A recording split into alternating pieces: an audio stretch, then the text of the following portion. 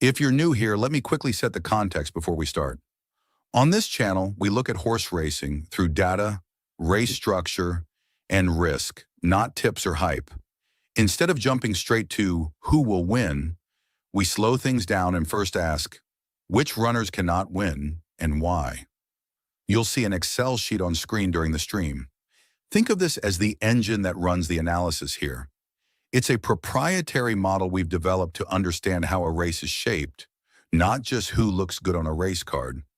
By combining pressure, pace, distance, class, and competition, the engine helps us see where a race is stable and where forcing a pick would be risky. When the signals line up, we act. When they don't, the engine tells us to step back and explain the risk instead.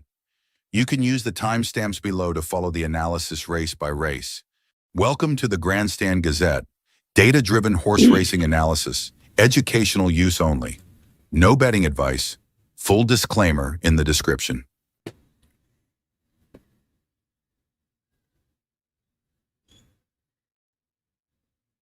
Good morning. Today is 17th of January 2026 and we're going to be doing some analytics today here at Flemington.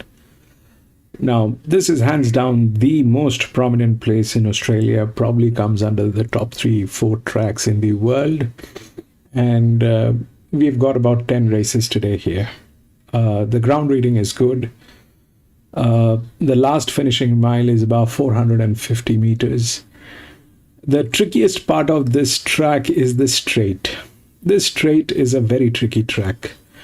But this particular section that plays okay, this track is very unpredictable, the straight, where they have the 1,000 meters and 1,200 meters, all that happens. So that's a very tricky place. Other than that, this is a good place. Last Saturday when we raced here, we got that was one of the days here at Flemington that went just upside down, and we are here back and we'll see what we can do here today. Welcome to Grandstand, and we do horse racing analysis, and we do that in 2 steps. First, we try and identify the best horses through physics, mathematics, a little bit of understanding of horse racing, and once we have identified the best horses, that's when we take a look at the horses at the paddock or at the gates when we get the live stream from the paddock or the gates. If we find that all the horses that we have chosen are looking good and good to go with, we wait for the results to validate. But if we find that there are circumstantial changes and there are better horses at the paddock, we often give it a shout out and highlight those situations. That is something that we do here. We'll take a look at what's going on with the first race today. Starts in 26 minutes. The first one, basically, there's nothing to look at, but we'll just take a look at the odds. 1, 6, 2, and 4.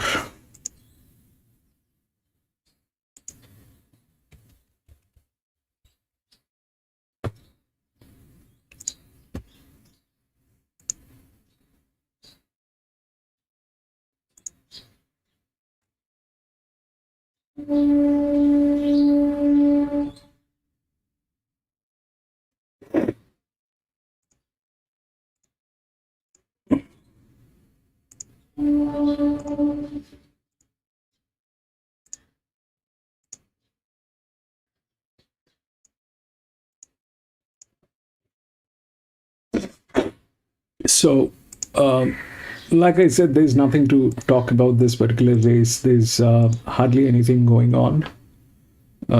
We don't know how these horses that are absolutely maiden and has no races so far will be able to do or perform and do what at the end of the day is what I don't understand. I don't know. This is a blank page. So, but that 3 probably is a check. Why? Because it is up here, it is the EW, how and where things will knock. They'll have that 67% bleeding, not too believe their judgments. The best hand is 8, which also has physics, but how will that materialize? It's very difficult to figure out, but that's more or less what we have. So I'm not going to contradict comment on this one, because there's nothing that I can actually refer to and talk about it. I know the best jocks are here on 8, 1, and 2. So these are the best amortized jocks, best calibrated jocks, and they are here. But these horses have never had any races. 3 probably had one race, but they're bleeding. That's how things look like, and we'll see how it works. And this is the first one. We anyway skipped the first one, and this is there's nothing. So we'll just observe what's going on.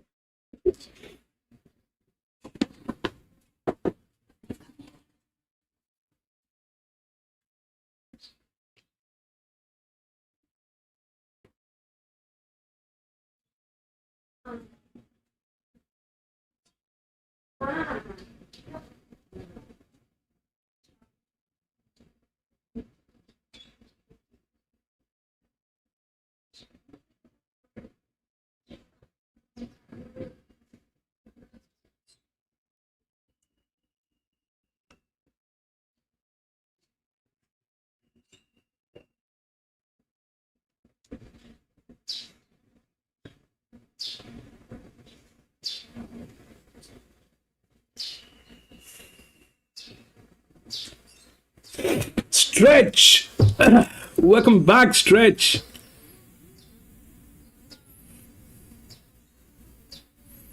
Fantastic. Sounds good.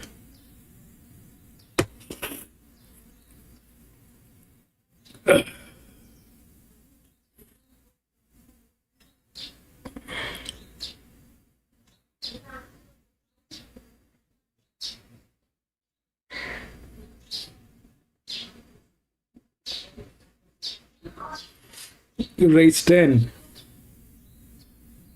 Perfect. We have a long time.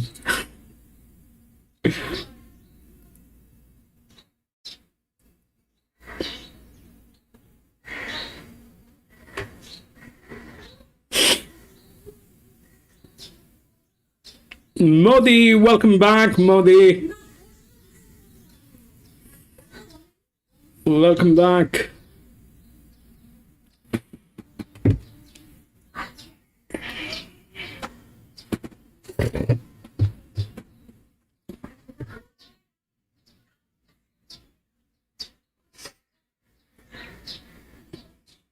Thank you for being here, Modi. Now, I find it a little hard to believe that Modi is in this channel doing horse racing, but that's actually fun. Thank you for doing that.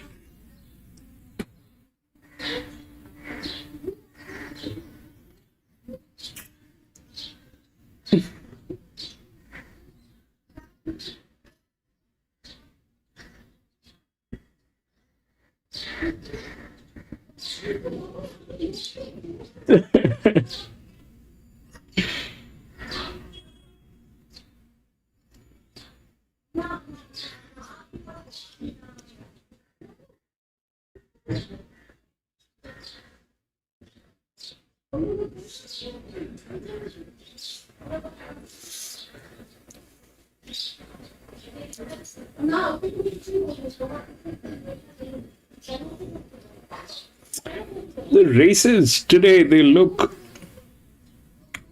a bit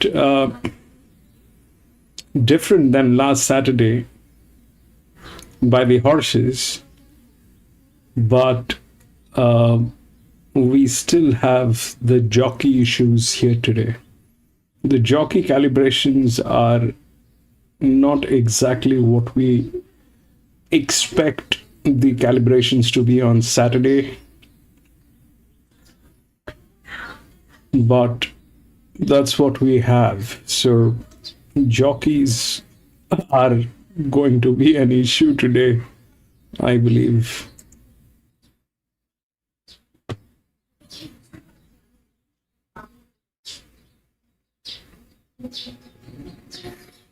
The horses are not exactly what we dealt with last Saturday.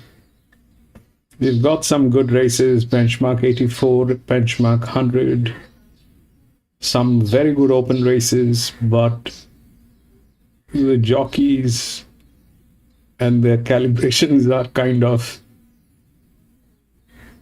questionable.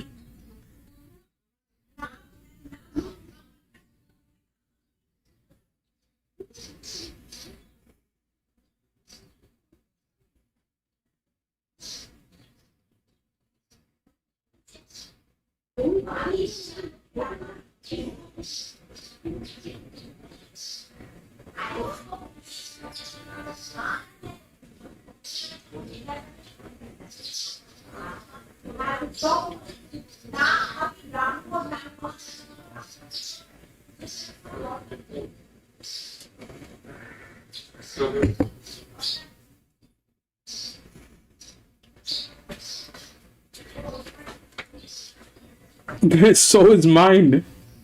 Modi, so is mine.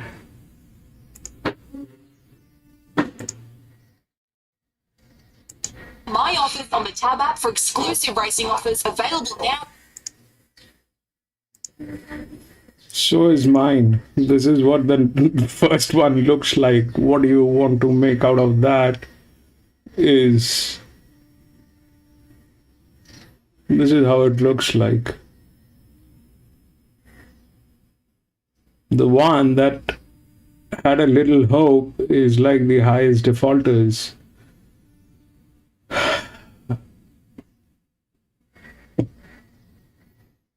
And the favorite is a colt, which doesn't have any relationship with the jock. So, but through class variation, maybe that's possible.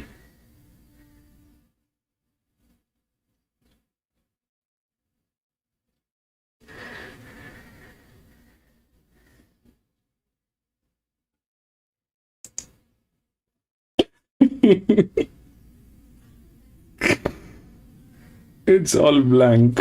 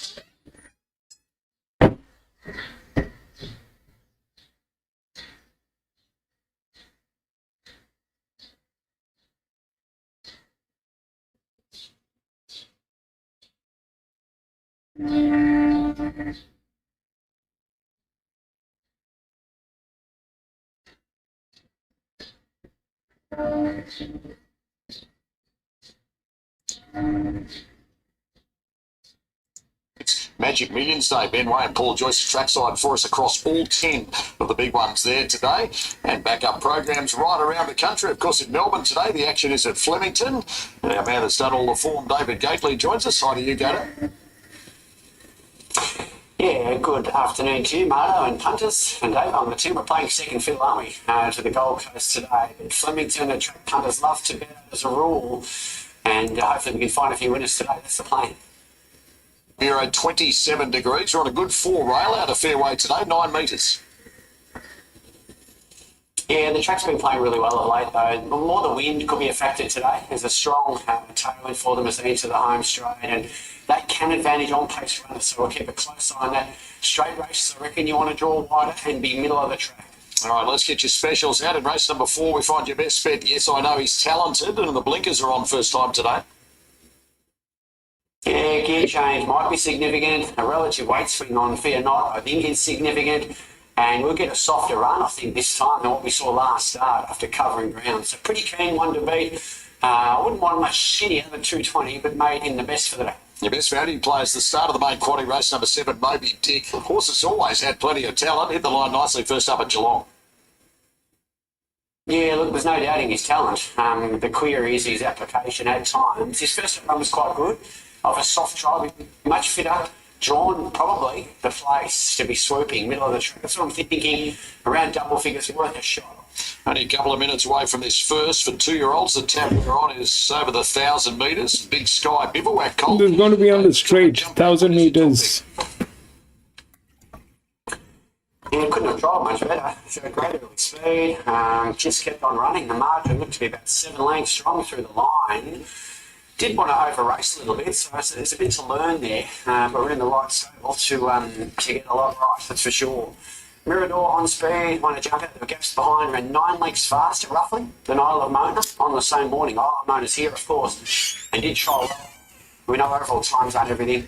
And Beretti, I liked what I saw at the trials from that youngster, so there's a couple here who have shown serious ability at the trials. Jump outs numbers 1, 6, 2 and 4. And on the tab fix, Big Sky, your top big, is drifting from 225 out to about 290 and then back into 270. It's been joined by Mirador, 390 into $2.70. Obviously better back to that duo. Filly by Brazen Bow out of Our Man Zora, she was handy. She was Group 3 placed in Sydney. And interesting to note, Gator, that I've just had a look at the match, the Blue Diamond market. There's 51 into $21 without a start, Mirador. Well, that is interesting, isn't it? I mean, yeah, obviously what we know so far is not much, but what we have seen from the trials is, well, very, very good. Latest jump out of reference just January 2nd here at Flemington, and was dominant. There were gaps behind, time fast, taking the line through key rival Isle of Mona. Mirador ran about 9 lengths faster. Luke Curry, 50. Isle of Mona went up at $6.50, late $8 back into $6 being spec there as well. Over to the bookies. Let's have a look at what's happening in the last 15 minutes of the trade, where Mirador is popular, 320 into 280, Big Sky 240, 290 back into 280, and Isle of Mona is $9 into $6. Raw Talent number 8, 13 out to 17, back into $14. Quick read, Raw Talent, Filly by Tiger of Malay, a filly. Yeah, been solid at the jump outs. Look, Nick Tini had the better of him, but Nicotini's a scratching, so look, there's definitely been some talent shown there. Trackside for the first, the tab we're on kickstarts at 10. I had a feeling on 3, but they are kind of very dicey people to believe. Big Sky, pick up right here for Geordie Childs. Big Sky, just I had a feeling, but very dicey people to believe what their decisions are going to be. Sky viewers and radio listeners to Flemington today. Beautiful conditions for our summer fun race day. Now Big Sky has gone in and the field is locked away. Good ball, rail out line. First at Flemington, first of 10 and away. Big Sky just jibbed to the right. Didn't lose a lot of ground though. Began pretty quickly with Lady Puissance over on the far side. Ball Ready is up there on the premises and they were followed by Isle of Mona. Next is Circus Prince and Mirador, and out deeper on the track at the end is Raw Talent. So they reach the 700 metres. It's Ball Ready hard up against the inside and Big Sky, who's about 3 horses off. Lady Puissance is behind them. Then came Mirador, Raw Talent wider. Then came Isle of Mona, and at the tail is Circus Prince onto the course proper at the 400.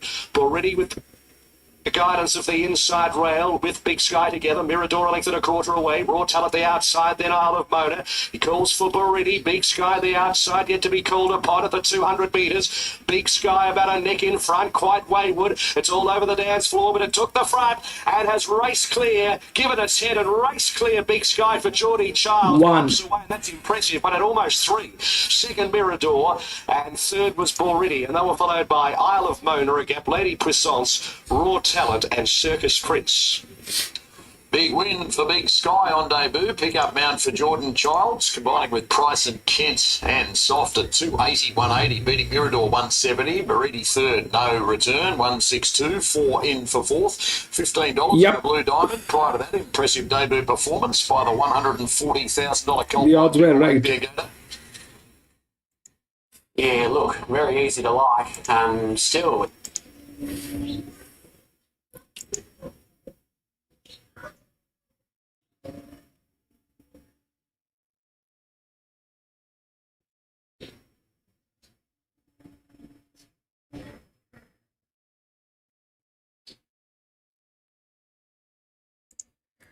That happened.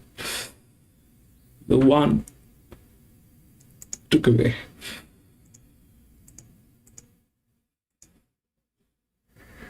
We'll go to the next.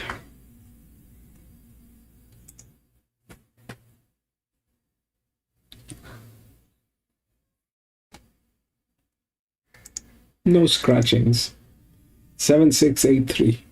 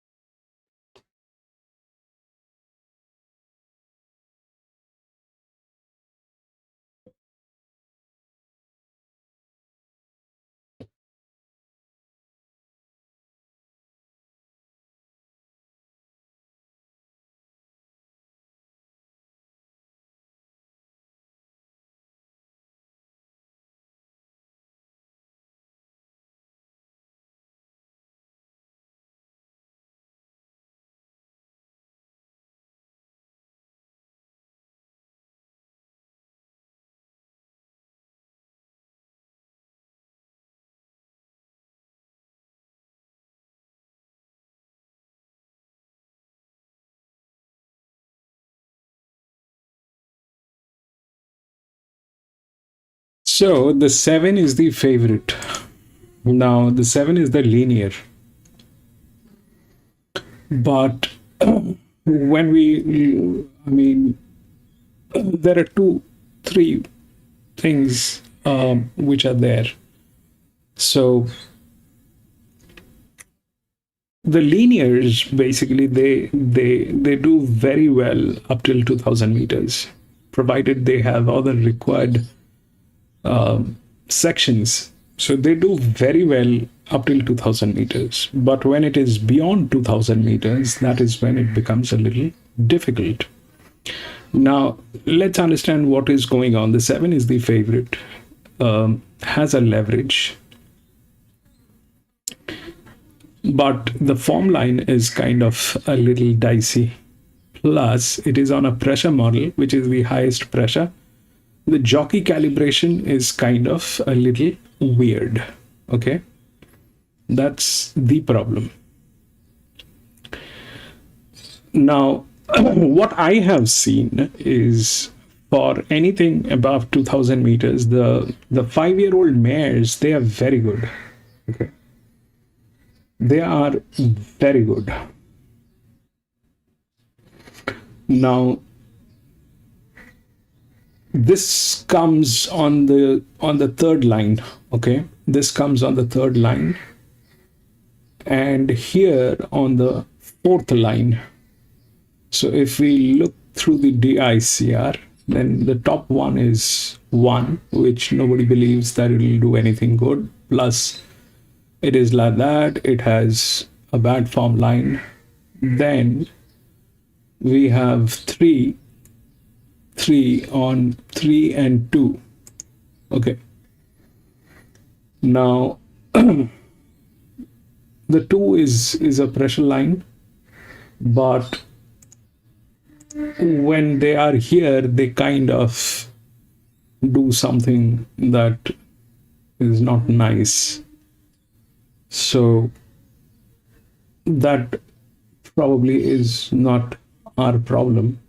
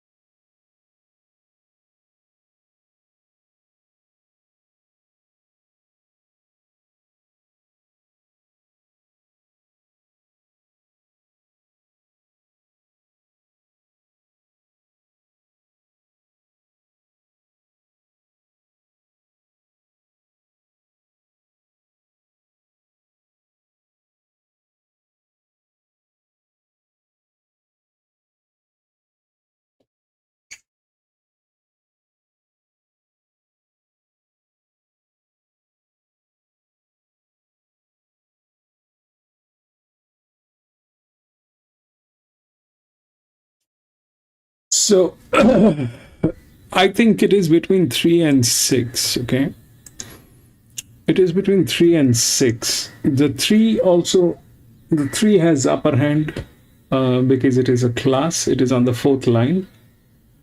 And 6 is because 6 is on the 2nd line.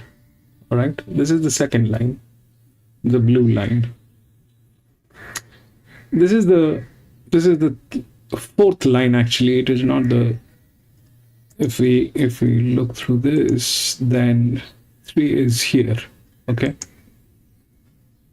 3 is basically the 4th line. 6 is the 3rd line, and 9 is the 2nd line, which is basically the challenger.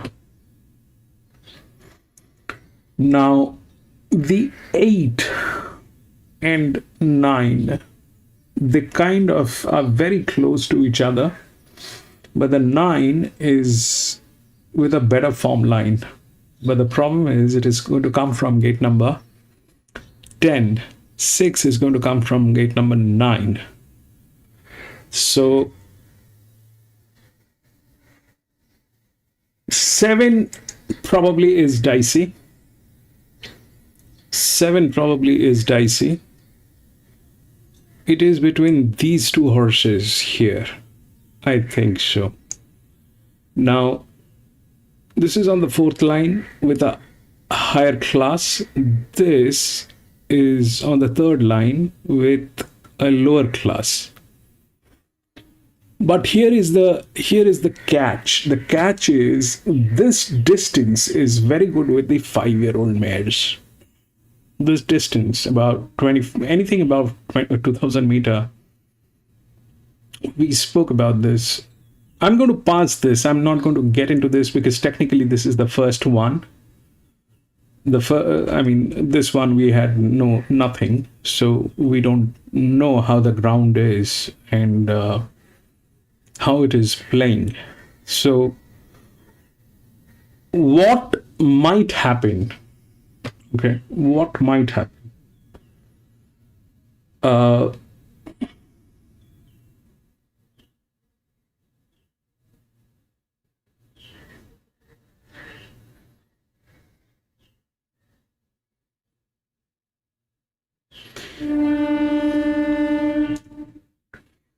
See, the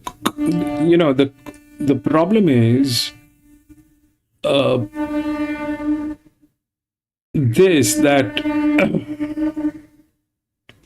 it's a benchmark 78. The gates are wide, though it is 2,500 meter, but still this is the first one. So ideally, what should happen? What should happen?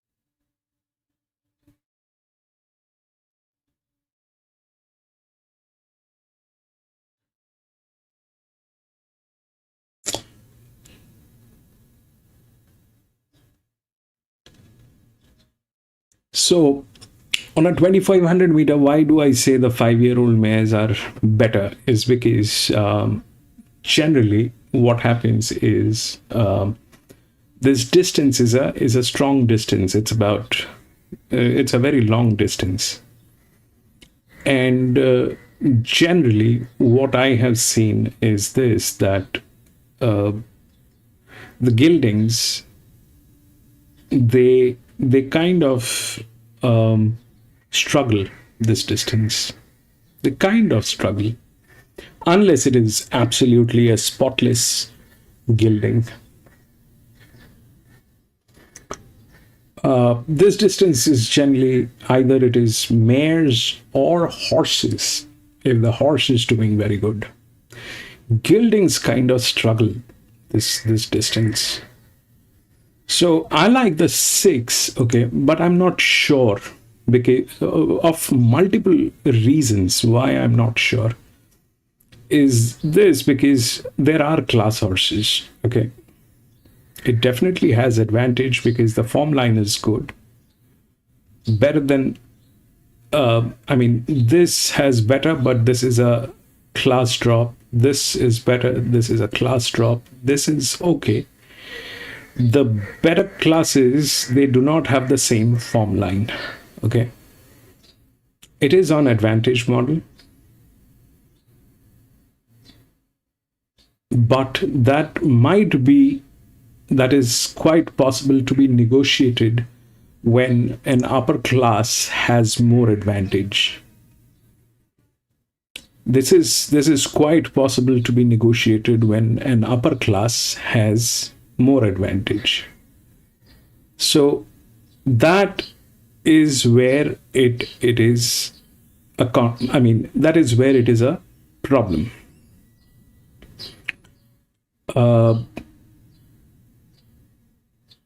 Now, if we understand the structure of this race, okay, the structure is, it is a benchmark 78, 2500 meter. Now, these horses, if we look at these two horses, the 3 and 2, all right, the 3 doesn't have advantage. And benchmark 78 is not a very high caliber benchmark. It is not a very high caliber benchmark. So when there is a lack of leverage on a benchmark 78, then this horse is probably stagnant. This horse is probably stagnant. In that case, it'll probably go to somewhere else, or maybe because of the class and the advantage, this will win. But I strongly believe that this is the one. The 6 is the one. 7 is not exactly in a shape. Plus, if we look at the 6 and the 7, then they are almost neck to neck, but this is on a pressure model with a bad form line, with a misaligned jock. So there are a lot of negatives on 7. 6, on the other hand, is still doing better than 7, has a jock, and kind of there with the leverage is also there. All right, the leverage is higher on 7, but the form line is kind of missing. So what I think should happen, or maybe will happen, is like this, that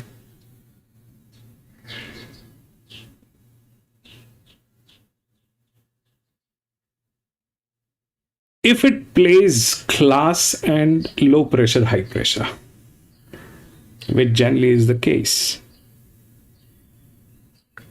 and if I am right about the 6, then 6 will win. Then it will go to a high pressure. Now, in that case, what happens is that the class will get affected. Plus, it is very wide.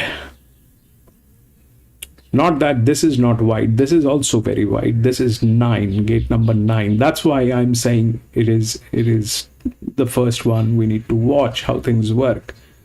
It is gate number 9. So let's say if that wins, it'll rise. But rise where? 7 is dicey. 1 probably is not the thing. Then it is either here or 2. Okay, because 2 also has leverage. So if 9 wins, then it becomes here 1. Okay, gate number 1. If this wins, then it rises probably here. And if it rises here, then it will drop again. And if it drops, then where it will go, it's very difficult. There are loads of horses. Then it might go to 8.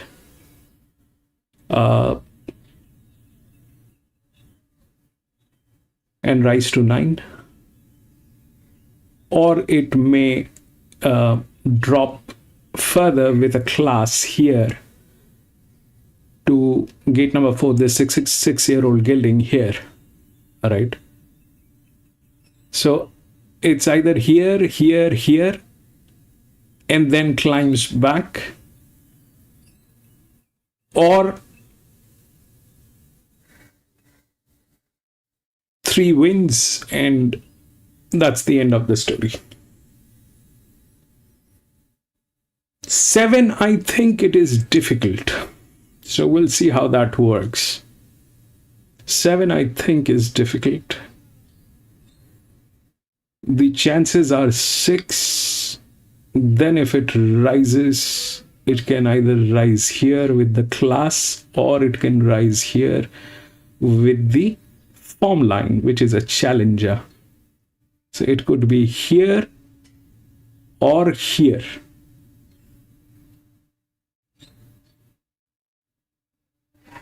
And then if it drops, then it drops. So we'll see how that works. But that's what my feeling is. 7 is looking a little problematic.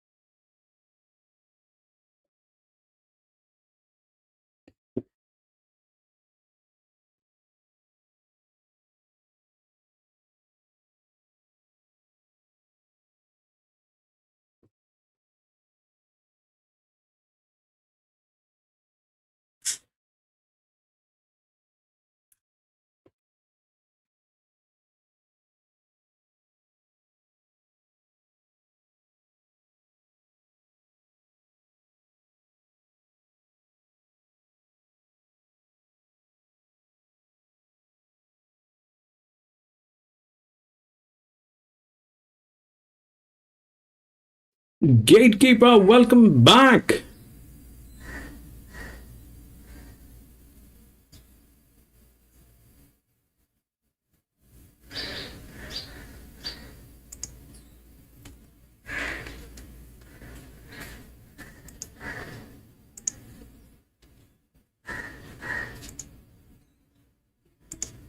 Albeit in a race where there's 7 or 8, you can make a great winning case for. So it can only have one on top, and it's in part. 489 separate really well, numbers. obviously.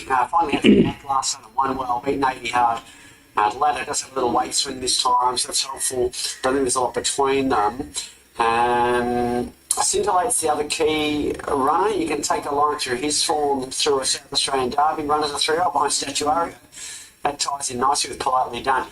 Not a hope it ends there. Eagle Angel, Hot to Go, Tarview. I could certainly go on. So, yeah, tough one. The second, my numbers 3, 7, 9 and 5. And the market backs up that statement. 5 into 460 for Hot to Go and an open trade the favourite. Leon Qua number 7, second pick, 420 out to $5. Politely Done joins it at $5 and in from $6.50 is the Gately top pick.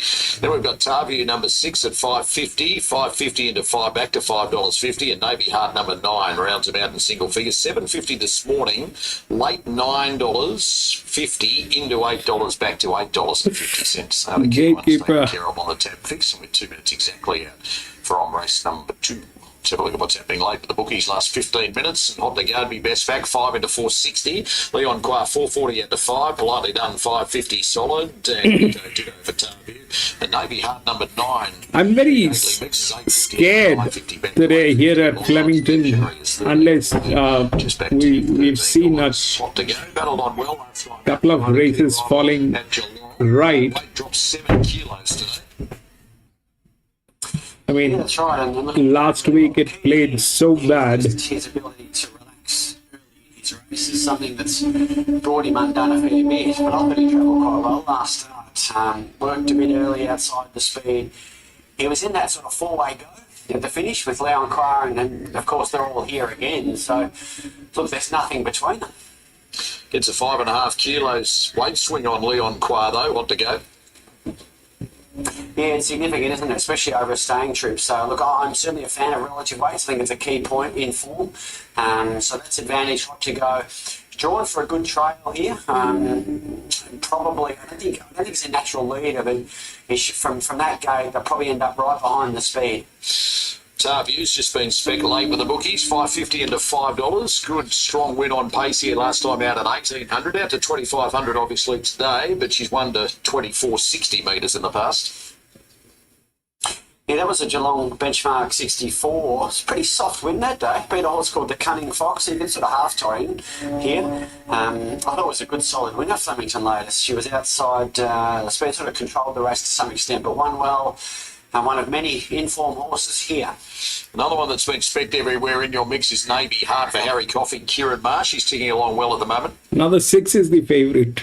Yeah, he's just missed Leon Qua there, Geelong. Off a terrific win prior to that. That was the first go, 2,500. So, look, all could draw. And in a game of inches, that might be the key. But third pick. Politely Done is your top pick on this 7-day backup, out to 2,500 metres for the third time. Ran 11th in the Victoria Derby of 2024 and 5th in the Mahogany final in 2 goes of this Dragon trip.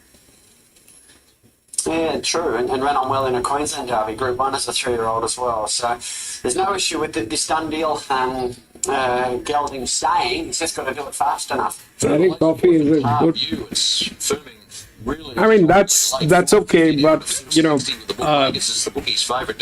it's a 2,500 meter. Jockeys have very limited role to play unless they want to play upside down. Terrific Barto, the Victorian Bushfire Appeal Plate over the 2,520. Very open race, this one. So let's just watch. For me, it's a pass. I'm not going to get into this. It's a benchmark 78. Gates are wide. I definitely like the 6 over anything else because it's a 5-year-old mare. Over 2,500 meter. It's the distance with the 5-year-old mares, but the gate is very wide. There are some horses with better class, especially that's the other one, which is there 3, I think. Yeah. 3, I think. That is also with a better class, more advantage. Flemington, the Derby and Oaks start, of course, as Navy Heart goes in and completes. Yeah, so I'm kind of going to stay away from this. And Hot to Go from barrier number 4 jumped away well with Swede to its outside. Eagle Angel on the fence, politely done, is trying to get a position. Tarview's Deeper also forcing up with Dictionary, so there's a clump of 4 or 5 of them heading towards that first corner. Just over 2,200 metres to go. Eagle Angel had the fence. Hot to Go 3 deep. Dictionary just poking up between them. Swede out wider. Then came Polite Cintalante. Second last in the race is Leon Quar, and Navy Heart is last to the Riverside. So with 1,950 to go, Eagle Angel led Hot to Go, and they try and steady up front. Then Swede a length and a half away, 3 deep. Dictionary between horses, and politely done 5th on the rails. Over a length, Tarview. Then came Cintalante, 1,700 metres from home. 2 for the back is Amawasher, Leon Quar, and last of all is Navy Heart of the 1,600 metres. Eagle Angel in front from Hot to Go, who's just a little free on the outside, and Swede the bolter is 3/4 of a length away and almost making a line of 3 at the top of the course at the 1,400.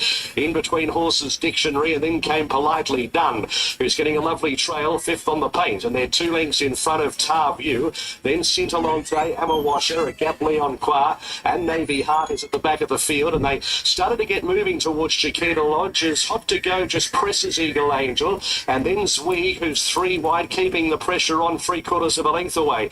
Dictionary next as they reach the 1,000 marker. Politely Done on the inside as they stop and start. And then came Tarview, a length and a quarter, Cintalante, and then came Leon Quar. Well back in the field as they approach the 800 metres is Amawasher, 2 lengths Navy Heart. So Hot to Go, just shading Eagle Angel here at the 700 metres. Swede out 3 deep. Tarview now presenting 4 deep. Dictionary bailed away behind them with Politely Done. Leon Quar had the back of Tarview. Swede is dropping away. Amawasher passes it.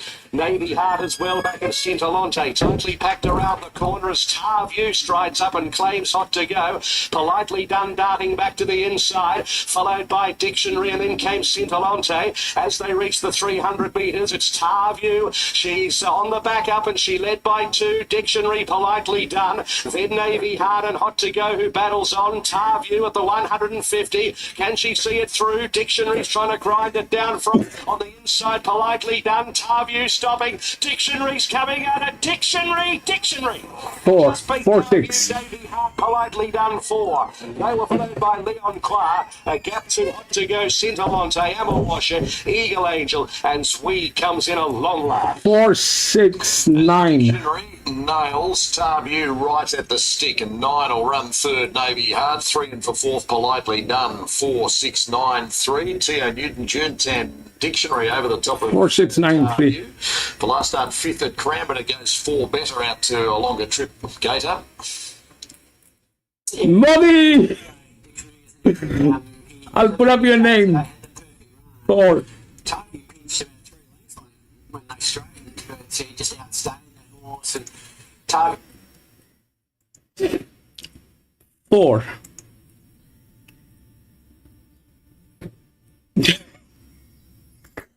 That's 6-year-old. Because of the class, okay. 4. Then 6. Then obviously 9, it climbed up. 4, 6, 9, and 3. So it was here. Then it climbed here. Then it went here.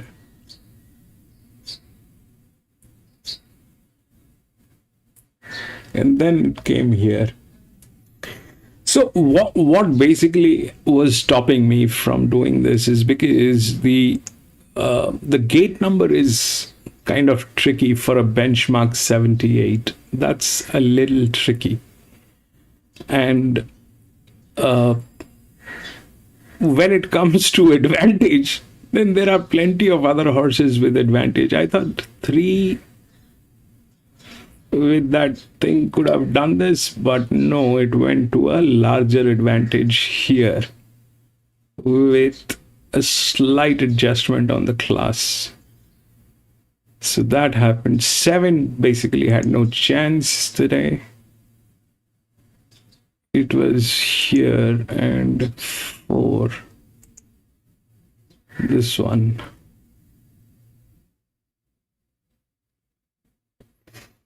So the thing is, certain classes and certain distances and their gates, those are still tricky. Those are still tricky. Those are still tricky.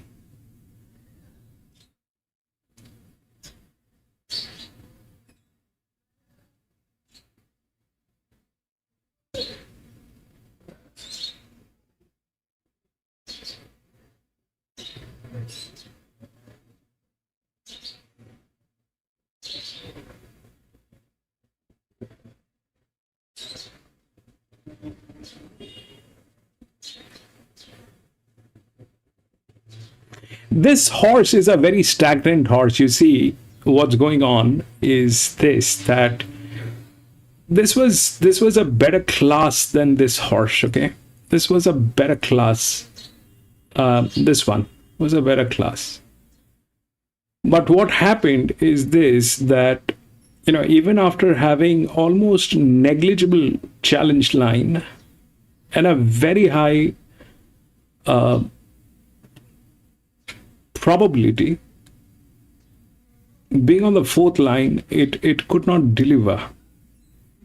It's very stagnant. This horse is very stagnant. So that is a problem with that horse. The 4 actually knocked it out. Anyway, we'll go to the next, which is the 2000 meter. This is an open race.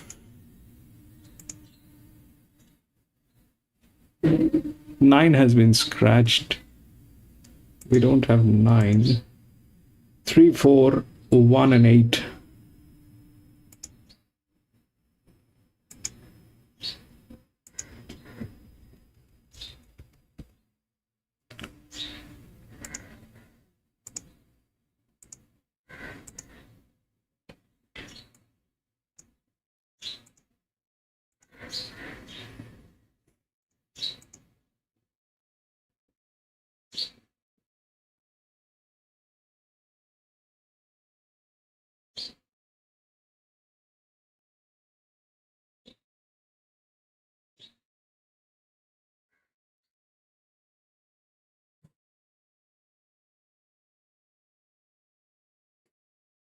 So this thing, they're calling it open, but I think it is somewhere around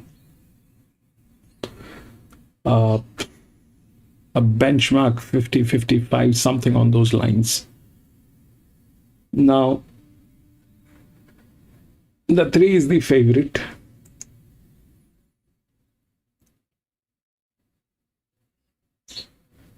Which looks okay.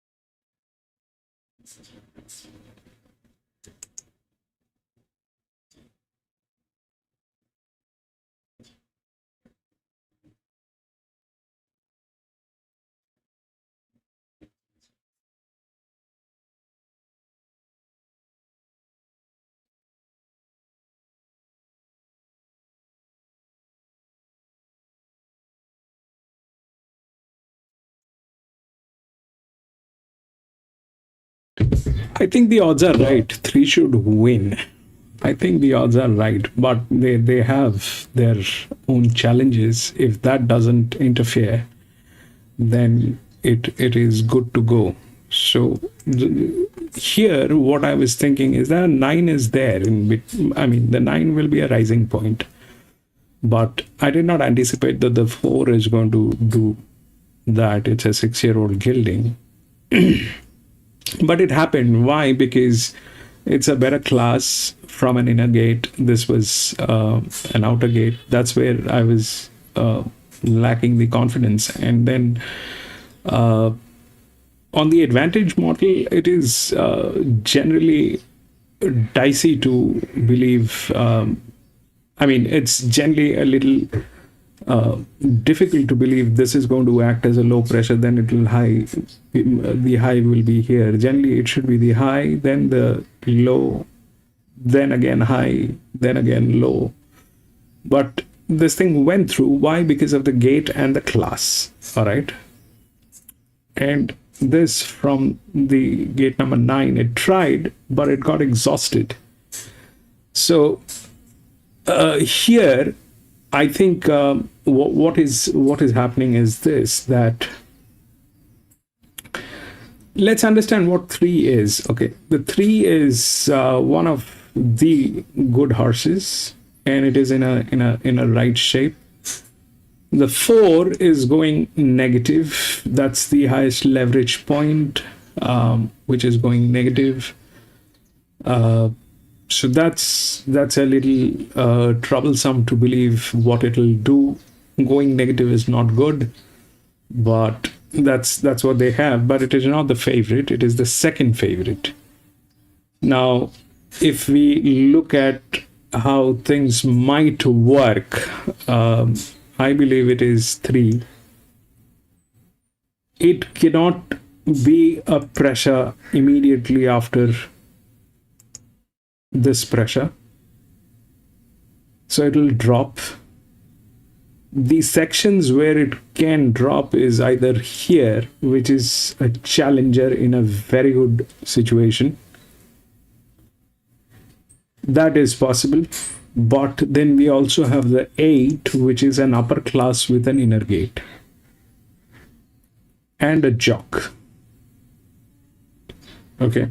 This is going to be 0. Zeros generally don't win, but that's the EW anyway. The 1 is not doing great. So that is where I don't think it'll land.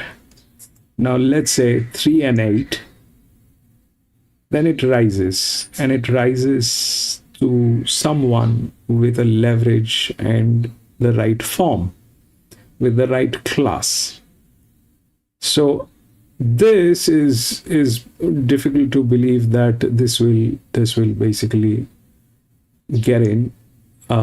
What might happen is, why this is difficult to believe that this will get in is because it is the challenger class, okay, plus it is a drop in class. So I don't know how to evaluate this particular horse, number 10. All right, generally when it is a challenger and there is a depreciation here, like in this case it was a challenger, here was a depreciation, I completely ignored, and I did not even talk about it. Here also it was a challenger, and this was a depreciation. This was a depreciation model here. But here, this thing is a challenger. It has a depreciation. This is a challenger. Here is a depreciation. So I don't know how to evaluate that, but it has a very strong form line. Advantage definitely is there.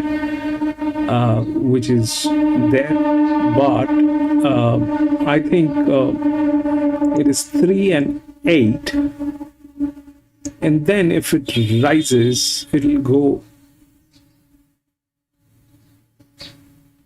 either the class, because the class is a class which is there, or if it fails because of the gate number and the form line, because even if it is a class, I think it is basically we're dealing with a 65, 70, something on those lines. So that's a difficult proposition here. So if that is negotiated, this is difficult anyways. Then it'll rise to any of these guys, all right? This will be here, any of these guys. Chances are it'll be 6, because 6 has a very strong leverage, but it reflects 0 here.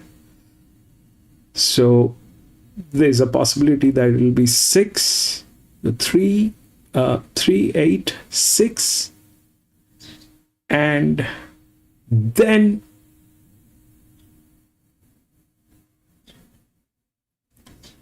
it can go anywhere. Then it can go anywhere. It can go to this guy.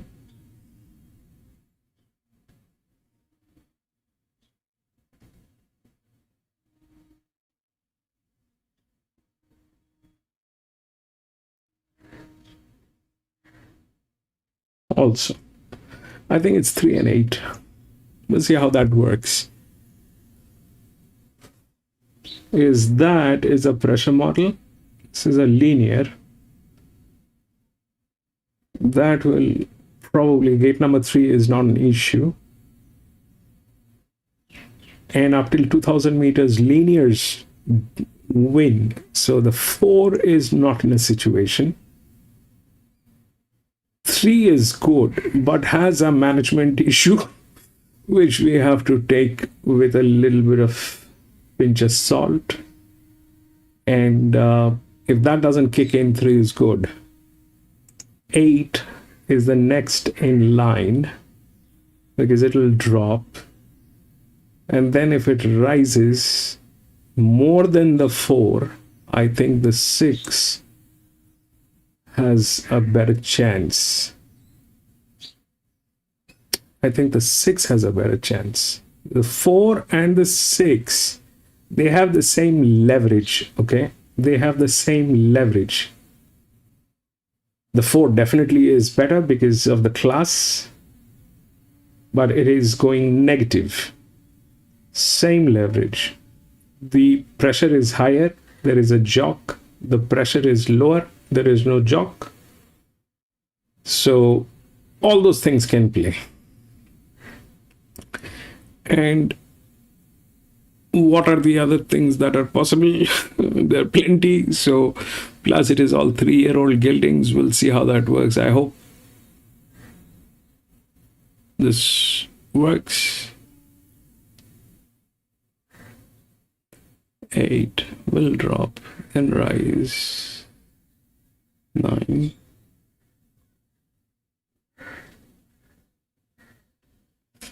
Why 4 is a problem? Because there's no, you know, there's a difficulty on the 4 on the pack side.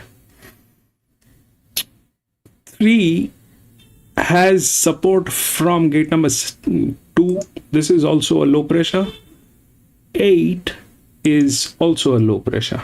All right, they are same class, but the 8 is doing better. If we look at the 4, then it is gate number 9. 10 is a pressure. 8 is also a pressure. So that becomes exhausting. That becomes very competitive here on this particular section. 8, gate number 9, 10 and 8 becomes very speedy, because they will try to get out of the gates and do whatever they need to do to get sorted for that. So 9, 10 and 8 gate numbers, those are all pressure line. 4 doesn't have a support line which is like a low pressure, which 3 has. So 4 basically on a rise model, but how good that will cope is God knows. We'll get to see. But I think 3 is in a good situation. 3 should win.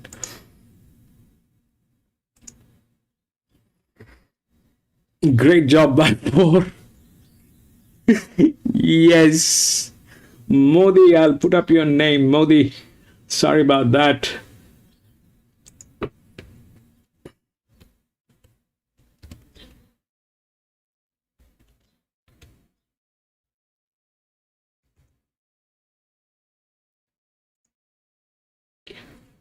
I was doing this the last Wednesday also, but when I looked at my own video, the names that I actually put up on screen, they never reflected. Because I made the changes, I never saved it. You know, I'm getting old for YouTube. I'm actually a little old for YouTube. But today I'm going to be a little careful and we'll double check.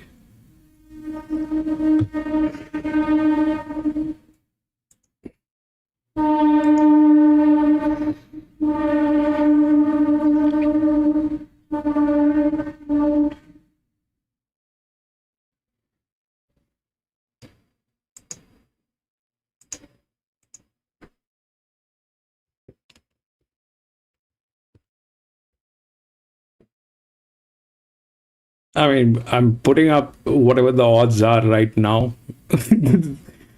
They are changing rapidly, so that is a helpless situation. Well, let's see what the 6 can do. 6, 6, 6, 6, 6, 6. The 6 is there, you know. The 6 is there. 6 is there, and the 6 is in a better position than the 4, definitely.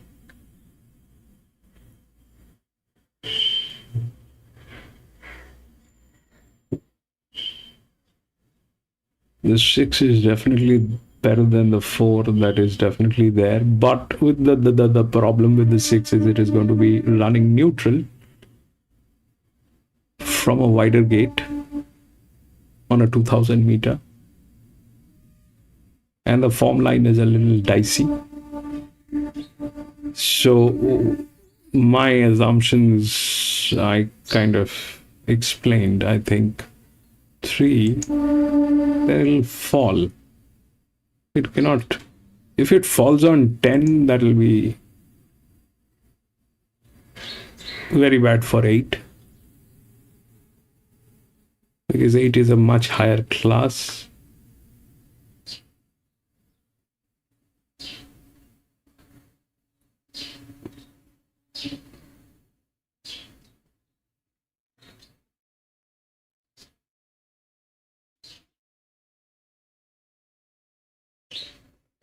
But that can also happen. That can also happen. 3, 5, then it rises here. 4.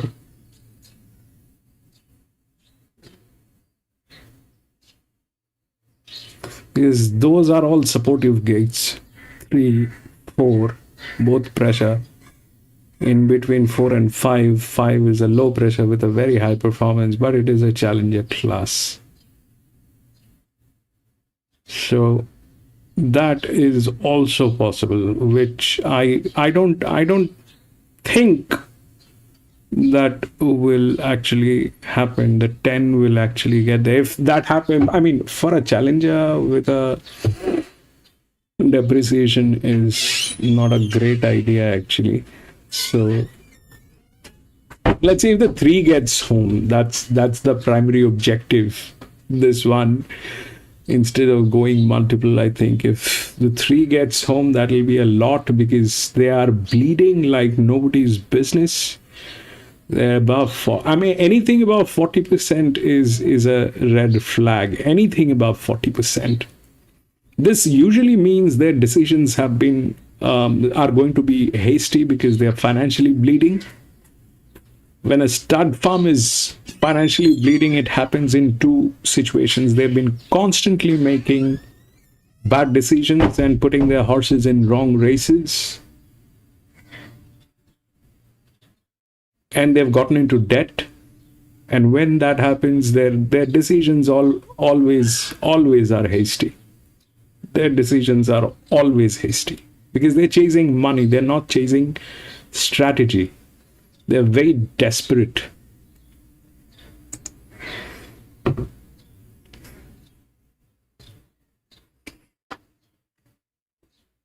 The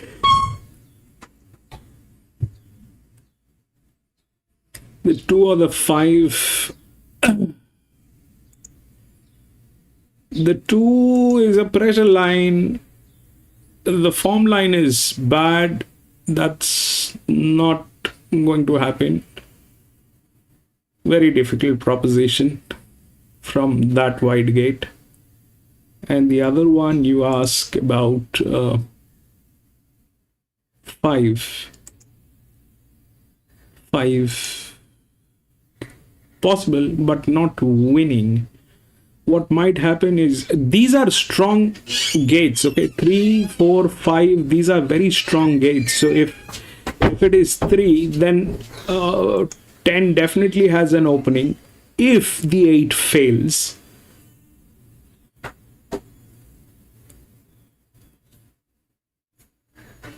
from a gate number 1, if that happens, that will be disaster for 8.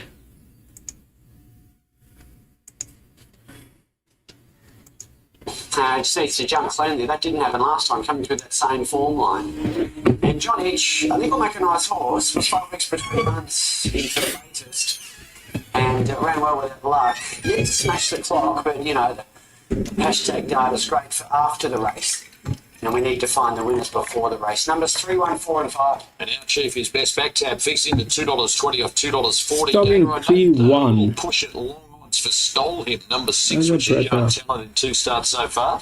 And it's $41 $23. So he's not entirely wrong, but generally it is a low pressure. Both of the pressure getting in is Yeah, I thought the debut win had some merit. Certainly had the right run, but won it well. Was well supported that day. The jury of the race you referenced went to the Mornington race, and I'm not sure who was the better run, he and John Rich. So Stole Him was wide in that race. Not easy to do it. Mornington and John Rich was the one who had no luck. You know, so as I say, I'm not sure there's much between them. John Rich narrowly overstole him in the pecking order, but both seem to have a nice future. Another one that's been spec'd at big odds is the Fields, number 11, pickup man for T.O. Nugent. Ran second of the Bull in a maiden last time out. Yeah, and looking for a maiden, obviously, in that race. But what he did do was beat the third horse clearly, and the winner Cosmic's no slouch. So, look, his turn's coming. Whether or not it's this race at Flemington, and I prefer him in a maiden, but not the worst. Late with the bookies, our chief best back $2.40 into $2.20. The mean fiddler $4.24.40 back to $4.20. Stole Him is popular everywhere, 31 into 20, and Zetheros is 26 into 20. Aggressive 51.61 into $41. Star of Rossa 41.51 back to $41. Our chief in top pick is showing talent from the outset. Yeah, has that. So having a good little run, and he's been terrific both runs back. We reference it. Gets to 2,000 metres. It's an unknown, but no reason to doubt him. To Flemington to Mount Hill to start an early quaddie. Then we start Magic Millions Day on the Gold Coast. Winner as the field move up for this third event. So that's the real theme of the race, particularly around Patrick and Michelle Klein, having won this race a couple of times and heading their horses over for the Tasmanian Derby. Looks the natural path for the mean fiddler, who was hitting the line well at Sandown over Shorter, gets 2,000 metres here. Now getting set well, Star of Rossa has gone forwards. Stole Him is about to join them. Stole Him with Logan Bates. Now the mean fiddler comes up, and that will leave the last start Coral winner, Black Frost. Black Frost with Jake Duffy aboard. Sauntering up to the outside alley, despite being a little bit reluctant, just wants to pull back. Just wants to dig the heels in momentarily. The attendants win that battle. Set to go. 2,000 metres, and away they go. And towards the inside, going back to the end, is John Etch, and beginning well was Zetheros, with also showing speed Stole Him and aggressive on the fence, and then our chief and the mean fiddlers also forcing up to get to about third.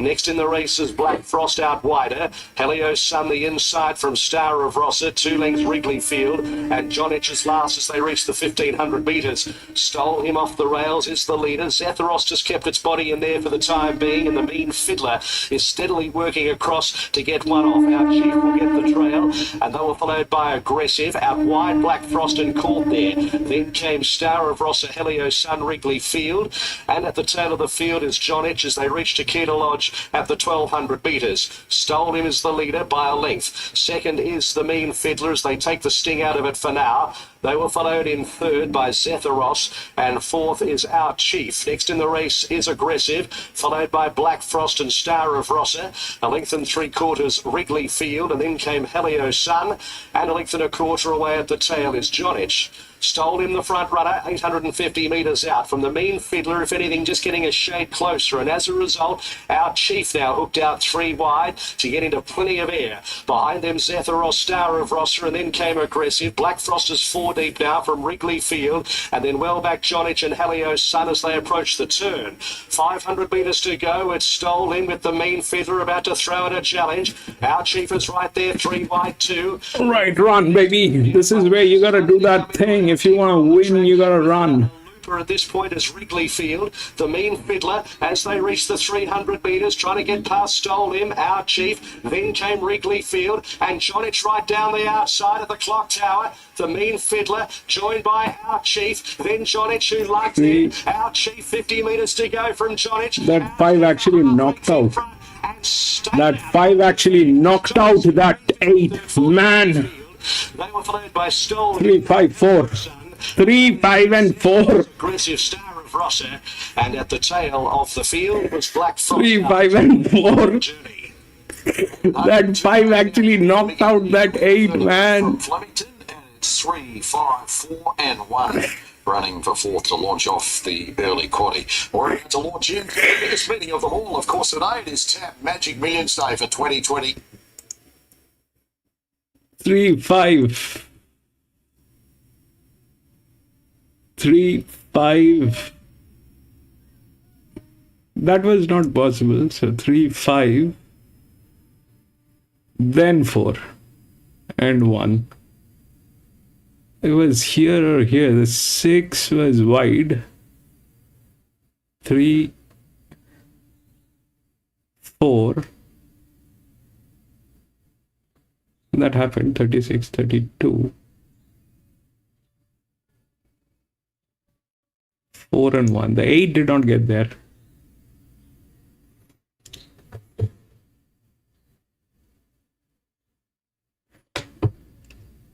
So this is something that I have noticed when it is a challenger class and you have a depreciation here, it becomes a problem. It becomes a problem. I'm working on this so that, you are able to do it in your own country without any assistance. You just have to put in a few numbers from the race card and this will populate. So then you know what to do. We'll go to the next. 4.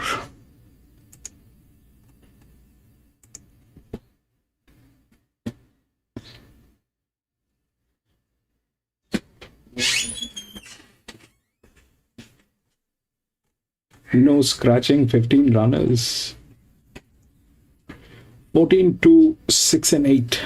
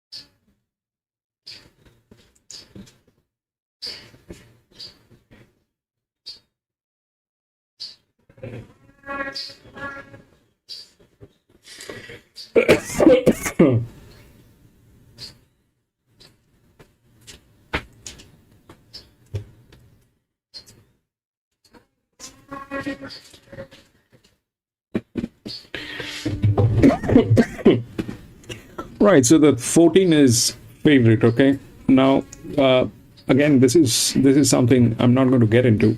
The thing is this, that it is a benchmark 70. All right, now that 14 is doing very well, but when it comes to the calibration of the pressure and the challenge, it is going negative. 14 and 2 both, right? They're going negative. So this is difficult. We'll talk about this. I will talk about this after we've had some other races today where we have those negatives, and we'll see, especially the 9, this one, which is a benchmark 84. So this is where I think we'll be in a little clarity of how things might work and might not work. But today is probably a day we are here at Flemington, and we have not been able to gather much information about when the negative can be absorbed. When the negative can be absorbed. The negative can be absorbed. We've seen a negative 15 getting through, right? We have also seen a negative 150 getting through. But those are very variable kind of a situation, and those were not also in a stable track. The one that I have seen a negative getting through was probably at Warwick Farm. We can't validate through Warwick Farm. The other, Doomben, that is also not the place I want to validate. So those things I'm going to stay out of. So yeah, the 14 is the favorite. It is going negative, and I don't know if this thing can be absorbed. Can it be absorbed? So my thought is this, that, you know, this negative will interact with the leverage. Okay. I think the negative will interact with the leverage, and then there is another reading that we will get, and we will monitor that in tracks like Flemington and Randwick and see how that works. But I think the negative here is going to interact with the leverage. Now for that, the leverage has to be high, very high. So that I don't think the 14 is something that I want to go with, but the 14 is the favorite. It has the arrangement. Everything is good. Okay. It is from gate number 2. It's a benchmark 70. Gate number 2 has the form line. The class is not exactly the challenger class, but not exactly the highest. Has a jock, has been performing. All that thing is there, but it is negative. Now, I think if that doesn't work, because it fails because of the negative, which there is a huge chance that it will fail, because there are other class horses which are there, which is not going on negative. On the contrary, they're there. Like for this one, the 6 is at 54. This is also 54. This is on the 4th line. And this is a class above than this. Okay, the 6. The 1 is a class above also, but going negative from gate number 13. Very difficult to believe what that will do. So I think it is 6. It is 6. If the negative gets absorbed here, that's a different story. That's exactly why I will not get into it. And because I still do not have a clarity on when the negative can be absorbed, on which conditions. Having a negative here is not a great thing. This usually means that the horse will not be able to deliver. Why? Because the pressure is more than the caliber, and that's more or less the kind of situation. So that's where my clock stops on 14. About 6 and 8, they are like 7 and 9. Okay, gate number 7 and 9, which is not extremely wide but still wide. For a benchmark 70, it is wide, but the upper side it is not exactly 1200 meter or a 1350 or a 1400 meter. It is an 1800 meter if the jockey is smart, which doesn't look like on papers. Then it might. So my assumption is that it'll be 6, then it'll drop. And if it drops, it has to be an inner gate, which 8 is good. And why 7 is because if we look at 14, all right, 14 from gate number 2. So the support line is gate number 1, which is here. Does it have support? It does. But for that form line from gate number 1,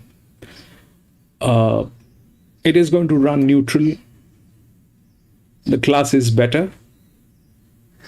That is the story. The other gate is gate number 3, which is a low pressure. The class is okay, a little higher. That usually works, but that's a 0. So the 14 has support. It is not that the 14 doesn't have support. Now, if we look at the 6, the 6 is from gate number 7. The 7 will have talks with gate number 6 and 8. So if we look at gate number 6, that's a pressure model, a lower class than this, than the 7. And if we look at the other gate, which is gate number 8, that is a neutral, but that's the highest class in this race. Okay, it's not doing well, but it is a class and a low pressure. So both of them has support, both of them. The 14 has support, the 6 also has support, but the 14 is going negative and the 6 is not going negative, but a wider gate. So, and the other problem is definitely that it doesn't have a suitable jock on this, not rightly aligned, which is also an issue.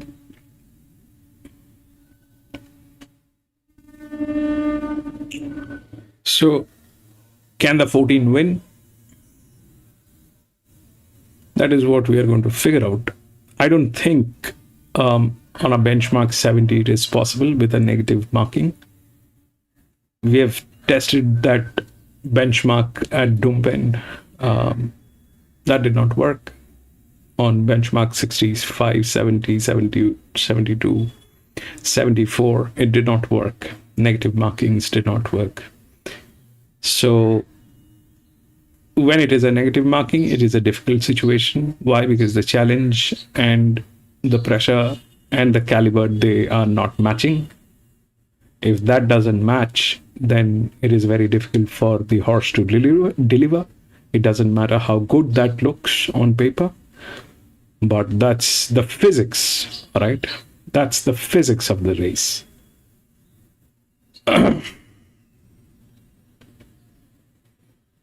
So we'll see how that works. The 14, if that gets absorbed, which is definitely better than 2. Why I'm saying it might get absorbed is because we are at Flemington. At Flemington, the quality of the horses are of a different side altogether.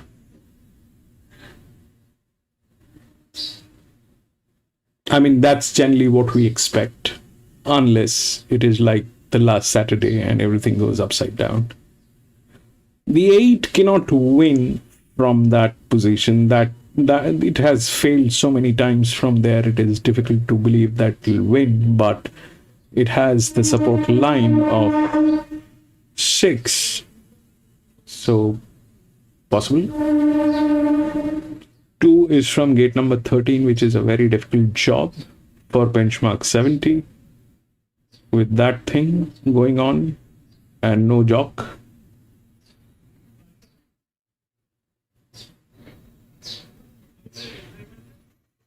And the other advantages are very wide. They are very wide. Gate number 11, gate number 14. Those are very wide. I mean, even if I want to believe that the 2 will win, then it'll fall here. They're like 13 and 14 gate number with a 7-year-old gelding on a benchmark 70. This guy has not done anything in his life. He basically did not do anything in his life. So how good today he is going to do anything is a very far-fetched story on 12. So those things are difficult to believe. It also has support from gate number 12, which is here, but that's not doing well. So they all have support, but they're all negatives. I like the 6, but I'm not sure. There's a jockey misalignment. The gates are also wide for benchmark 70. So either this works with 14, because 14 has the arrangement, and if 14 is able to absorb that, 14 will win. But chances are, no, it will not be able to absorb. It's a benchmark 70. So it's a dicey one. It's a kind of a situation where things can go any direction. Things can go any direction. Let's see how that works. I'm out.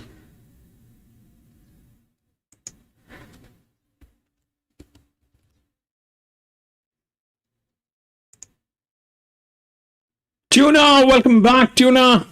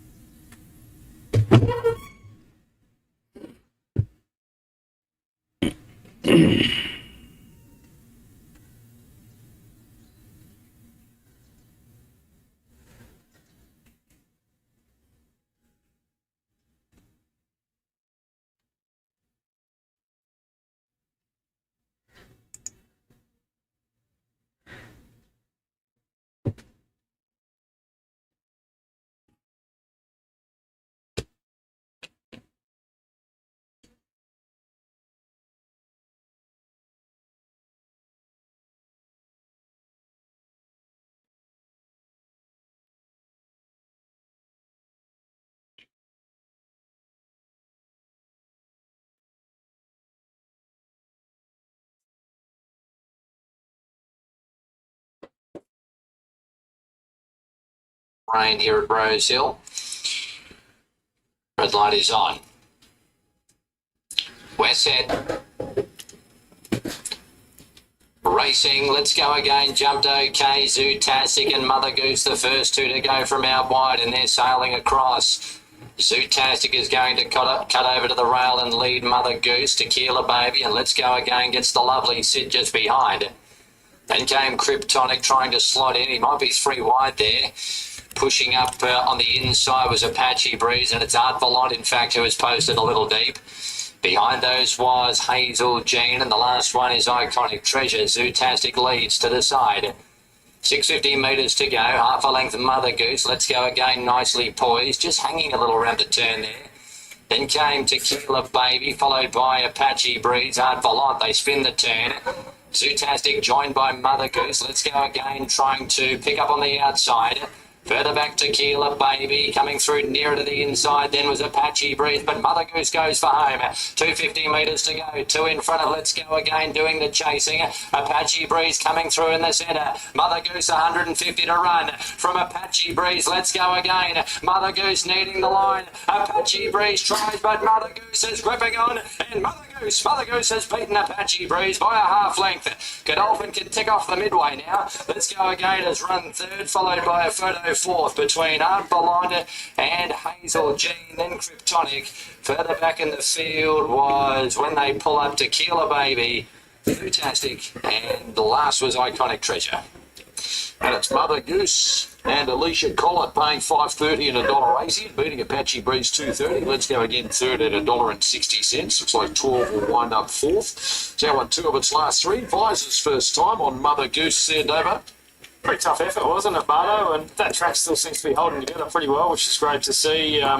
Having a good prep, and Gary Portelli doing a good job with this Godolphin horse, and nice to see you get a few wins with 3 down, 11 to come at Rose Hill, and we're launching into Doomben. Backup program to the Gold Coast today. Corey Sutherland at 165, Jack Bluff Manchester 4, Damien Thornton 850 in the Jockey Challenge. And in the first Harry's Mode is the favourite. Number 3 went up at 260, tightens into $2.30, but that push it is the best back quite clearly on the tab fix with start time about to tick on by. Quick look at the bookies late, and it's $2.45 to $2.50 into $2.25 for Harry's Mode. And I'll tell you, any time is $3.80 to $4.20 into 4 back to $4.20. Little nibble for the toppy, and at longer odds, Nifty's Treasure number 9 is $26 into $17 as we launch into Doomben this afternoon, where David Fowler's calling the action. We start the day on a good 4, and we say hi to him. Only a handful out. And to Mercedes Amato, thanks for that. Yes, first of 8 today. Humid conditions here in Brisbane. No rain at this point. Track reassist to a good 4, rails 6 metres. A lot of scratchings, 56 scratchings. Extraordinary amount. And most of these races have been reduced by more than half. Don't know the reason why. Harry's Mode is a firming favourite. 225 on the QOP. I'll tell you any time 420 there. Syndicated 550 and our price at 650. Now, our price comes up, slipping away about to move in, and I believe Harry's Mode is the last one to come up. He's running the favourite, trained by Kelly Schweder, as the name would suggest, by Harry Angel. Calder's had 2 trials. He won his trial at D, and I thought he could have done a little better at Eagle Farm, but the market likes it. It's not an overly hard race to win. And Harry's Mode comes up to complete the line. The starter today is Ross Smith, it appears, with his wide hat sitting perfectly on his head. They're set to go. They're racing now. And it was an even start. Harry's Mode, one of the best to go. He's ridden for speed, but there's pace inside of him, including our price. I'll tell you any time. But he's pushing on with Harry's Mode. Situated 4th away. Then Nifty's Treasure, Dolveda, slipping away, and Yellow Crater's last. Into the first bend. Our price holds the front. Keeps out Harry's Mode, and they put on a good tempo. Clearing out by time, getting a gun run third. Following this lead pair cutting at each other. 4 away and 4th is Nifty's Treasure. Inside of Syndicated, slipping away, Yellow Crane and Dolveda. Coming up to the turn now with just over 400 left to run. Our price the inside, Harry's Mode the outside, and Harry's Mode the first fell for. I'll tell you any time, gaining on that pair, and Nifty's Treasure rounding up to 4th. Below the 300 metres at our price, kicked away from Harry's Mode, who can do no more. I'll tell you any time, running on reasonably well, but our price Price has set up what looks to be a winning break. He wants to roll away from the rail, but he was taken on in front. He'll be too good on debut, and he won easily. Our Price, a big win. Then I'll tell you any time. Nifty's Treasure raced home and got third. Fourth are the Yellow Crown or Harry's Mate, who faded up the running. A good gap, Citricane and slipping away, and Dull Vader last home in 1-4 and 59. Our Price dominant there, and it's 1, 8 and 9. And for Harrison Shore, it pays $8.70 and $2.20, $1.50 and $2.60 for the minors. With Doomben underway, 7 races to come. Torrential Rain still at Gosford ahead of the second. Bon de Song has placed 2 of 3 trials as a debuts. There's a Your Song 4-year-old. They love the wet. $1.95 into $1.70. It's the new favourite. Canadian Fling actually was just behind it. It's always been the favourite, Bon de Song. Canadian Fling just behind it this morning at $2. It's out to $3.70. There's a long price move here for Flying Harry, number 5, with race experience. A Harry Angel 4-year-old yet to place in 5 career starts. It's $26 into $9. Into watch horse number 5. Quick read there on the tab fix. Over to the bookies now, and the favourite Bon de Song 185 into 165, and Flying Harry 11.12 into 8.50. There's money for Gyra number 6.11 into $8.50, and Savannah Golden Boy is $18 into $10. Very late in the trade with start time about to tick on by. Mick Wallace makes Bon de Song a special, and it's been well tried. Other side of it, we're back to Flemington, where race number 4 features the Gately best bet of the day. Yes, I know. Market check for you, $2.20 and $2.40 for Jamie Mott, Anthony and Sam Friedman. Fear Not number 2 for Jordan Childs, Tom Davidig is $5.50 and solid. Dark Simba for Luke Curry and the Hayes boys, $6.50 into $5.50 back to 6. Ambassadoria went up at 8. It's currently at $7. And Frontline Action heads up the rest and is $11, just out to $12. To read on the tab fix for the 4th Flemington in about 4 atrocious conditions at Gosford. Let's get to that. So moving up, torrential rain here for the second at Gosford. It's hard to see the start, but they're coming in well. So the first couple are in. So Canadian Fling was one of the first ones to go forward. Bon de Song's drawn in beside it. Savannah Golden Boy is in. It looks to be Flying Harry, maybe the next runner to get, set to come up. Tawny Pines and Gyra will be the last 2 to be locked away. We've had a lot of rain in between the races. Track's still rated as a soft 6. Be interested to see what their jocks say when they return after this race.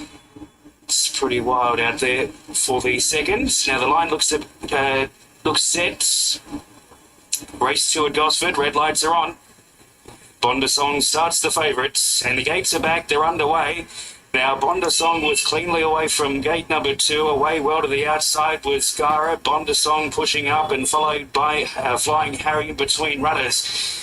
So they race down the back, and gee, they're obscure here. We're trying to get the passage through. It looks like Flying Harry that leads the way by about 2 lengths from Bon de Song, is favoured in second spot, followed by Savannah Golden Boy.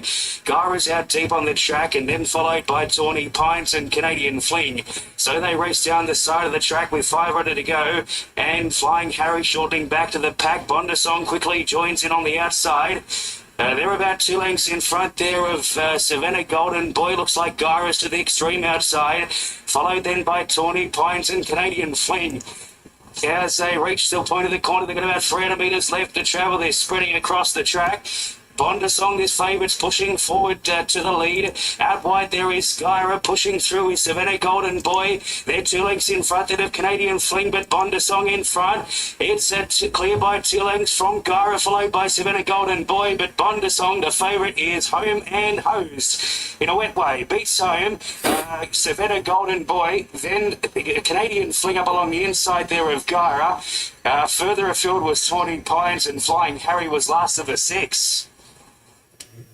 How about those conditions? They didn't worry Bon de Song of that. Landing good bets there on debut and paying odds on across the toast for Keegan Latham. 173, 6 in for 4th. 4th event from Flemington is over the 1,800 metres at benchmark 70 grade and features your best bet of the day here, Gatey. Yes, I know. Promising horse gets blinkers first time. Yeah, I like the year change. I like the relative weight swing on Fear Not from the race here at Flemington, and I like what they did on the clock there. Overall time sectional strong.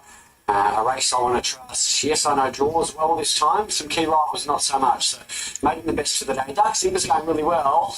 Just came wide around the track cramping last time. The Quinella stayed closer to the inside.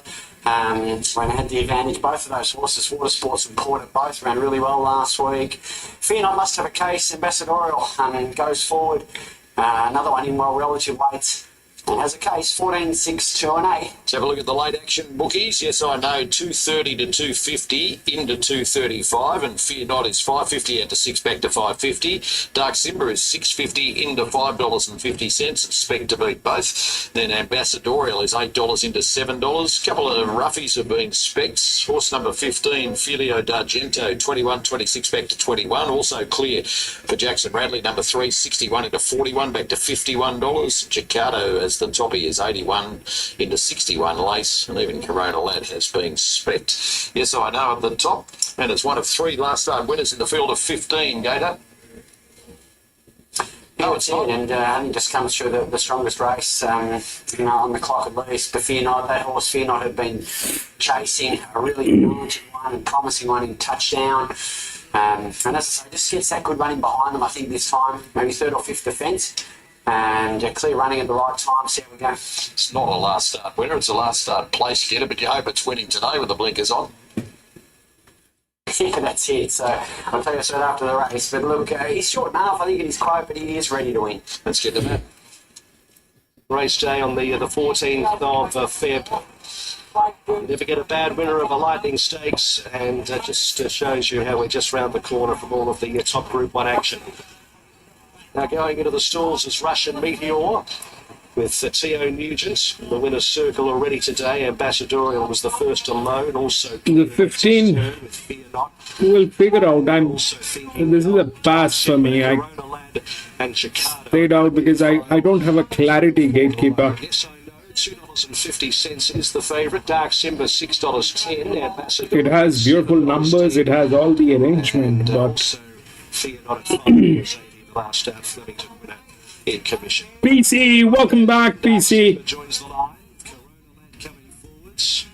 So also clear, and Chicago will be the final 2 for this 4th event of the day. Chicago forward to the middle alley, Thinking Gold standing well, but also Roguery and Dartboard. Also clear takes the outside. Jockey of Frontline Action gets back into the saddle. Set to run. 1800s. Field of 15, they're ready. Gates are back and away, and Russian Meteor jumped away moderately, beginning well, Thinking Gold, Dark Simba. Yes, I know's front rank with Chicago, and from the outside also Rainbow Delight is pushing up. Chicago led Dartboard. Yes, I know got the trail. Filio d'Argento's pushing up at Rainbow Delight, and then came Ambassadorial wider, Thinking Gold midfield. Next in the race is Roguery, and then came Corona Lad passing it. It got tight. Russian Meteor got checked at the back of the field. Also back with those is Fear Not Bavicia, and also clear as they head towards Chiquita Lodge at the 1200. Chicago the leader by a length and a half. Rainbow Delight 3/4 of a length. Filio d'Argento. Then came Yes I Know, who is 4th on the inside of Dartboard as they just start to string out. 2 lengths to Frontline Action. Ambassadorial 2.5. Thinking Gold, Roguery, Corona Lad. They were followed by Dark Simba, Russian Meteor well back in the field. 3rd last Fear Not. Second last, and also clear as last. 800 metres to go. Chicago kept them moving. It's been run solidly. 3 lengths Rainbow Delight, Filio d'Argento. Yes, I know every possible chance. 3 lengths Dartboard, Ambassadorial. Then came Frontline Action, Roguery. Well back, Thinking Gold under pressure. Corona Lad, Dark Simba. Fear Not a mile back. Russian Meteor, Bavicia. And also clear. Chicago in the straight. 400 metres to go. Yes, I know is moving up on the outside under hands and heels. Then Filio d'Argento. Behind them, Ambassadorial, Frontline Action. And then Fear Not from the back. Yes, I know, went to the front and then tried to run off the course. Ambassadorial is trying to come on. Yes, I know, all over the place like a broken shopping trolley. Ambassadorial moved up, and here's Fear Not the outside of the 50. Ambassadorial took the front. Fear Not's coming in. It's going to be close on the line. Photo finish. Photo. Fear Not prominent from Ambassadorial. Yes, I know, then Filio d'Argento. Next Frontline Action, Dark Simba. The followed by Ricardo in company then with Russian Meteor. Back behind them also Clear Thinking, Gold, Rainbow Delight, Dartboard, Roguery, and also Corona Lad. 2 gets the nose down right on the wire. That should be enough for Fear Not to beat it. Should be 2, 8, 14 and 15 every angle, including the photo favours Fear Not. It's 2, 8, 14 on race number 4 there from Flemington. Well, on Tap Magic Millions Day, we're 2, 8, on race 14. number 2, and the Country Cup is for $500,000. So the 2 went through the linear from gate number 13.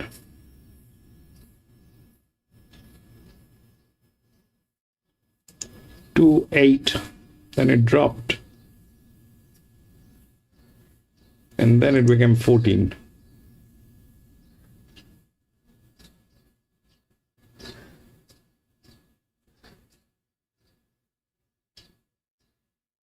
And then I think 15.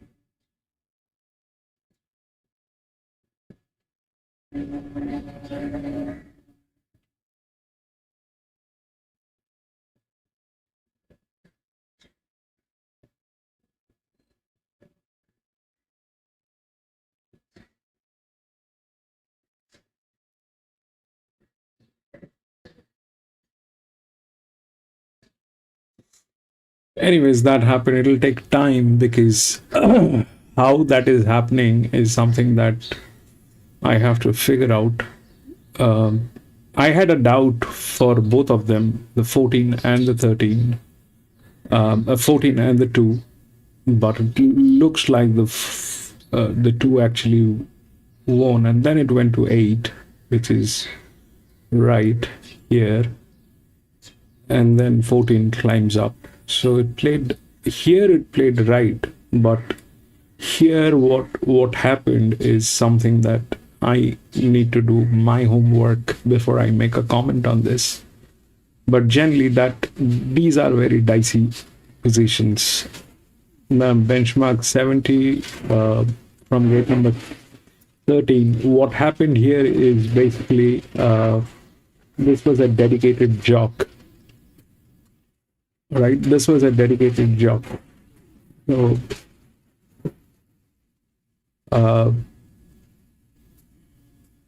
here you can see this was a dedicated jock, and that's how it went through.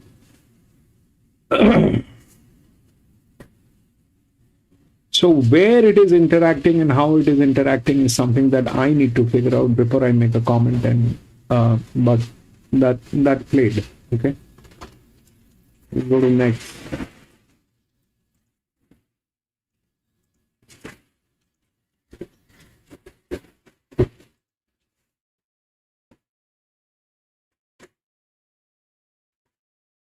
Seven has been scratched from race number 5. 6, 4, 5, 2.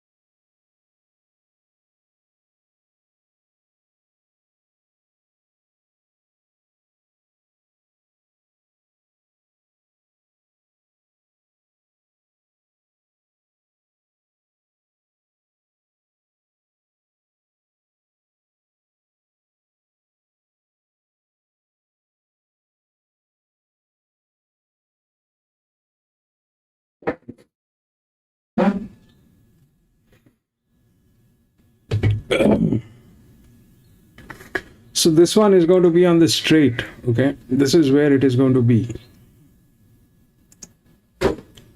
And it is a all-mare Victorian special that we have. So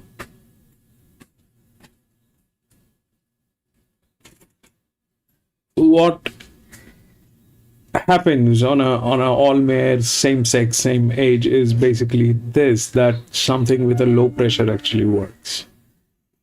Now this is an 1100 meter on the straight, which plays very difficultly, and is something that I still have limited understanding, and I think that is with most of the people. So the 6 is the right odd. In terms of odds, it is the right odd. And why it is the right odd? So apparently 6, it's a 1100 meters, 6 has pressure. The jock is calibrated in a very, very strange way. So that is either going to work or it'll fail. Chances are it'll work. And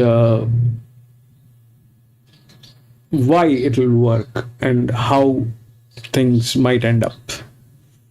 So why 5 is not the favorite and 4 is not the favorite? They have their own reasons, but for me it is the negatives. All right. For me it is the negatives. I still don't know how to work this thing out. I'll be in a much better position after the races today here at Flemington, and I'll check how things are working and what exactly is influencing. So this is a negative, this is a negative. The odds, if you look at 6, 4, 5, so they have, I mean, the odds are right, okay? 6, 4, and then 5. The odds are right. The 10, which is actually in a very good shape, is a challenger from a wider gate. So it is doing very well. That is there. But it is the widest. However, on the straight, it doesn't matter because it is going to be running straight. There are no bends. So that is the low pressure here. Okay. Now the 6 has support. It is not that the 6 doesn't have support. The 6 is here. And then if you look at the connecting gate, which is this 7-year-old mare, which is a low pressure, but the highest in class. Okay. So it has the support from gate number 3. If you look at gate number 5 is again a 7-year-old mare, which is also with an advantage. I know it is difficult to believe because that's a challenger, but still the pack resumes. All right. So the 6 is the right odd. And then this is lower, this is higher. So 6, 4, 5 is good. They are of the same class. This is lower, this is higher. And they have the 2, which is here, which also has the physics, but it climbs to 21. They have not taken the 3, which is at 23, which is also good. They are like that. Sorry. So ideally the 6 is the right odd. Now where it might backfire.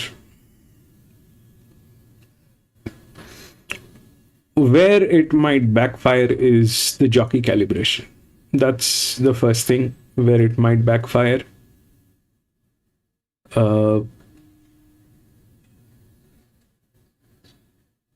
it might backfire because it is this is all mare, same sex, same age. And in that case, if a low pressure than this with higher body weight and higher performance, though it is not of the same class, kicks in,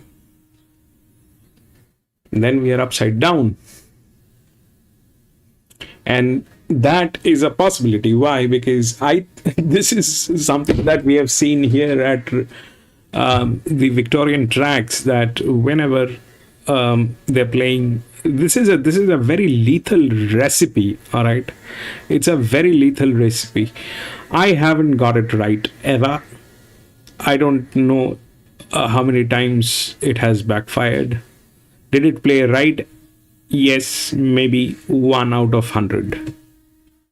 Maybe 1 out of 100 played right, and rest everything backfired. Everybody got burnt, including me, PC, Gate, Arrowman. There is not a single person in this channel on the chat who did not get burnt on this recipe. That has happened multiple times. But apparently the odds are right. That is how it should work. If it gets knocked out by the 1, then it is a sad story. If it gets knocked out by the 10, then it is also a sad story. So things can work very weirdly. And I don't think 1 will be able to knock it out. I don't think so. What can actually knock out is the 10, which is of the same age. Even that 9 for that matter.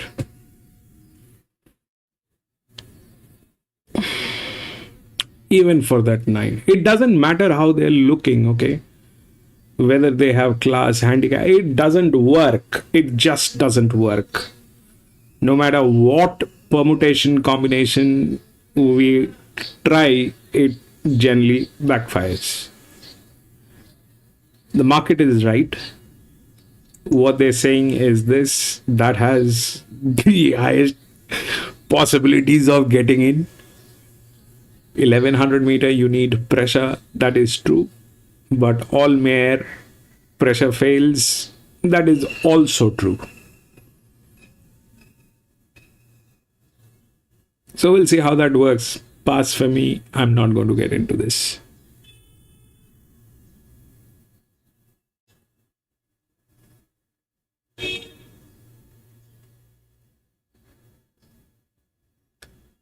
The 10 can knock it out.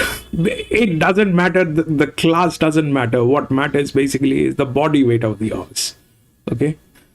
Since they are all same age, same sex, they have almost the same body weight. Almost. And when it is the same body weight, then whoever has a low pressure with a higher rating, or a low pressure with a higher form line, everybody is a threat, including that 9. You don't need the physics on this track because it is the straight. The physics is not important. Having the physics is good, but not having the physics, it does not add to your bucket list. Not having the physics is not a disadvantage on the straight. Having the physics is an advantage, but not having the physics is not a disadvantage. So things can go wrong. 6 is the right odd.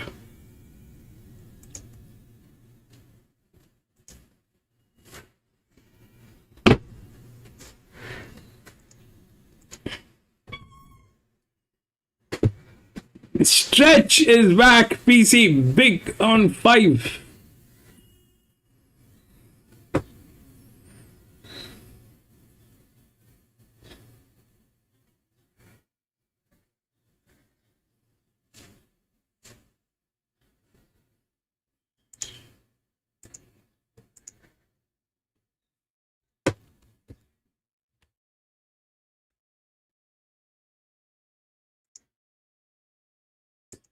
PC says 6.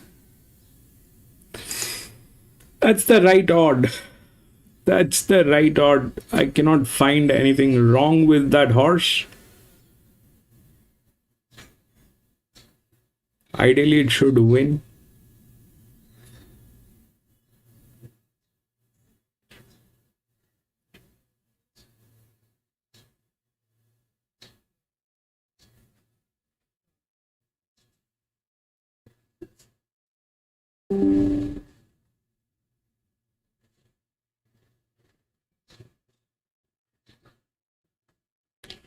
Ideally, it should win. Between 10 and 6, there is a huge difference in class. So 10 probably has a disadvantage there. 6 has an upper hand. But 6 is on a pressure model and 10 is on a low pressure. This one is a 7-year-old mare. This one is also a 7-year-old mare.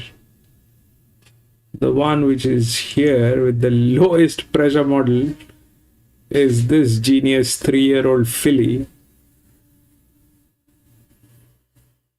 which is not of the same class. This is also a challenger.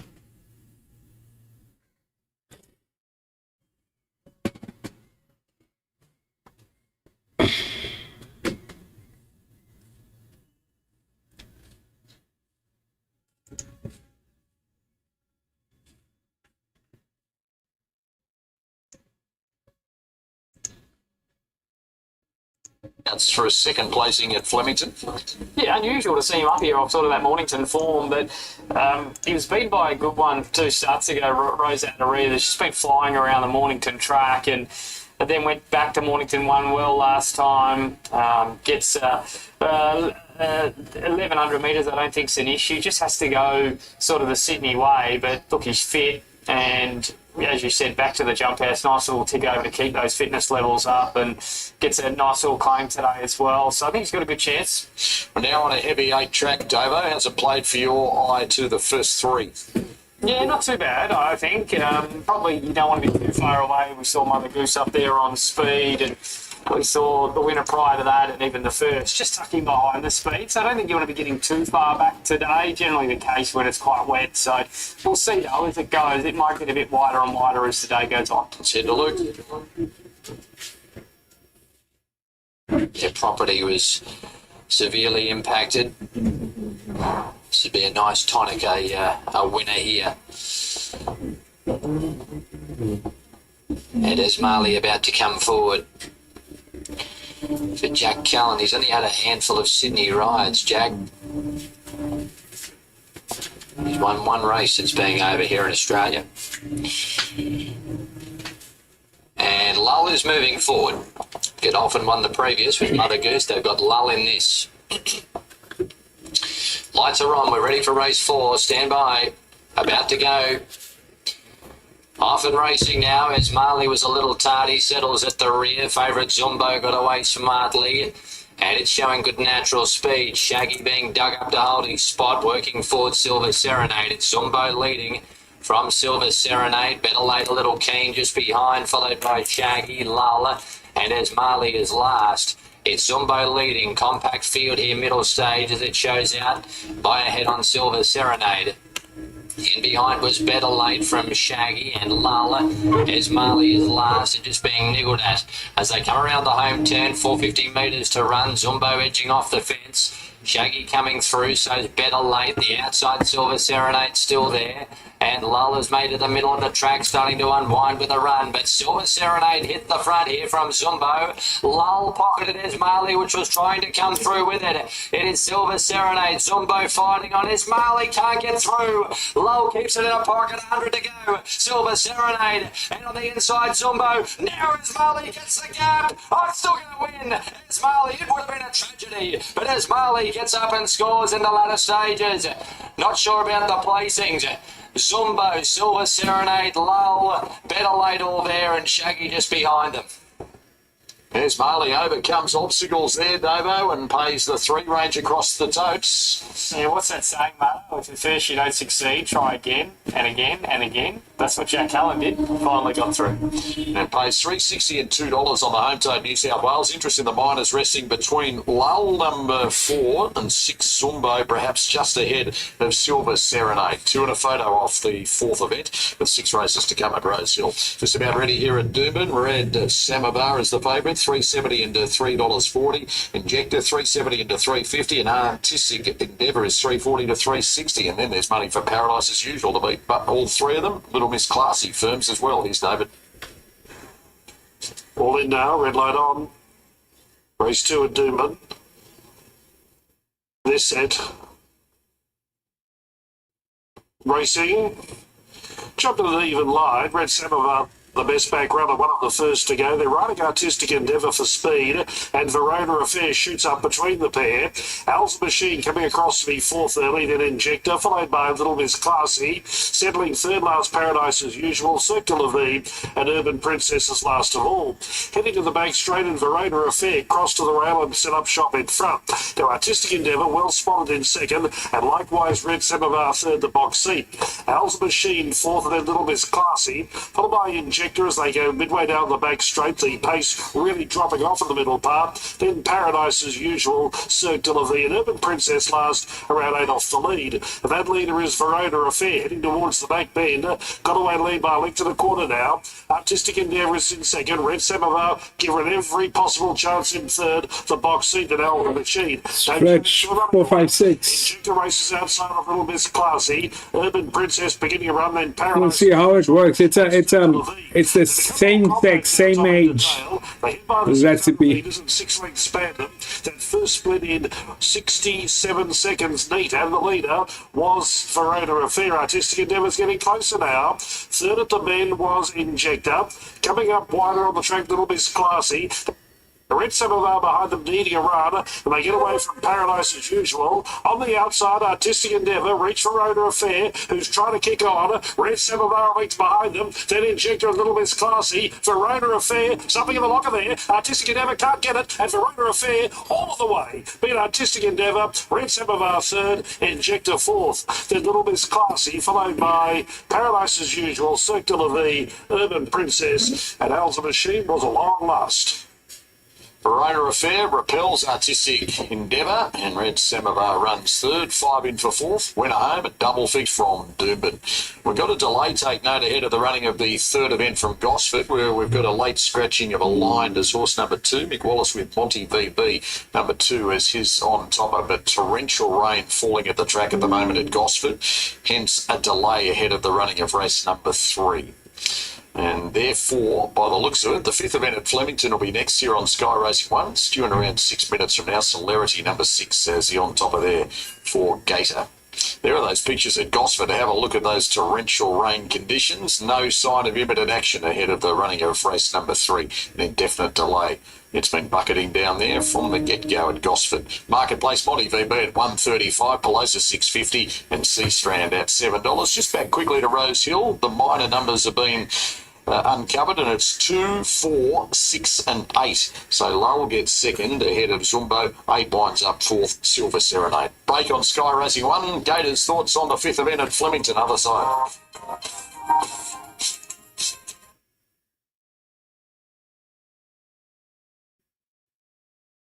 4, 5, 6 is the same 6, same age, very dicey. They're all going negative. This one is okay, not going negative, so the odds are kind of right. 6, then 4, then 5. But whether that'll happen is something that we will figure out after the races, because the 10 is there.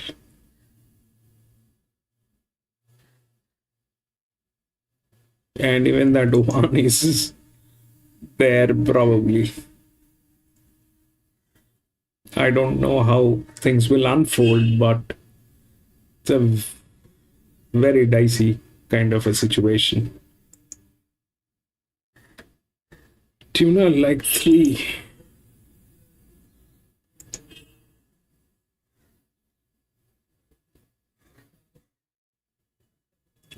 What is the highest pressure line, Tuna?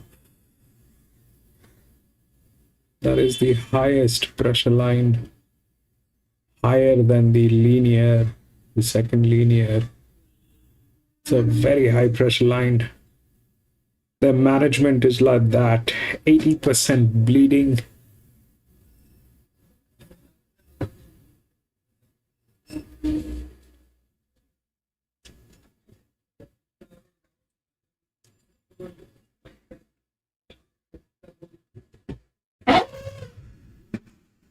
But yes, anything is possible. This track is a very treacherous track. This track plays in a very mysterious way. Even if you listen to these people who are racing here at Flemington way more than we have ever done, even they are, they show concern about the straight, because the straight is a very treacherous track. It's a very treacherous and very punishing place. We'll see.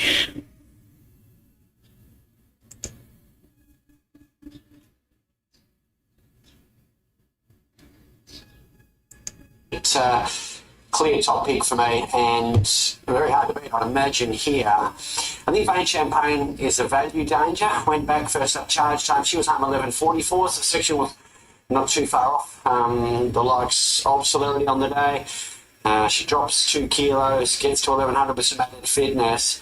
Malky Miss is horrendously underrated by the market every time. Same story again, the 10, and she's overs.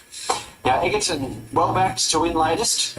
She's been top 7 of 9 this girl, and in one of the misses she was wild. It doesn't. And today I think I mentioned that today the races, they look good. But the concern is definitely on the jockey side, because the jockeys are calibrated in a very, very weird way, which is... Just before we run you through the market, there's some news from Gosford that the last 5 races have been postponed. Take notes. Generally, Flemington doesn't have these kind of jocks. We've lost the last 5 races of a 7 but today they have. Due to poor visibility, surface water in particular. Rest of Gosford postponed. Celerity is the favourite here at Flemington at 2.15, went up at 2.20, late 2.10, 2.20 back to 2.15. Edgerton is 5 this morning, into 4.20 back to $4.40, and has been best back to beat it. Mystic Rain went up at 9.50, late 11 back into 9.50 with a late rally amongst some of the others. That's the tab read from this morning to now. Late bookies, Celerity 2.10, 2.20 back to 2.15, and Edgerton best back to beat it for Harry Coffey and Cliff Brown. Go to 5.50 into $4.40. Likely race 6-year-old mare with a great record. Oh, look, she's a terrific mare. In the Quinella 7 of 9, I referenced that earlier. The 2 misses, top 2 misses, she had genuine excuses in both, and actually ran really well. So she would know how to run a bad race.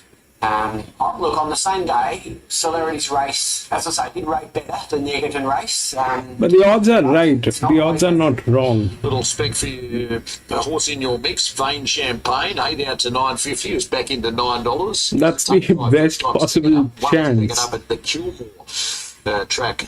Last campaign went second up. Yeah, it was only ever second up run. She went and made that day in good style, and then was competitive with the likes of actually beat home Shadavar. So, that's bottom end stakes form. So, look, I think she's over the odds to 5 and second pick. And little nibbles for Mystic Rain and Out of Square amongst the rest. Celerity's a rare purchase by Godolphin for $850,000. Gator. Oh, there you go. Yeah, I think she took a couple of runs to hit her stride for the new stable, but hit her stride she did last start. She looked brilliant, ran time, and deserves her place at the top of the market, I think. Beautifully bred mare by Exceeding Excel out of Ella Kazoom. Mum was a Group 3 winner at Caulfield for the 5th Flemington. Here's Matt. Comes forwards, and the last one going in, Morna Key a miss. So the field right. good. Favourite in the Golden Glue, set and away. Celerity away hesitantly, but didn't lose a lot of ground. Is right up there in the early stages with Mystic Rain, Thanks Gorgeous, and Mauna Kea Miss towards the outside. So 4 across the track.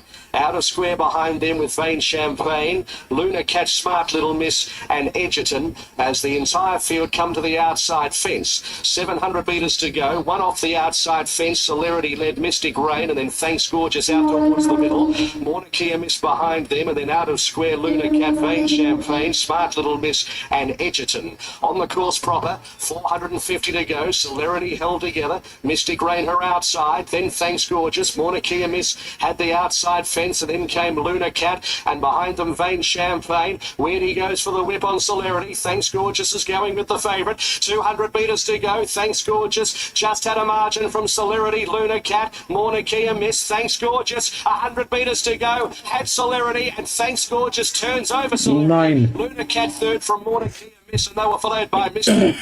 Next to finish out of square, and then towards the back, Smart Little Miss with the Vain Champagne and Edgerton.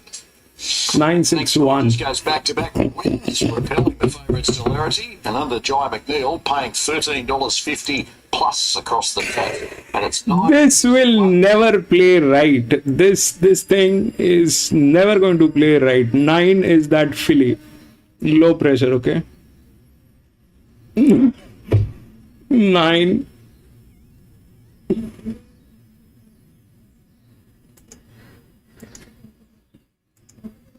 Six one.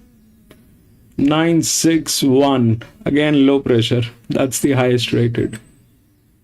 We spoke about all these horses. Everybody had a chance in this, but generally, when it is the mixed sex, I mean, who under sun would go with 9? I mean, what kind of a courage do you need to go with 9? I do not have that kind of courage.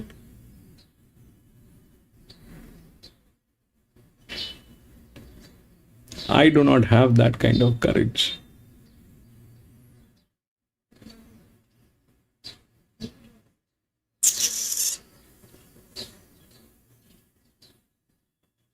When it is the same sex and same age, it will go upside down. 99% of the time. Maybe 1% of the time it will go right. And we get a feeling when it might go right because of, the class and the pressure matching and doing all that thing. But when it is like this, it is dicey.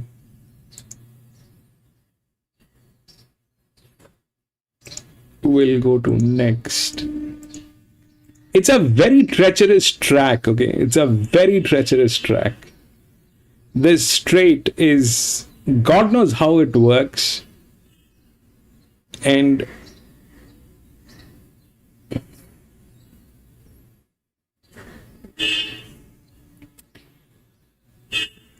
anyway, we'll go to the next 6.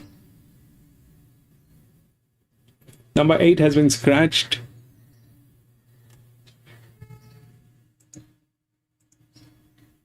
Two, 5, 3, 1.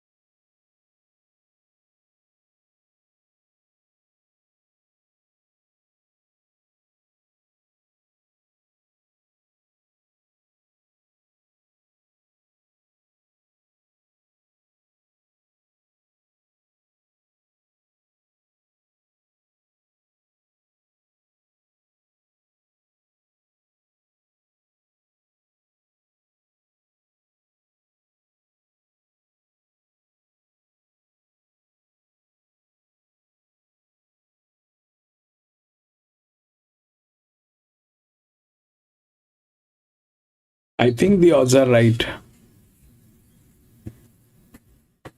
I think the odds are right. Here is what it is saying. Right? The 2 is, all of them are challenges. Only that 1 is the highest in the class, which is doing like that. It's a 7-year-old gelding. That's that part of the story. But here, this is a very, very strong number. These are very strong numbers up here. 100, 101, then 86. So that's that. This is the second in line. But before that, there is going to be a low pressure, which is rightly identified as 5, which will be there. So I think it is 2, 5, 3, and 1. It is exactly how the odds are. This is how it should play, unless the 4 knocks out the 5. There is a chance that it might. There is a chance. The chance is very slim for both of them. For 4 and 5, it is like neck to neck. These 2 horses are. This 28, 27. This is a little relaxed. That's that. 11, 12. They're like neck to neck. This one is a 4-year-old gelding from gate number 2. This is a 5-year-old mare from gate number 3. So if the 4 doesn't knock out the 5, and that might happen,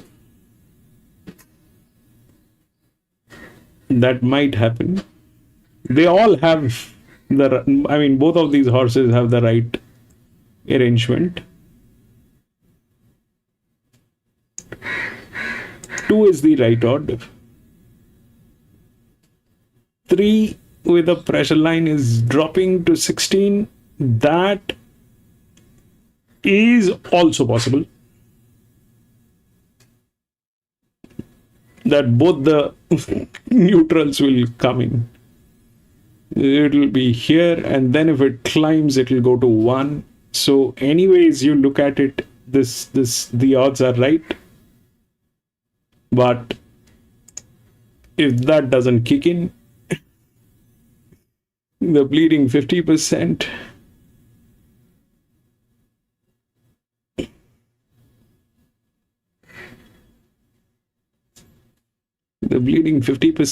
that if that doesn't kick in, then, and why it might kick in, because it's a pressure model, the jock is misaligned on this.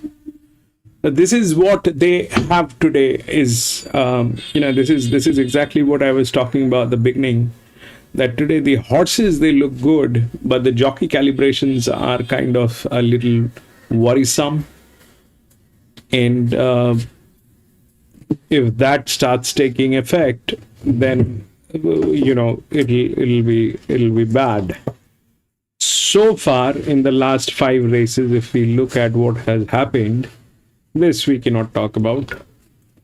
This also is a bad race to talk about. This one was good and it played okay. The jockey was rightly calibrated on this. This one played bad. This one played bad. So there's no way we can do any thing on this. This one was not anything. But this is probably the first one where we are going to encounter the right jockey calibrations. And the jockey is not rightly calibrated. That's an issue. The horse is brilliant. 1600 meter, that's the heaviest horse. It's a 4-year-old gelding.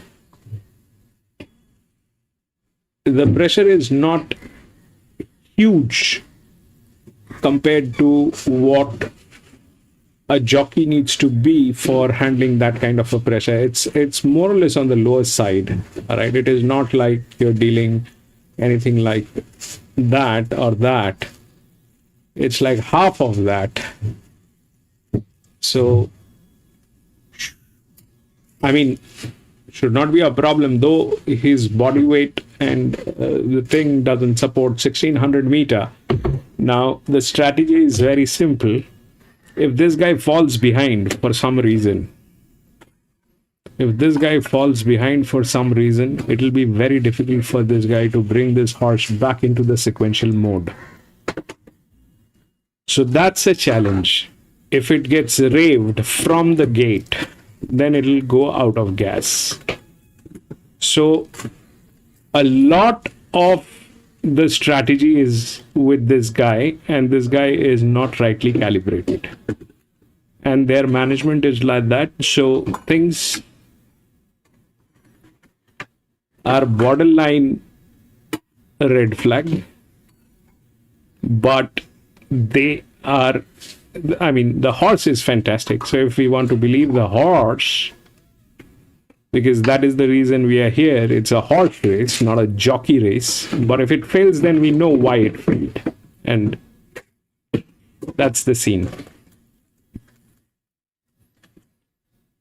It's a horse. The horse should win. It's a 1600 meter. Amazing body weight on this horse. Beautiful numbers. All of them are challengers. Same class. This is beautiful. There's no stopping for this guy. Should work. Unless he decides to do something very innovative, which he doesn't need to do. But if he decides that, no, today I'm going to be innovative, and I'm going to do something that will astonish everybody and will put me into the same pedestal as J-Mac, then we've had it.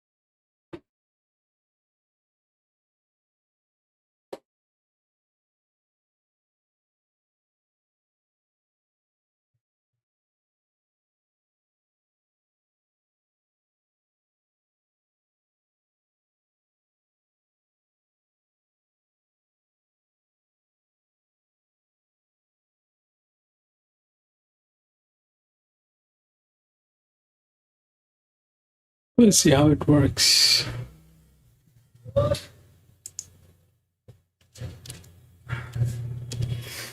I'm scared because of the jock.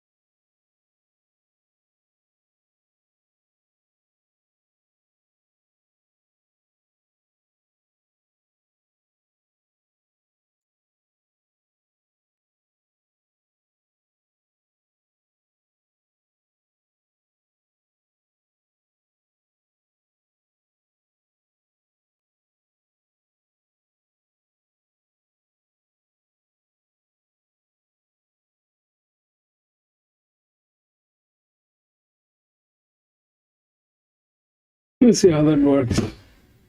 Should win.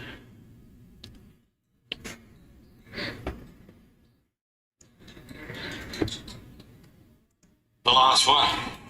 Behind Bang Home at $4.80 and $1.60, 3 and 2. And there's another one there, Hard With Them, battling it out for second and beyond. Fifth event from Rose Hill is the listed feature, the January Cup, and you're with Imperialist here, Davo, one of 3 horses dropping out of the Group 3 Summer Cup.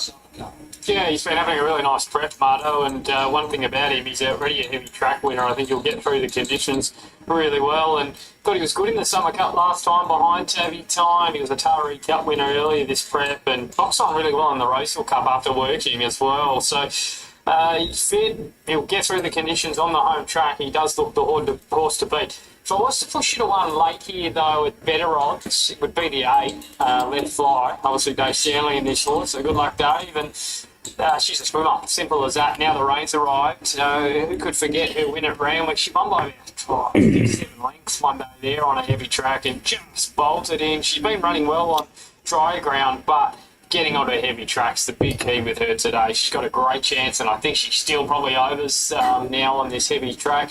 5, Baccio Del Mist, and 1, Future History, coming off back-to-back wins. Just needs to go. Ideally, 2 should win, Stretch. Ideally, 2 should win unless this genius thinks of something extraordinary today. It's probably not as bad as the setup was earlier today. 3, 8, 5, and 1. Imperialist on top, but Let's Fly. If this genius thinks of something extraordinary, then we have had it. The late scratching of Unspoken. These figures look accurate. 280 out to 3, back into 270 for Imperialist. Future History, 270 out to $3.40. And the best back to roll both is Touristic number 4, 550 into $4.80. Will be much fitter. The odds are spot on. 3 weeks between runs. Yeah, and Pete was. If the 3 doesn't knock out the. The rain did arrive, and it certainly has. Yeah, I mean, if the 4 doesn't knock out the 3, then it is a trifecta. There's a chance that the 4 might knock out the 3. But yeah, he can. It's a little better. Ground today. Then there's Let's Fly 6 to 6. Little lower. Del Miss is 750 into 650, just back to $7. So we're down to a field of 5, and Tactics will be key here over 2,000. Yeah, Tactics will be key, you're right. I don't think they're going to go overly hard. They generally tend to sit up, don't they, with these wet conditions and with the small fields as it is. So, as you said, Tactics will be key. Expect Future History to be stamped urgent. He led last time, and there'll be a few others, wanting to make their runs at some point. So, he looks probably a leader in the race, and but I'm happy to stick with Imperialist on top. But like I said, I just think the way conditions are now, you could do worse than have something on Let's Fly. Well, Let's Fly, that win you talk about was on a heavy 9, and it won by 5.8 at Randwick in May of last year. Yeah, bolted in that day. It was quite incredible. I think won the award for the biggest margin on an ATC track that year, Marto. So, it just goes to show you horses don't win Saturday races by that far, and she just excelled in those conditions, and she's got a good run on a soft 7 earlier this prep as well. So, yep, the more rain the better for her. So Dave would have been loving those showers today, and all the owners, and I think she gets her chance back onto heavy ground. And always say with wet crackers, they still got to be racing well on dry ground to win on wet. They can't just come from no form. It's a wet ground PC. Listed January Cup. Here's Luke. This ground is rainy. Races on our home track, so any of the 5 could win this for mine, and they're just about ready to go. Listed January Cup, sponsored by Yulong. Ready at the 2,000. Set. Gates open, and they're off and racing now. Reasonable start out. Let's Fly seem to get away well, and she's up there with Imperialist, and they're just going no gallop. Looks pretty bad, yes. Future History up on the outside. Baccio Del Mist is down on the fence. And the 5 is a grey. Is last. So they're sorting themselves out through the first furlong, and now Future History is going to roll on. Goes up at the mile and takes over. Future History about to take up the lead. He comes back 800 metres in distance to this 2,000 metre affair. Where is a blinker? He goes to the front for the wet track, and Let's Fly. 1 will win, I think. Seems to relax a little better today, Let's Fly. Then Imperialist, Touristic, and It's a small field. Whoever has the lead has the lead. The rest of them, they don't even realize that they're racing. Leads by the 1200 metres. Future History bowling along. Leads 3/4 on Let's Fly. Imperialist. Touristic is fourth. That puts it in. All those strategies don't come into play here. Baccio Del Miss, she's back last on the fence. Future History mid-race, no change to the order. He continues to track along. He leads by 3/4 on Let's Fly as they're out to the 800 now. In behind them, Imperialist, Touristic, and Baccio Del Miss patiently ridden back last of all, and she's just shifting off the fence. Up to the home turn, and Future History starting to crank it up now. Leads from Let's Fly. Touristic coming under pressure, Imperialist in behind, and then Baccio Del Miss saving ground into the straight, and Future History stays hard fence, leads from Run. Imperialist. They get away from the others. Touristic wide out, further back Baccio Del Miss, but it's Future History digging in. Still the leader past the 200, Imperialist and Touristic are trying to get to it. Future History fighting bravely. He's had the nice lead. He's and he's just going to keep on going. This is with the small field. If you have the lead, you have the lead. That's the right strategy on one. That was the right strategy. 8-year-old who's flying and playing 3. That's the right strategy on one. Coming back in trip today, Davo. Yeah, well rated by Nash, and gee, he was pretty sharp, wasn't he? Back to 2000 off that 2800 run in, so he's done a good job to be able to win again. And Greys are very bad, PC, when it comes to anything but a good ground.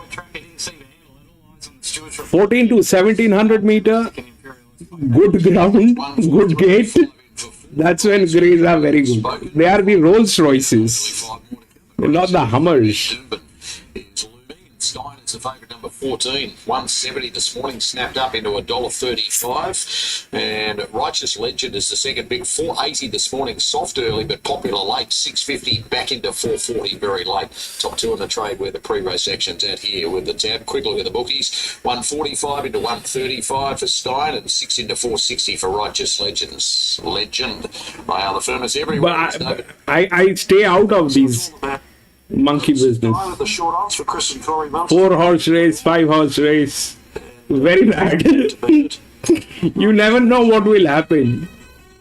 19 acceptors down to a field of 7. We're just about ready to go. Third of the day. They've moved in smartly. They're in and set to jump. I was talking to one of the trainers in Australia last month, I think, last year. Hit the trigger, but and turn the light off. what I figured out is that the horses are trained in every circumstances. Starters Like looking right now, there's a reason for everything. Right now, they played that bugle or the trumpet.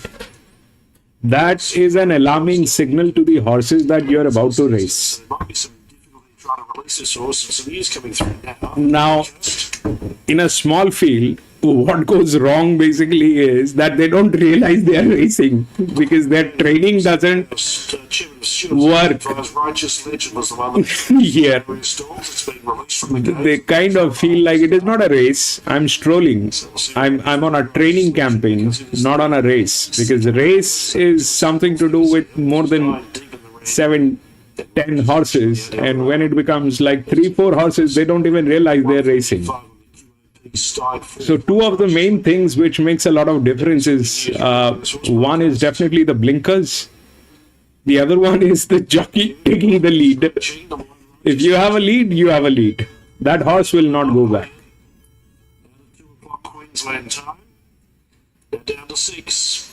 But it's very difficult to assume which one will have a lead. Testing miss towards the inside was ordinarily away with Piggy Tail. Stein the favourite, fast to go and straight to the early lead. Travelling in the second was Jacassi. Third away was Linois. Come away to Zuzu Sharkdusa and then Fantastic Miss and Piggy Tail's outspared. Settles in last position. Righteous Legend scratch at the gates. Into the first pen, 800 left to run. Stein leads Linois by neat length. Jacuzzi went away in third. Zuzu Sharkdusa coming off the bit of fairway from home then Fantastic Miss, and Piggy Tails last, but no more than 4 off the lead. The long odds on favourite Stone controlling it over 600 metres. The first 600 in 36.1 to a leisurely pace, and Stone leads Limmer on the approach to the turn. Jakasi dropping out, then Zuzu Shagusa. Piggy Tails starts to run on, and Fantastic Miss not travelling well at last. In the home straight, though, Stone led. Limmer on the outside is trying harder, and Carolyn they're fighting out with Piggy Tails in third. Stone the inside, Limmer on the outside is trying to chip away. Stone's got a battle on its hands, but it's currently got a margin. Stone now starting to pull away. Linoir's run has ended, and the shorty is home. Stone all the way. Beat Linoir, Piggy Tails, Fantastic Miss, Zuzu Shagusa, and a gap to Jakasi in last position. So it's 14, beating 4, beating 15. And too good there, Stein for Talia Finland, and paying odds on across all the totes. It wins race number 3 with 5 races to come at Doomben. It's 14, 4 and 15, Flemington, and race 6, 5 away is next. I thought you said.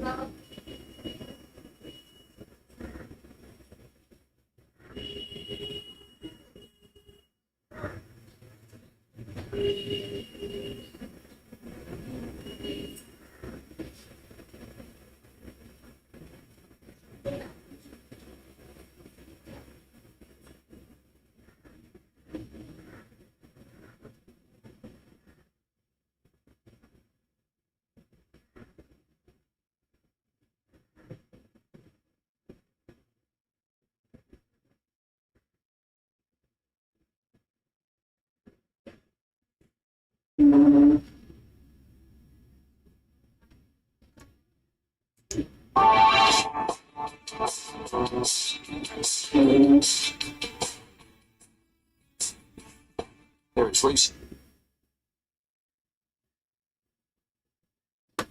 Is over the 1600 metres. If you plan to have a quaddie today at Flemington, time to seriously start getting your numbers together, because the first leg is upcoming in race number 7. How's the confidence factor with the Flemington quaddie today, with a tap special as well for you, Gator? Yeah, that's right. Look, always confident going in. It's like the pre-season in footy. You do the work, you expect to get a kick in round 1. So, as I say, always quietly confident. I know how racing works. A lot can go wrong, but a lot can go right as well if you do the work. So, give us strength today for the quaddies. Kicks off race 7, as you mentioned. And the easiest way to get involved is scan the QR code. Zach Burton is the best. Zach Burton is best when you give him an inner gate. It was good up on the solid speed. Carried the 58, ran good overall time. Zach Burton needs everything in a red carpet. He needs the best horse, the best gate. Happy that way, top pick. Anything missing, Zach Burton is upside down. And he moves the odds like nobody's business. Everybody is on him. Everybody is on him. Hong Kong. Zach Burton has some very serious requirements. He needs everything best. If the best is not with Zach Burton, then it is a problem.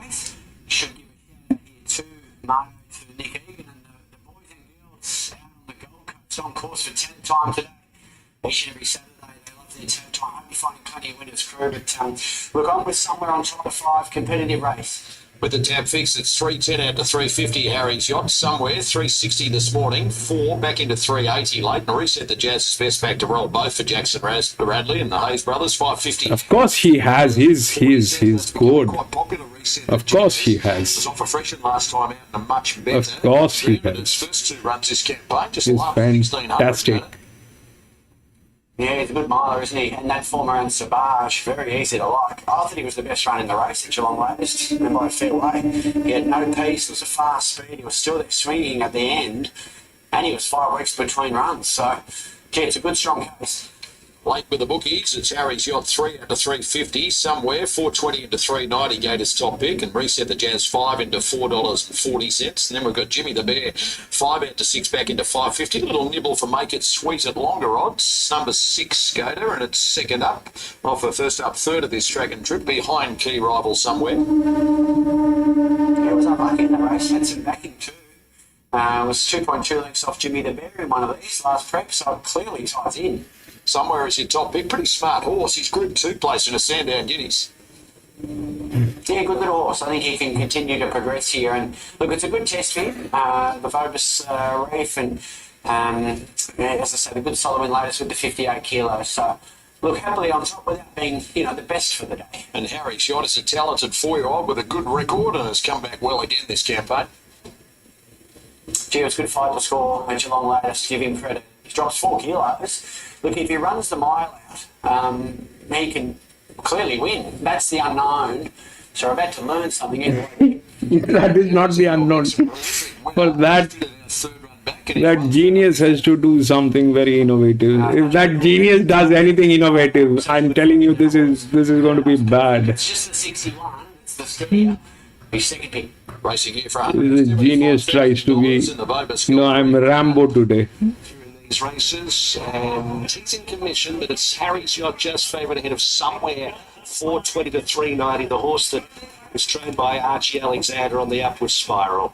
Now Make It Sweet and also Mix It the final two to join as Make It Sweet comes along, left behind somewhere.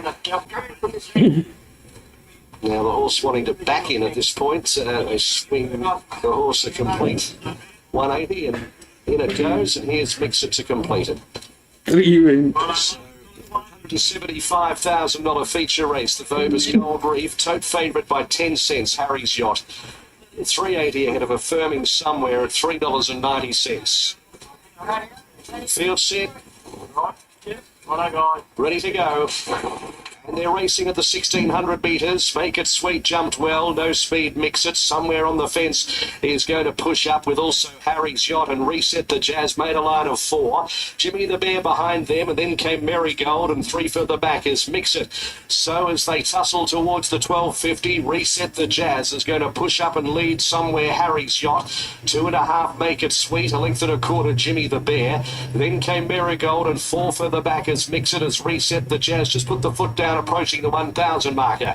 Reset the Jazz, the leader. A length and a half. He's good. Make It Sweet. 2 lengths Jimmy the Bear. Then came Marigold. 4 lengths Mix It as they head towards the halfway mark. Reset the Jazz in front by a length and a quarter. Second is Harry's Yacht. 2 further back is Make It Sweet, who covered the good. Come on, bring it home, baby. Then came Marigold, who's got a trail into the race. Jimmy the Bear as well back, and Mix It niggled at last. Coming around the turn, 550 metres to go. Reset the Jazz has kept them honest, held together, led from Harry's Yacht. Somewhere the inside, Make It Sweet deeper. Marigold hooked out 4 deep. Jimmy the Bear next to Gap, Mix It. 350 out. Reset the Jazz joined by Harry's Yacht. Now the race is on as Marigold moves up boldly. Then somewhere. God, that mare. 200 to go. Marigold sprinted up and took the front from Make It Sweet. Harry's Yacht and Jimmy the Bear. Marigold is forging on though. 100 metres to go. And ridden out 4, 6, Marigold scored by 1 and 2. Second, Make It Sweet from Jimmy the Bear. Harry's Yacht a gap somewhere. Mix It and Reset the Jazz has finished a bad last.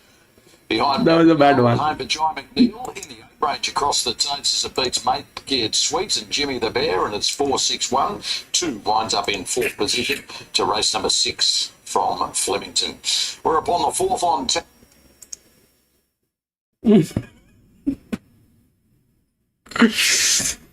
I was actually worried that they will fail.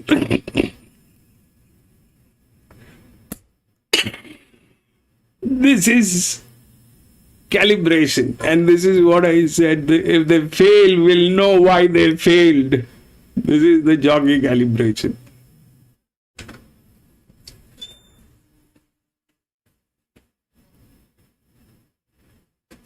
So a perfectly neat horse, because of their management and the calibration on the jockey, they went upside down.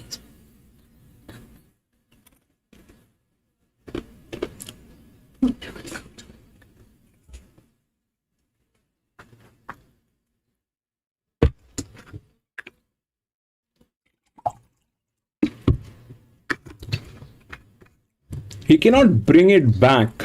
He cannot bring it back.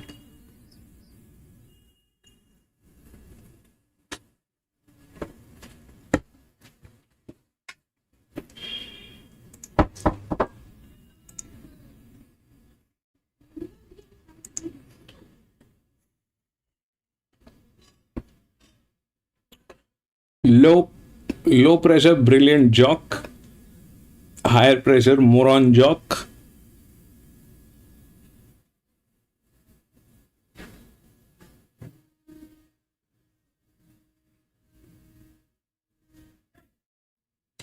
I thought the 4 will knock out the 5. I had a feeling that the 4 is going to knock out the 5. But no. It basically knocked out the entire range up here. It doesn't work when it is like that. It was a perfect horse. He just nailed it to the wall.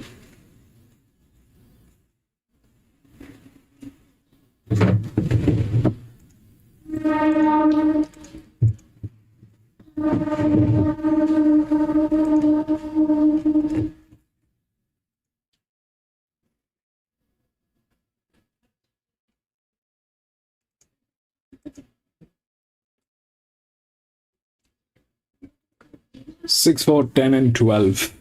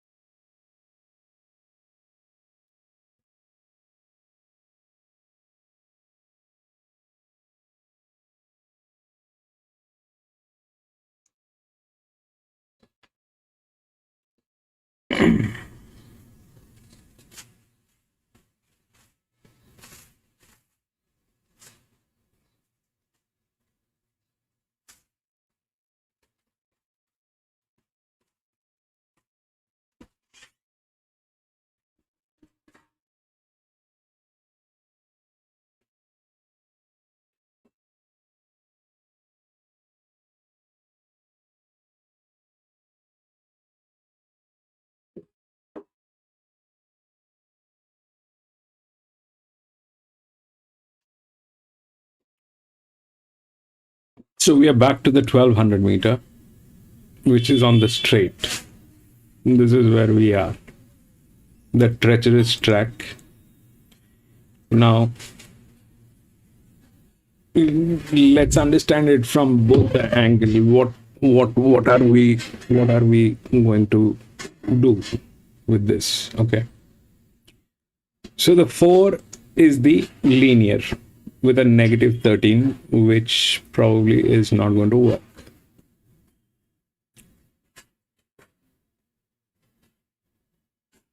Now, if that's not the thing,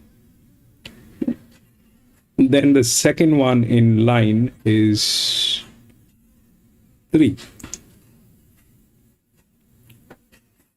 which is a higher class than all of them, but it is not doing good. So probably it is not also 3. Now the third in line is 6, which is a 6-year-old gilding from gate number 1, which is also not doing great. So the top pressure lines are in trouble. The 10 is there, but on the third line. So 4 is negative, difficult. 6 is 6-year-old gilding, not doing well. 3, the second linear, not doing well. So that probably is not happening.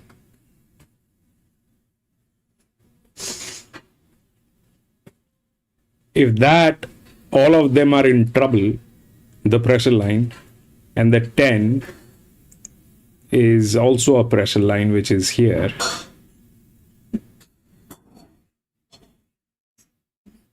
And it's a 4-year-old gilding. So that's one way of looking at it. The other way of looking at it is, who's doing well and with what advantage? So this is a very heavyweight horse, this 4-year-old mare. Doing good is a challenger. That is the advantage that it has.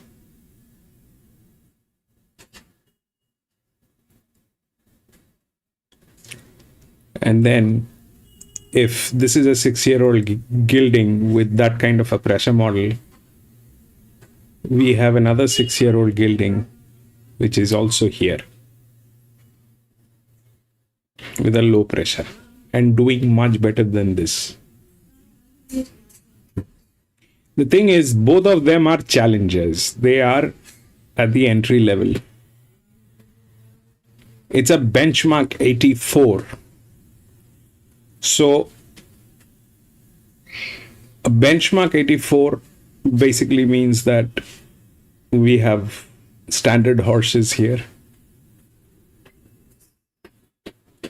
But the standard horses look like that.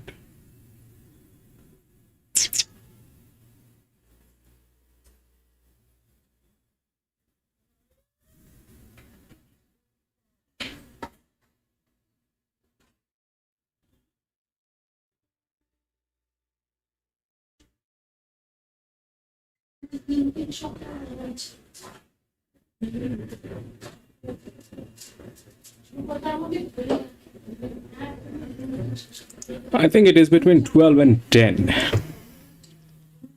I think it is between 12 and 10 and how things can work and not work.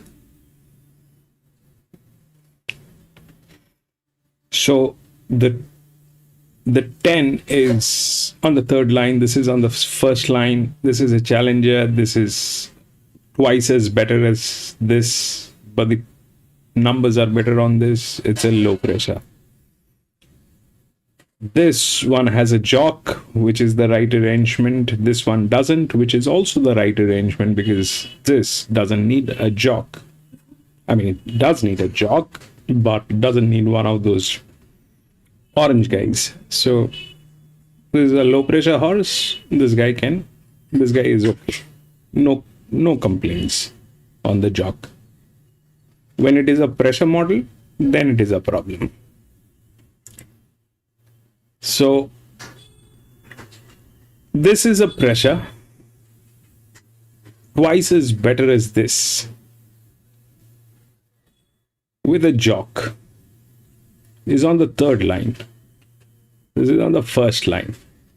The difference is also like that. The difference is this, if this becomes the first line, this becomes the third line. Now, I think it is between 10 and 12, unless this 6-year-old gelding, which I doubt. Why? Because a 6-year-old gelding on a benchmark 84 as a challenger means this horse has been stagnant. I mean, if this is a 6-year-old gelding and this is a 6-year-old gelding as well, this one is here, this one is here, it doesn't add up. Like this is a 7-year-old gelding, which is the top line, which adds up. Why? Because it's a 7-year-old gelding. It raced all its life and it reached up to benchmark 84, and now it is on a declining mode, which is acceptable. But a 6-year-old gelding at a challenger level on a benchmark 84 is unacceptable. So I don't think 11 is the problem. 6 is not doing well. 4 is -13. 10 has a window. 12 is a class problem. So I think it is between this and this. These are the two. And then definitely, pressure will play. So after that, what happens, that's not a concern, but they are like that. They're like 75% bleeding. So how good they are going to do, what, God knows. Here it's a 6-year-old, 1200 meter, difficult. Wherein this is a 4-year-old with a low pressure, better numbers. That's that.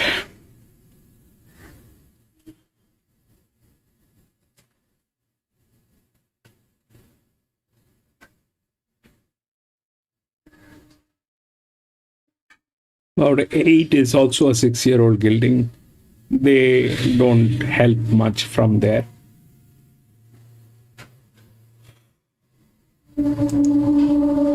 And then we have low pressures with higher class. All those things can work. But they do not have the form line to be confident on them. I think it's 10.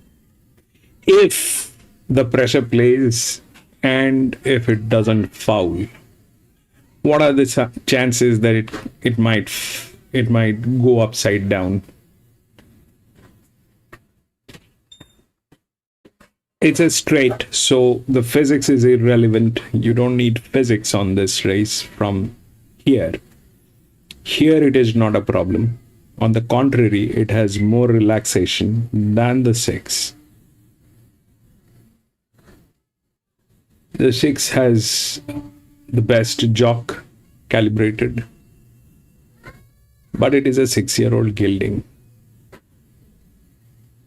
Not doing well.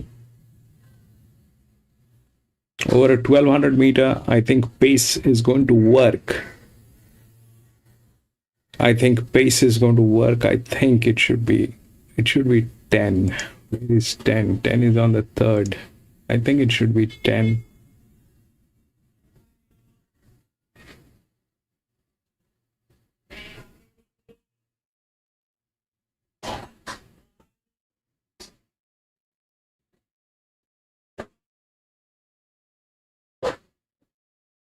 This is not in a particular good shape. So that probably is not happening. This one is negative. This one is also not doing well. This is okay on the third line. This is on the first line. This is on the second line. Though the form is good, but the leverage is much lesser. This one actually is less, but the form is great. This is higher. That's that. But still, it's a 6-year-old gilding. Challenging. What is a 6-year-old gilding doing in a benchmark 84 in a challenger position is a question that I have.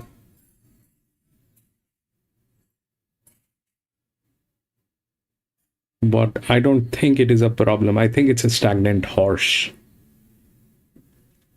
I think it is a stagnant horse. It doesn't add up.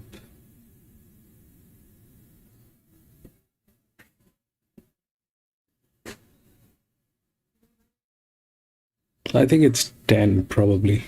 Then it lands 12. Then anything is possible. Then it will climb. If they fail, then it will go anywhere where there is a little pressure and a class. That brings in 2, low pressure, higher class. Beautiful hand. So all that can happen. I think it is 10. 6 is looking dicey. The form line is not there.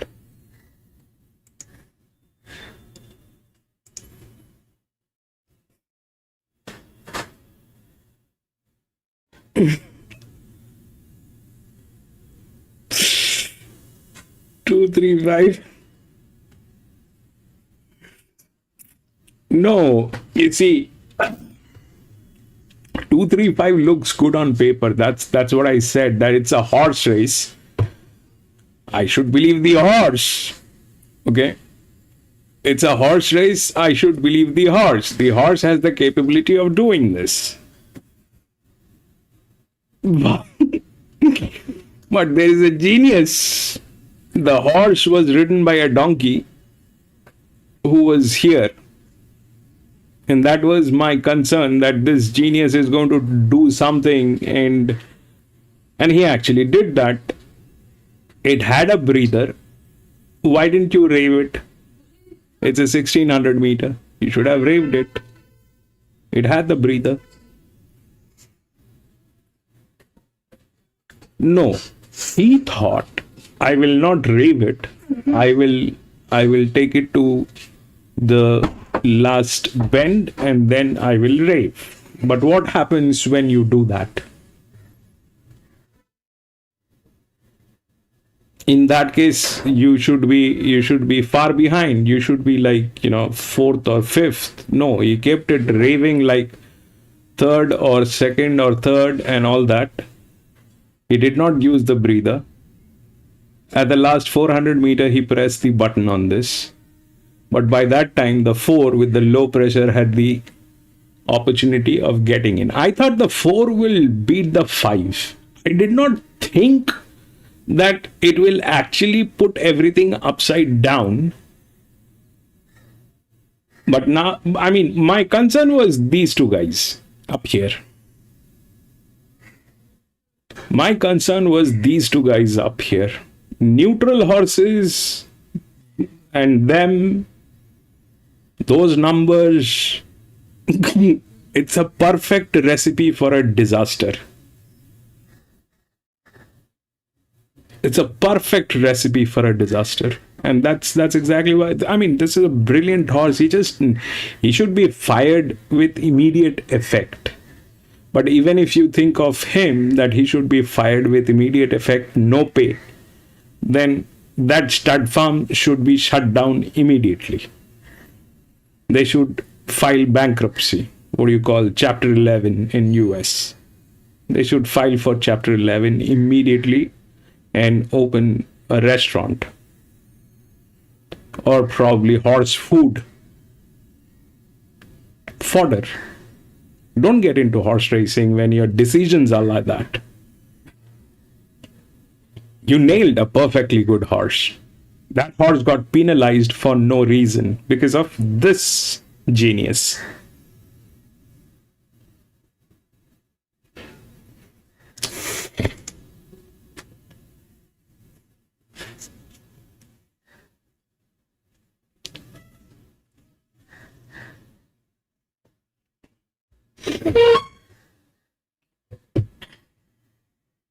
Today there are jocks like that. He's not the only one. There are others also, and there are some very concerning races where they are.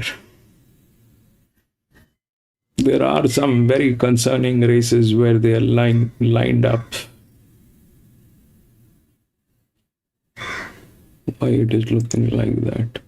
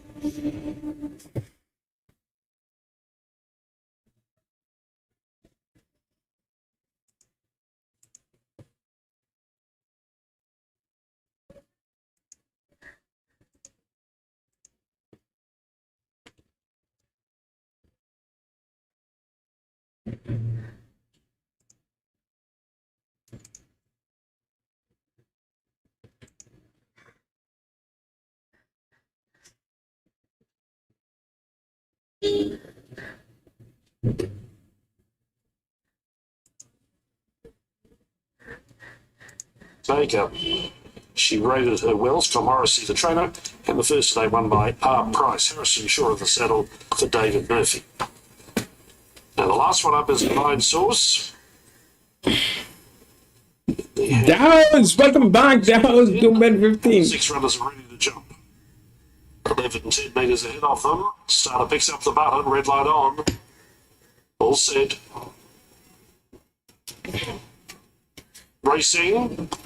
Mr. Babalewski wasn't the best away. We'll call him last, in fact. Casino Bay began smartly, and so did it all too Foxy, who'll use barrier 1 to full advantage, rail through and keep the lead. Divine Source went up outside that pair, but 3 wide into the first bend. Now trying to find some cover. Financially Famous driving along the rail to be 4th. Then a couple of Mr. Babalewski and Absolve, the roughie, settles in last position. Travelling down the side towards the 600 metres, all too Foxy in control by 3/4. Casino Bay sitting up in second. Financially Famous enjoys the box seat third, and Divine Source ready to go in 4th. Mr. Babalewski right behind them. Got a bit of work to do though, and Absolve looks like it'll be retired from the race. Heading for home now, just over 300 left to run. Casino Bay swiftly went by all too Foxy. Then Financially Famous, ripped along Divine Source, and Mr. Babalewski is pulled to the outside. Casino Bay is one they have to try and run down. Financially Famous getting close. Casino Bay in front, trying to grip on, but Financially Famous has got it. Picked it up, Casino Bay. Third not certain, Mr. Babalewski and Divine Source. Then came all too Foxy, and Absolve just completing the track in 1:4 and 21. Financially Famous first up today. Louise White training and Harrison Shaw running. That gives Harrison a double. He won the first race on Price, and he's given this filly a perfect trip. I said she was first up, she was second up today. And she's proven too strong. A filly by Toronado, her second race with a start 8. Running down the leader, Casino Bay. Number 13, Jaden Lloyd for Mark Carrick, just running out of puff late. Let's have a look for third. Do I think Australian racing has gotten better or worse in the last 2 years? Number 7, The Gallop 1, 421, home in 33.9. Financially favoured. I'm not in a position to. I'm not in a position to, compare that. I have to look at other things that. I mean, you asked me a question out, which needs a little understanding. You asked me a question which I would love to answer, but I am not prepared to answer that correctly. Stretch. What you asked is whether it has gone better or worse. I'll have to look at how it has been going in the last 2 years. Yes, last 2 years. A couple of things that I can tell you is some of the tracks, they have gone down, like Ballarat, for an example. Ballarat used to be very good. That thing has gone down. Albury used to be fabulous. That has gone down. So there's signs both ways. But to give you a concrete answer, I'm not prepared. I don't have that understanding right in front of me. Maybe, since you picked it up, I'll take a look, and maybe in another stream, I'll be able to answer that properly.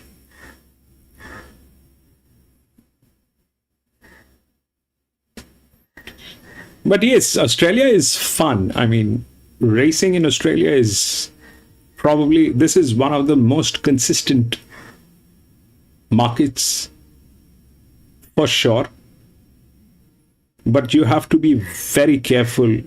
I mean, you have to be very careful anywhere. Racing anywhere, you have to be very careful. The upper hand that we have is that now in racing over, like, I don't know, maybe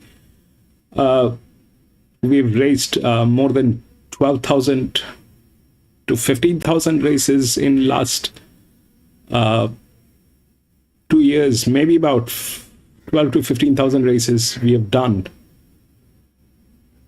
And that gives us a little bit of understanding of, how the tracks are, how it might work, how it might not work. That gives us a little upper hand on Australia. But the results are in front of you. You can see how things happen, and,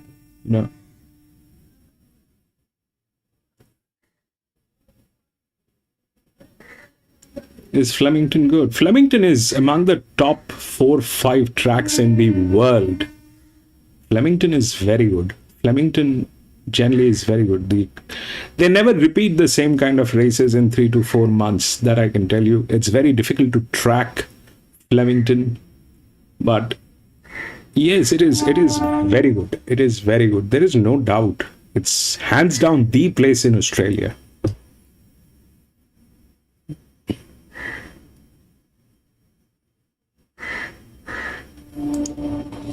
The second pick with the bookie, Sweethearted, is 6 into 550 back to 6, and Red Galaxy is attracting interest. Number 4 for Luke Cartwright, Greg Urell, 6 out to 750 back into $6.50. Likely race 5-year-old. With now 12 is the favorite. And I think it is 12. I think it's 12 and 10. Up to 57 kilos. Is perhaps a little query, and again, they'll need a plan from the draw, but probably one of 7 or 8, I can make the winning case. I think it's 12 and 10, probably. But if the low pressure kicks in, then the 12 will nail it. $11. Got the cash at Terang last time out. Drops $1.5 kilos for the rising grade today. Yeah, look, that was a decent win at Terang. I guess the very end of 1,200 metres could be construed, in my humble opinion, a little bit of a query with perilous fighting. Look, I wouldn't talk you out of many here. And there's Celsius Star number 2 for Hannah Edgley, $19 into 16 back to $17, and the blinkers are back on. It's been a handy horse. It's won 9 races. Yeah, I think he's way over the odds here. Or copy. From the speed in the sandy, she ran on the race. Probably upgraded anyway, but the race show gave him absolutely no. Prior to that, he was flying. He beat Fishin, who's much tighter in the market. So good roughing the 2. Moby Dick hasn't won for a while, but has won second up. Yeah, Talking about 9, just which think he's is got what? enough to win, so that's the main box. He's got jigs. So there is some guesswork. We want to see him back to that mark, but we get a good price to find out. Red Galaxy is continuing to firm on the second line now of the trade. Hit the line well first up. Extra 100 should be ideal today. He's 2 from 2 at 1200. Possible. Yeah, that's right. And that was a good return from him along in the sweethearted race. With the claim, he's in well. That is also possible. That's significant. Yeah, he is talking about 9. That is also possible. If we go to 10 to 12, back into $10. Now into $9.50. 7th Flemington launches off the main quaddy. Just a reminder about the tab takeover. Ninja to win. But I think 12 has an upper hand. Scan the QR code on screen for the 12 has an upper hand. 12 Get the map. or The 10. inside or the outside, but The 10 got there. chased hard and 12 and 10. 1200 metres is going to be no Good, problem. let's go. As going in is the prodigal son, Celsius Star is forward, so they're just about right here for the thank you emergency services 1200 metres. So moving in well. 9 looks interesting, but 9 is another 6-year-old gilding, 1200 meter. Services. To a treacherous couple of weeks across the states, fire and floods. But yes, it has the advantage. Goes in. Moby Dick forward. Fisher is going to be one of the last winner up the straight here. Benchmark 84. Fisher goes in. Field sets. The top of the famous straight 6 at Flemington. See, they even talk about famous 6 Going on in there. at Flemington. Nobody has a clue. And racing. No one has a clue about that straight. Pretty fast towards the outside with Perilous Fighter up the middle. Immortal Star, Highland Harley not too far away. Red Galaxy just tucking in behind them. Celsius Star out wide as expected is also going to push up. 950 out. It's Immortal Star, Highland Harley and Celsius go. Star deeper. Perilous Fighter in the next line behind them with the white distinguishing cap. The Prodigal Son the outer. They were followed next in the field by Red Galaxy, Sweethearted, then Still Move. Further back Super Razi, Moby Dick and Fisher and Dirty Grinners last. Heading past the 600 metres, Immortal Star with Celsius Star. Then Highland Harley. The Prodigal Son wider from Perilous Fighter, Super Razi. Red Galaxy 3 off the lead. Sweethearted next, then Moby Dick. Dirty Grins the widest, then Still Move. It's Celsius Star getting the better of Immortal Star, who tried to have a kick at the 250 and succeeds in doing so. Immortal Star kicked into gear from Celsius Star, then Perilous Fighter and Dirty Grin. Immortal Star, 100 metres to go, is surging on. 2 lengths Celsius Star, Fisher and Immortal Star. Immortal Star has beaten Celsius Star. 11. Dirty Grin. Then Still Move, Sweethearted, Red Galaxy, Perilous Fighter, Super Razi. No, 12, 12, 12. The Prodigal Son and Moby Dick amongst the tail enders. 12, 2. Zooming away later, Mortal Star wins at 470 Super Tab New South Wales and 480 on the UTAB, beating Celsius Star at 480. Number 8 at $2.90. 6 is wound up in 4th position. Immortal Star too good in race number 7 to launch off the main quaddie. No weight on its back today, Gator. Yeah, look, it was a lovely steer.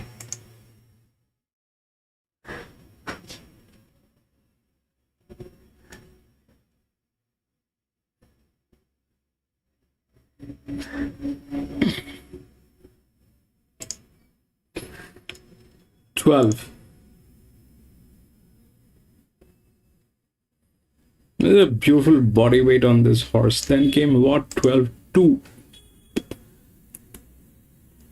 This one. Low pressure with a... This is a beautiful hand. We spoke about this. 12, 2. Then 8. 8 is where? 8 is this monkey.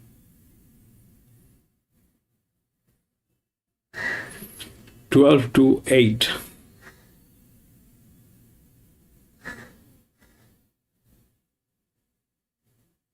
The 6 was not possible.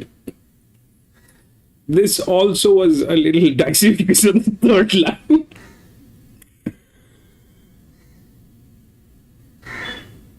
This 11 was questionable because it's a stagnant horse, more or less.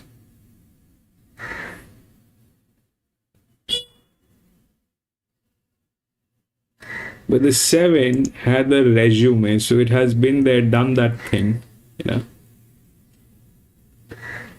Group races, group 1 races, everything it has. So that was the one with the class 1. Right. We'll go to the next. 8.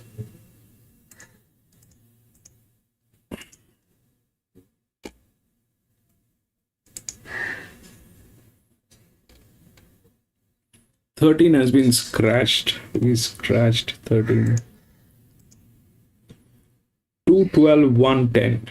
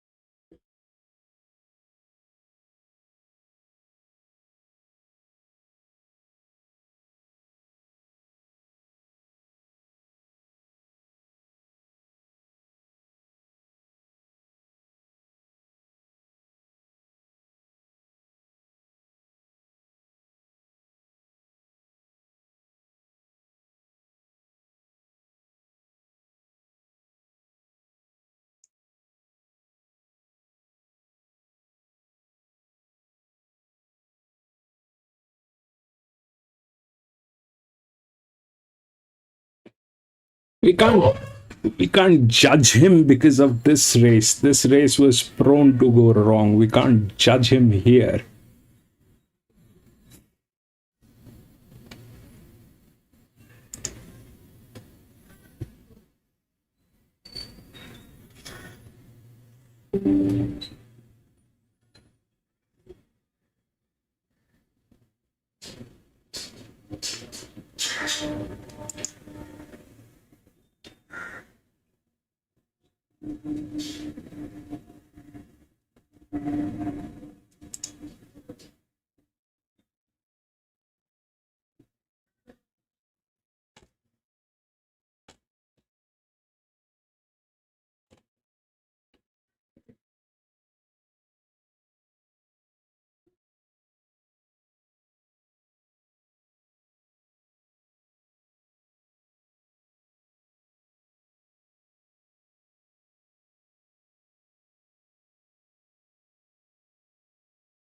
Not happening.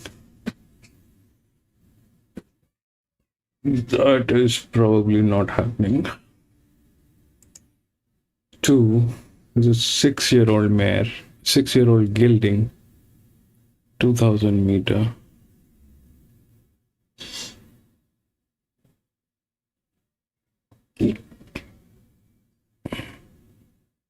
This is also a 6-year-old gelding. Not doing well. 9 is also a 6-year-old gelding. They're all 6-year-old gelding. Out of which there is a 4-year-old mare with that kind of an advantage.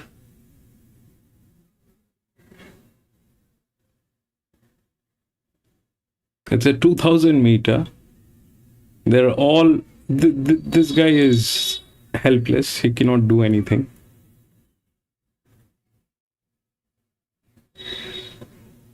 And then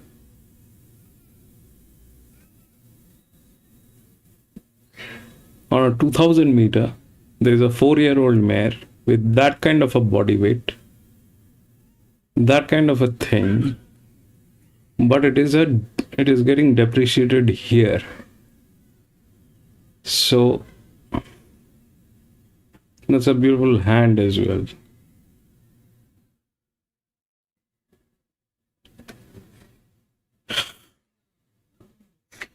This basically, you know, I get a little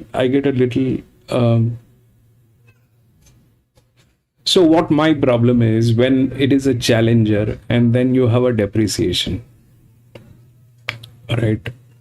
So when we are looking at the leverage from both angles, it is going on negative leverage here, which is not a great sign, which tells us what is this, that it's a dicey proposition. It's a dicey proposition.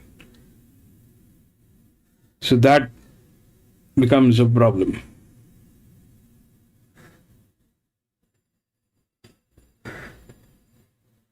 Now, out of all the 6-year-old and the 5-year-old, which one stands in the right frame is the 2, which is from gate number 6, but it is not doing great. Here it becomes a challenger with a depreciation, which is also dicey. Then it is here, this guy is helpless, cannot do it. Then it is here, 8.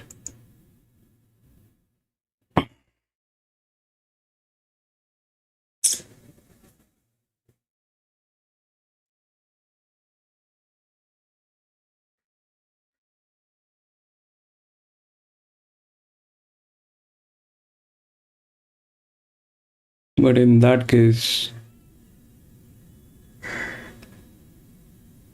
from gate number 8, he has more advantage than him. It's a 6-year-old. This is also a 6-year-old. This is on the 3rd line. This is on no line. This is even bad. What are we left with? Let's see if it jumps, if plays low pressure, high pressure, plus. Then this is challenger. This is a 6-year-old gilding. This drops. This is probably on the 5th line.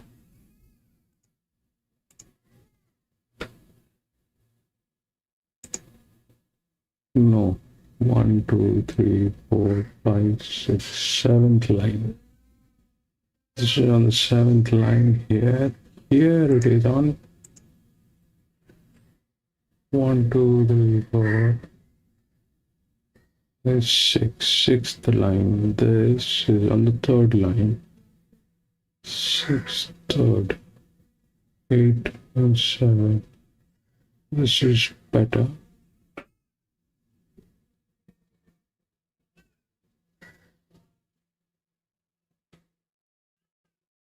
They're both getting depreciated.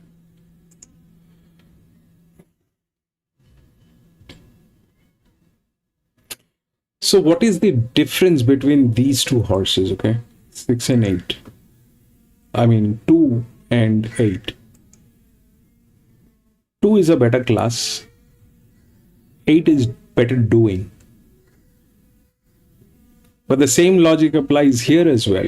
That what is a 6-year-old gilding doing in a benchmark 84? But this is not a benchmark 84, this is a benchmark 100. So that reason doesn't hold water. A 6-year-old gilding is supposed to be in a benchmark 100 and above. A 6-year-old gilding is supposed to be on a benchmark 100 and above. If that's the fact, in that case, who is doing better? Up till here, they are doing better. Out of which this is a 7, -7, which is a challenger class, very heavyweight, but depreciated. The same goes for 9. Almost the same class, getting depreciated here. 8 is moderately okay. Not getting depreciated at least. 12 is negative, so that probably is not happening. And then we have this genius, which is here.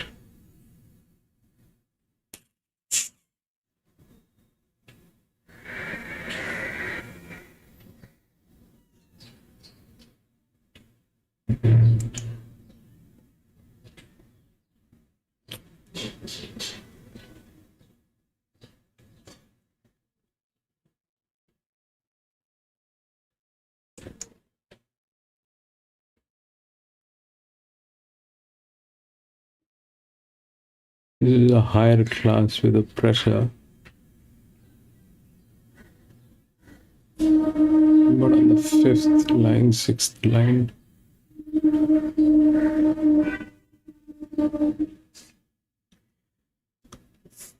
so the linears cannot win. This one cannot win.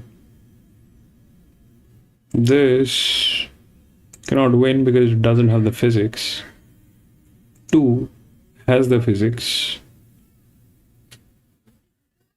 but not doing well. So all the linears are out. So what are we left with? We are left with low pressure horses again. So if low pressure horses work, in that case there is no, we don't need a jock. It'll work, but it is depreciated here in a very heavy way. 9 is still borderline okay. 8 is a hope that might work.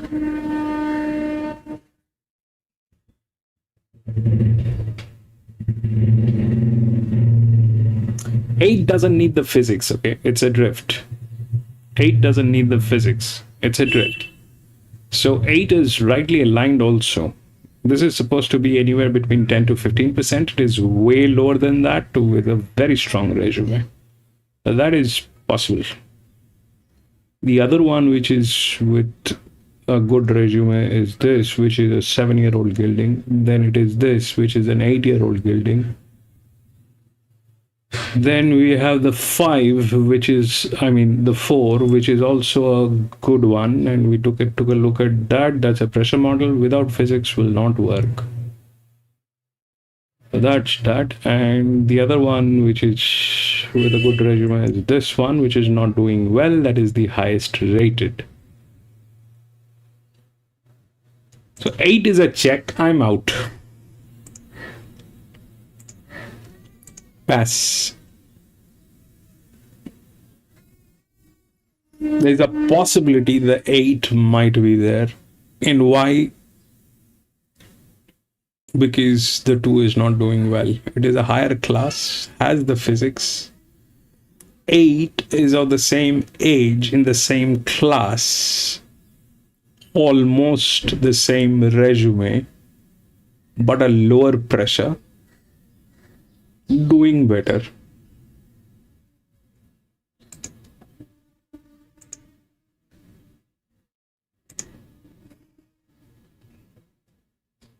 The straight is, God knows what it is. As far as I know, I think you're right. It is slightly uphill, but it is not uphill as in like towards the end. It is slightly uphill on the rail side, the outer rail side. This side is a little uphill. That's what I think. You know, if you look, these are the two sides of the straight. I think this side is a little uphill. But I am not sure. And I don't think anybody has a clue of this track. I don't think anybody has any clue. Everybody is like as clueless as we are. What happens here stays here.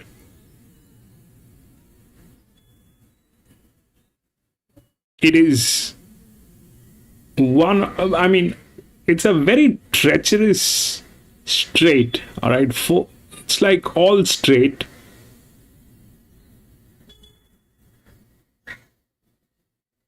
Even the Hong Kong straight is not this bad. Even the Hong Kong straight, the Hong Kong 1100, 1200 meter is not this bad.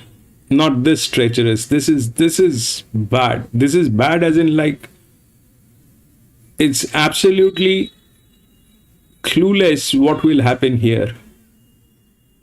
We're lucky to get the 12 because that is, that's what, if the pressure line is like that, then obviously the pressure is not going to work. Then it is a low pressure. The gentleman there was talking about the 9, but the 9 did not have the form line to do this.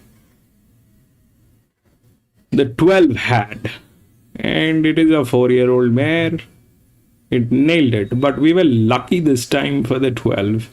It generally is not that easy. We were lucky this time that we got the 12. But it's generally not that easy. It is very wild. This track is very wild. You never know what will bite you here. Here I don't have anything as such that I am very confident of. Things are in a very dicey position.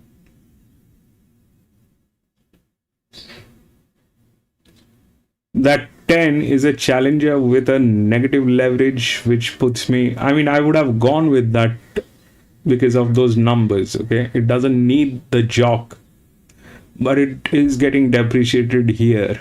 The same is with the 9. The top 2 horses in form. Then comes the 8, which is not getting depreciated, which is a good thing. 12 is negative here. That probably is not happening, especially with him.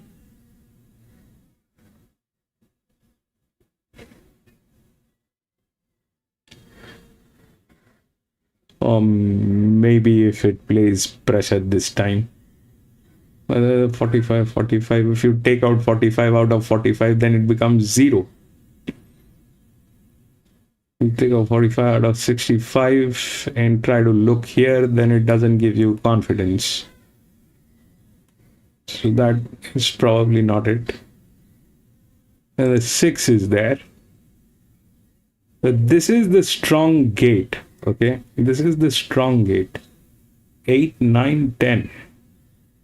This is the strong gate because 8 is on the 3rd line. 9 is moderately getting depreciated.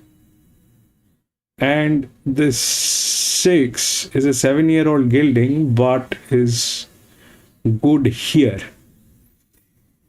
But that does not give us any comfort as such, because this thing is looking like a puzzle, and at this point of time it is very difficult to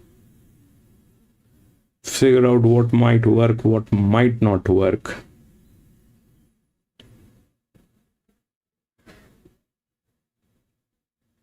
But the strength is on the 8, 9, 10 this side. They are falling down. Here 6. Then we talk about this. I was actually looking at the 6-year-old mare, which is okay, but on the 6th or the 7th line. So 2 doesn't have that support from 5. 2 doesn't have that support from 10 because it is like that. So 2 is in trouble. Plus it is a 6-year-old gelding. 8 has strength. 8 is like here on the 3rd line. Then 9 which is moderately depreciating, which is okay, and then here, which is good. So 8 kind of has a little bit of thing going on. 8 doesn't need a jock. What it needs to do is reach the finishing post alive.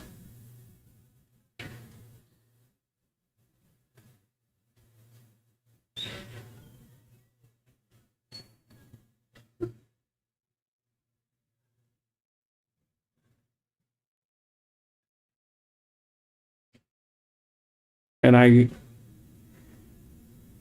don't know how to comprehend that actually.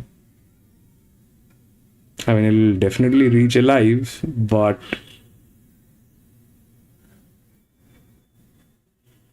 in what condition? It's a 6-year-old gelding. I don't find very. I don't get confidence the moment it is crossing 5-year-olds. I don't find the confidence. The moment it crosses 5-year-olds, I'm kind of shaky. I don't know what to do. And for that, John calls me a ageist, which I can't ignore. But the problem, you see, what here it was the age. How will that 6-year-old with that form line will do? No. What happened was a younger horse knocked it out with a low pressure. So for that, if you call me ageist,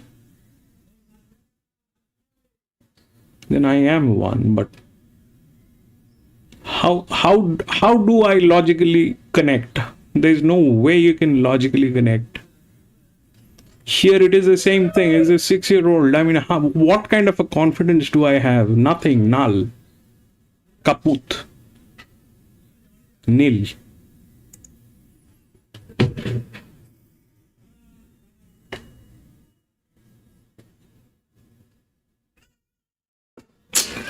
You're right, PC. The problem is the jocks get lost, and it's not only. I think that's one of the key things that you're talking about. That the jocks they kind of they lose the plot. They don't know what to do. That's one of the things. But the straight. I mean, we've raced Hong Kong. I was actually trying to compare Hong Kong and the Flemington Straight. The Hong Kong C, the track C on Hong Kong. The track C Straight, Hong Kong. That is the best, I think. A is very difficult. B is equally bad. C is a very stable track. I was trying to compare the C Straight with the Flemington Straight. I did not get anything as of now. But the results are way stable when it is Hong Kong. The results are way stable at Hong Kong Straight on the C track. Not the A, not the B, the C.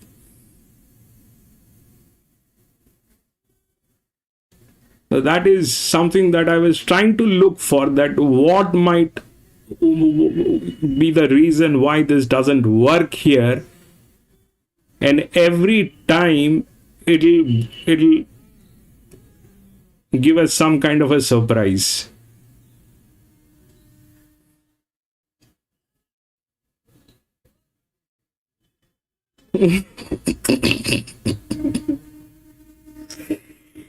Bad scene.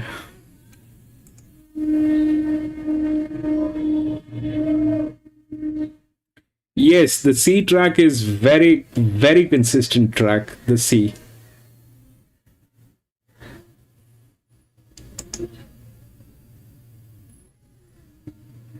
I was trying to match, but I did not find anything. I mean, so far I could not add up anything that I can talk about.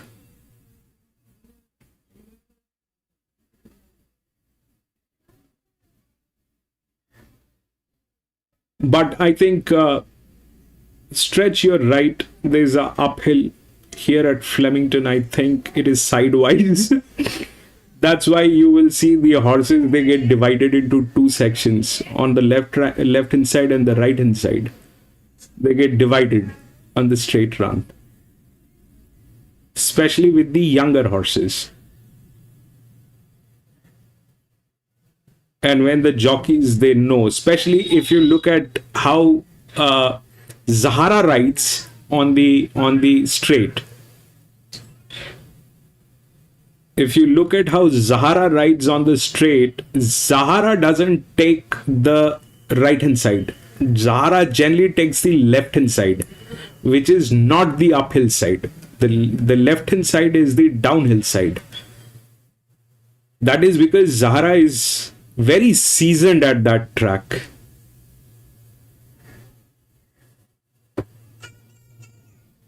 Zahara generally takes the left hand side.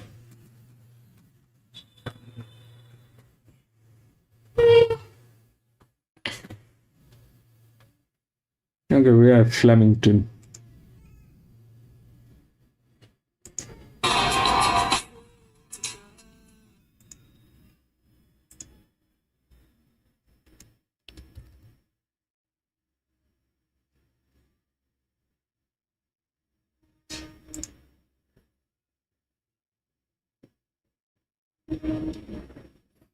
I found a lot of jocks now do not ride aggressive during the races to hold handy or to the turn. Too late, usually need to be minimum fifth in running to give best chance. You're right, PC, you're right. No, the thing is, they try to do a very brilliant job. This is what the problem is. They think they are actually following each other. What I think is they are trying to follow each other. They look at the races and they see, oh, so Lloyd or Tommy Berry or Tim Sherry, they were riding at the back and then they came from the back and won the race. But what they cannot figure is what kind of a pressure that horse was carrying. So the problem with the new jocks is this, that they kind of clueless that the horse has certain amount of pressure that can be delivered from a certain advantageous positions if played rightly. And that comes with experience and age. That's why Zahara is so good. That's why the rest of the guys are so good, because either they have the numbers or they don't, but they know that this particular weight on this particular horse is going to behave in a certain way and I need to ride it in this particular way. So they are very seasoned with that thought, which is not the same. Which is not the same with the new guys. They try to follow, but they do not know the maths. That's why it backfires. There is a mathematics behind it, why they do it and how they do it.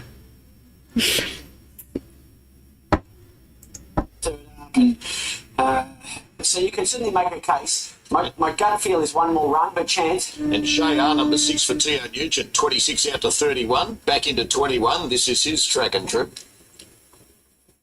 Yeah, I think that's the key. Hasn't had much of anything go right of late. Look, he wasn't all that far off St George a couple of runs ago, so yeah, $31 in. 31 is a crazy price for him. Fortune is 26 into 21 after running second to George at Cranbourne last time out. Yeah, look, a few out of that race, there were no match at all, but St George had the dream run, so if he doesn't get same sort of easy run, they can at least get much closer to that horse. And Fortune fits that.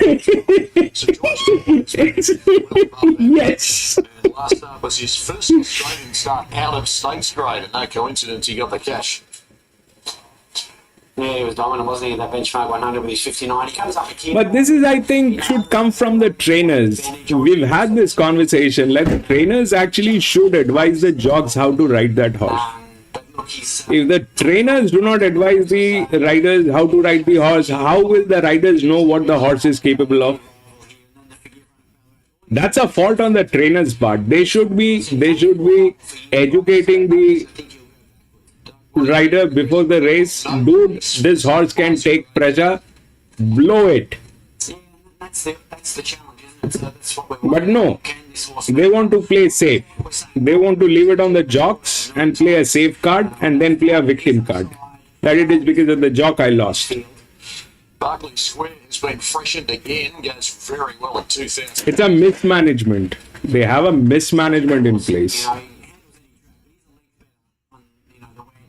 Yeah, I mean, that's common sense. If you build a car, you will tell the driver how to drive it. St George coming forwards and Braden Starr the last one. You cannot assume the driver to know how the car needs to be driven. Won the first leg. That's why the Formula car drivers, they kind of Stand by for a start. lightning strikes. Welcome to the chat, Lightning. Barclay Square stood there and missed it 3 lengths, and Shayar wasn't flash away. Magnus Spin began well, with also Gregor Lemo, Jenny's Meadow, St George and Fortune. Precious Charm settles behind them with Bold Soul and Dark Benny improving deeper. They were followed by Atakan, Shayar, 2.5 Braden Star and Barclay Square last. 1,600 metres to go. It's Magnus Spin crossing to the fence to lead Gregor Lemo. Then came I've got 1, 2, 5, and 12, race 8, Flemington. Precious Charm, 5th offence from Jenny's Meadow, a gap to Bold Fabulous. Soul. Then came well back Dark Benny, and then came Artican, Barclay Square, Shayar and Braden Star. That's the order approaching the 1,200 metres. It's Magda Spin the leader. By a length and a quarter, Fortune is second, and third is Gregor Lemo. St George the favourite's getting a lovely trail, 4th one off the fence, Every Hope. Over a length, Precious Charm. And they were followed by Jenny's Meadow, 2 lengths Bold Soul, a length Dark Benny. Second favourite spots the speed about 7 or 8. Then Barclay Square. Next in the field, Artican, Shayar, and last is Braden Star. So they reach the 800 metres where it's Magda Spin the leader. 3/4 of a length in front. It's been comfortable enough. From Fortune second, Gregor Lemo third, and St George in fourth. Precious Charm on the rails, and Jenny's Meadow covers it up. Then came Dark Benny, Bold Soul, under pressure Artican, Barclay Square, Shayar well back, and last Braden Star. They run for home. 500 metres to go. Magda Spin from That was a bad idea on the 8. He raved that horse the entire length. Now will it survive? Stoked up 4 deep, then Precious Charm, Bold Soul, and back behind them Dark Benny. It's St George now levelling up on the outside of Magda Spin and Fortune the centre. Then away with Jenny's Meadow, and behind them Gregor Lemo. St George on the inside, Magda Spin, then Fortune, Jenny's Meadow. St George with 50 metres to go. Forge is on, the grey, the favourite holds on. St George wins, and then Jenny's Meadow. 2-2. Dark beneath the outside and Bold Soul. Then Fortune, Magda Spin was gritty for a long way. Gregor Lemo 2-10. behind them. Precious Charm, Braden Star, Barclay Square well back in the field. Artican and Shayar. St George goes back to back and beats Jenny's Meadow and pays 271.40, 290 for the runner-up. And third, maybe the 12 out wide ahead of the 4. Just wait for the judge to rubber stamp after the back-to-back wins of St George. We're upon the 6th event on Tab Magic Millions Day. And this is the slip. I don't know the entire numbers, but 2 went through, and then 10 went through. 210.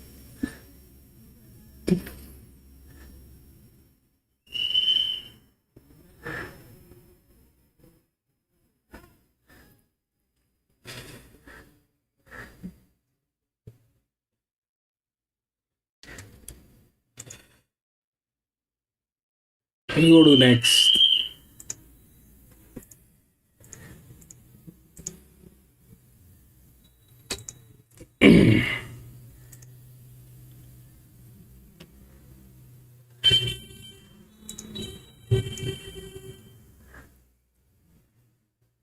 8, 12, and 5 all scratched.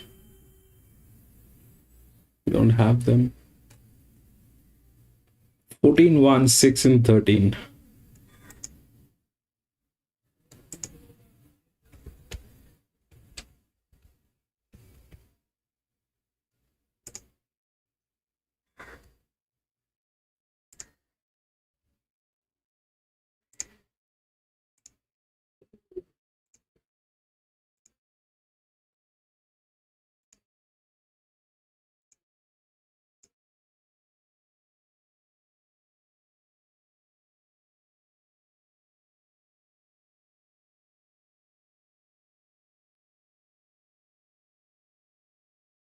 So we had a benchmark 84 before this.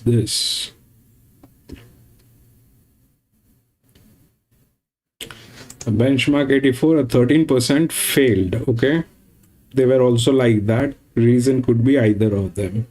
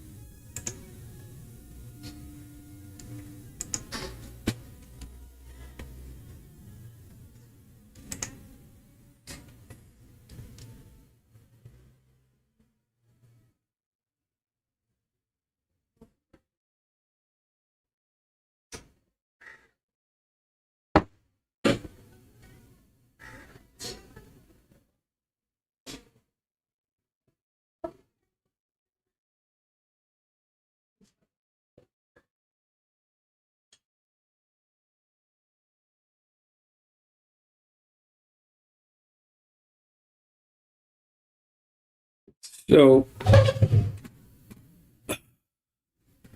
I just referred to this one, which was a benchmark 84, was a 1200 meter on straight. So the 4 failed, it was negative 13. The reason could be either this or this, so there's no clarity why it failed.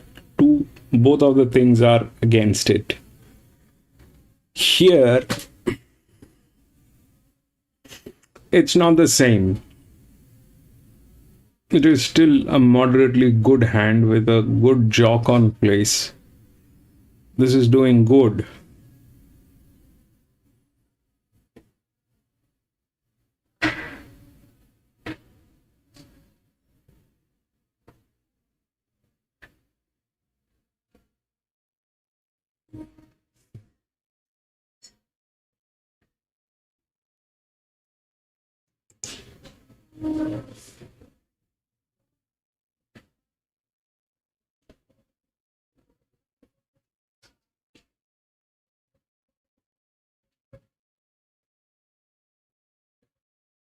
Still will be higher here.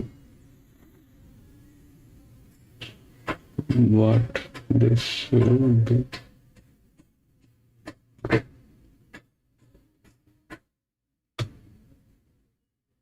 For 950.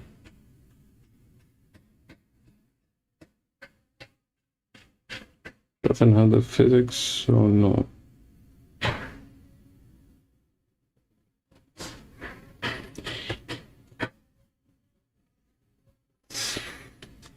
See, ideally, I think who will get to see if that thing can be absorbed, right? Chances are that it will not be able to absorb. It will not be able to absorb. This is a concern. This is a concern. Plus, it is dropping here. Here, the 13 is like that. Then it's like that. So all three linears, they're filtered out. And then we have him, the best jock with a low pressure from an inner gate. That is 11. This is lower, but it is a 9-year-old. This is also lower, but not doing well. This is also lower, but not doing well. This is lower, but not doing well. This is low. This, I don't know whether it will be able to absorb. This is gate number 10.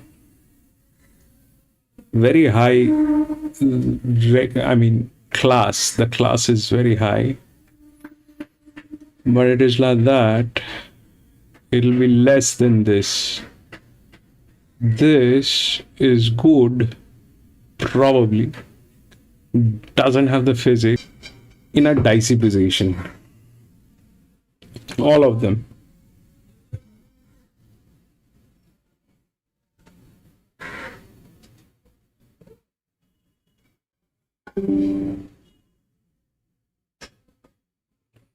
Two.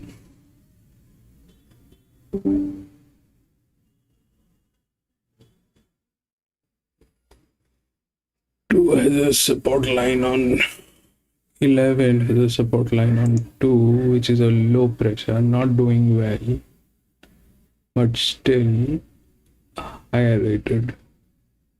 They are the same. This is on a pressure, this is not doing well.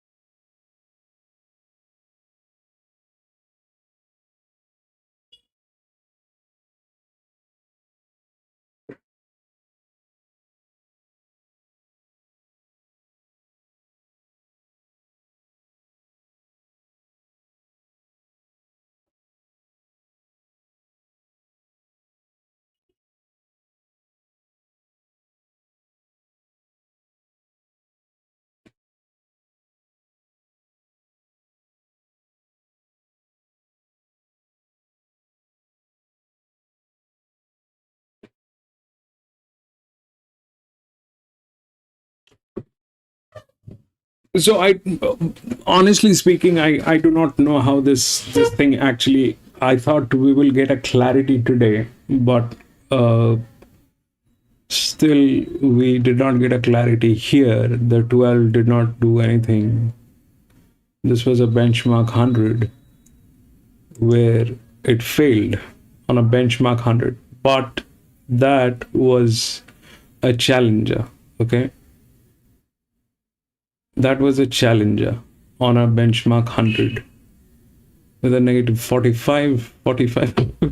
What will happen here? It is a benchmark 84. A benchmark 84 failed here on that 4, which was a linear, though that was not the thing, but it was 1200 meters. That's a different setup altogether. We can't refer to that. Here, this was a trap. So even today's races will not help us much to understand what's going on with the negative marking here on the pressure lineup. So I don't know if that will work and if this thing can absorb. I don't know. I am trying to figure it out myself, and I need some good races at the stable tracks like Flemington and Randwick to identify when it can, when, in which class, and at what circumstances this thing can be absorbed. So far, I have no clarity. The thing which worked here was a benchmark 70, which is a very, very dicey benchmark to actually work with, where the 2 won with that negative, but that's a benchmark 70. I don't know how to, if I want to do that. I don't want to do that. I don't know whether it will be absorbed. Chances are no, it will not be absorbed. But we have seen at Warwick that a negative 15 was absorbed. But that was Warwick Farm on a weekday. This is Flemington. This is a challenger. Here it is a negative, which means that the pressure line is more than the caliber of the horse. It doesn't matter how good the horse is, but it is just pure physics which is against the horse. The 1 is in a better state. It is a higher class, lower negative marking. The 1 is in a better state. Maybe. But that comes from gate number 10. That doesn't help. The 13 is bleeding 67%, though it is doing well with that kind of a management. It's very difficult. Then comes 11. Then comes 11. So there is no clarity. I don't know. There's no clarity how things might end up. If the 14 absorbs this, maybe. Chances are very slim. 1, chances are there, but the jockey is misaligned.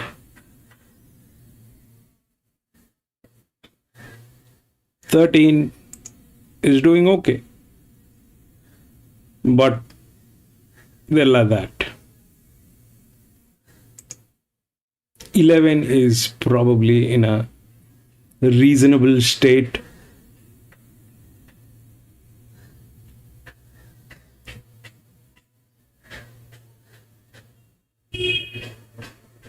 So I don't know how this will work. For me, it's a pass.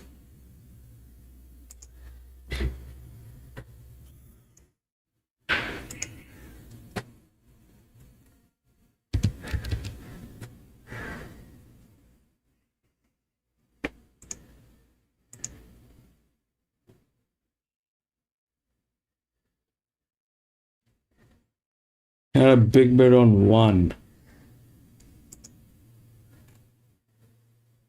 1. 6-year-old.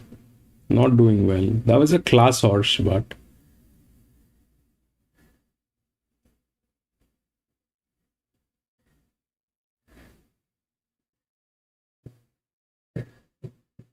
no, did not work. The low pressure actually low here worked. That low worked. Then God knows what came in. It's basically low pressure. The high pressure, the horses were not in a shape. They were not in a shape. I was trying to figure out if that 6-year-old mare has a chance, but no. Everything looked very dicey. Here it is the same story.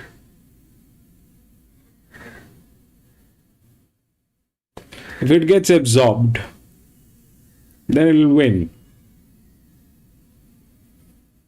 Chances are it is not going to get absorbed. 1 has a better absorption scene, but the jockey is misaligned. 13 has everything okay, but they are like that. 6, I don't know.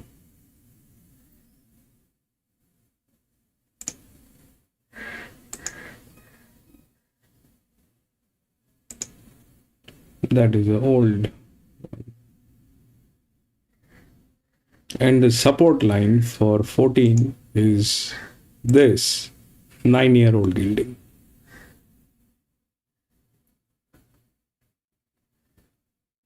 And this. So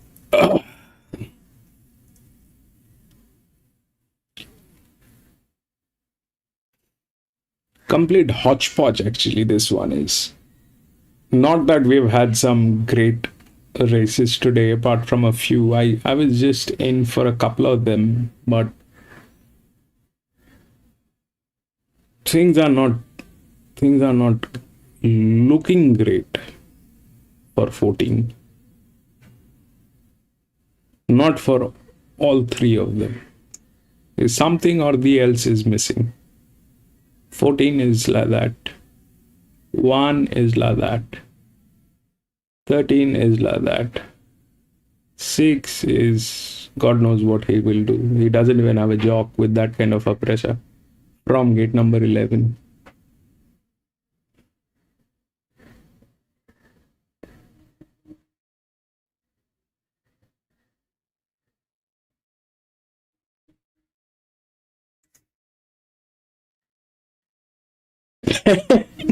All of them.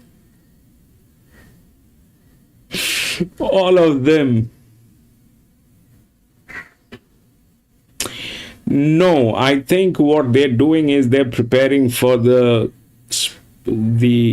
summers. I think they're preparing for the summers, and for the summers there are not every horse in Australia they run all seasons. So you will not find Lady Shenandoah running all seasons. No, they don't do that. What they do is the horses have a specific season that they run. Each and every horse has a very specific season to race. And every season, the tracks, the top tracks, they will filter out the best contenders for the summers. Now the difference between the summers and the winters is this, that the horses that runs during the winters are the top shelf horses.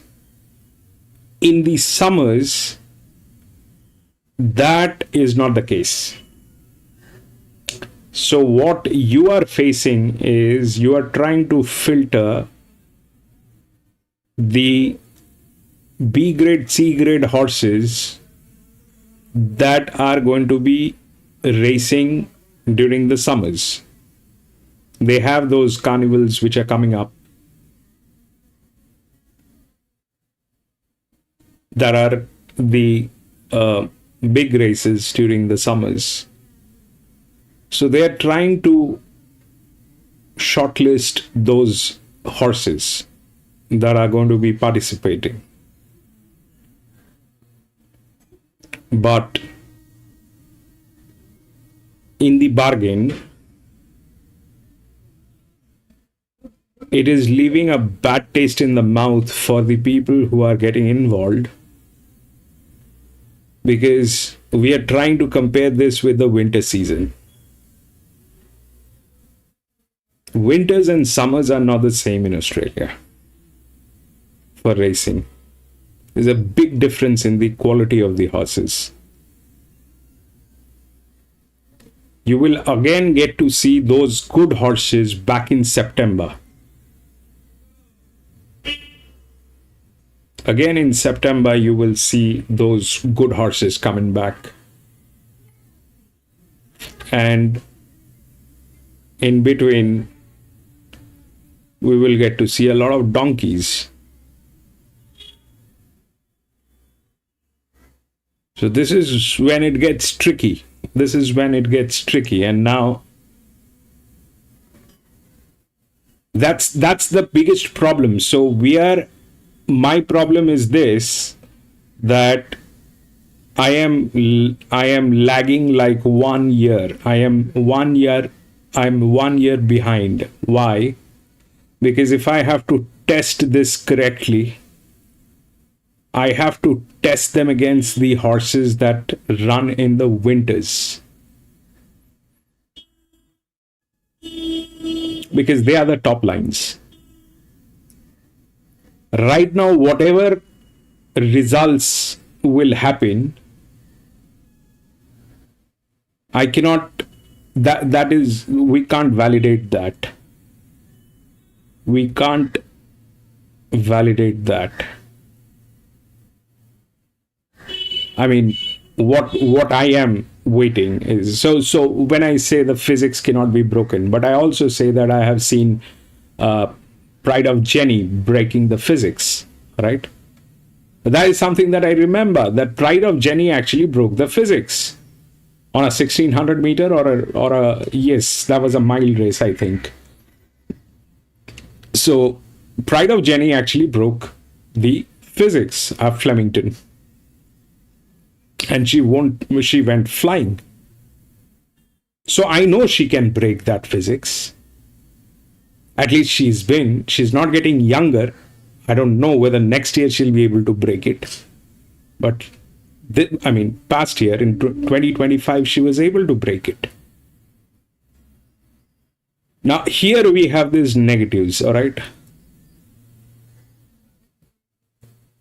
How do we know which horse has the capabilities from which gate, under what condition, in which benchmark will be able to break that?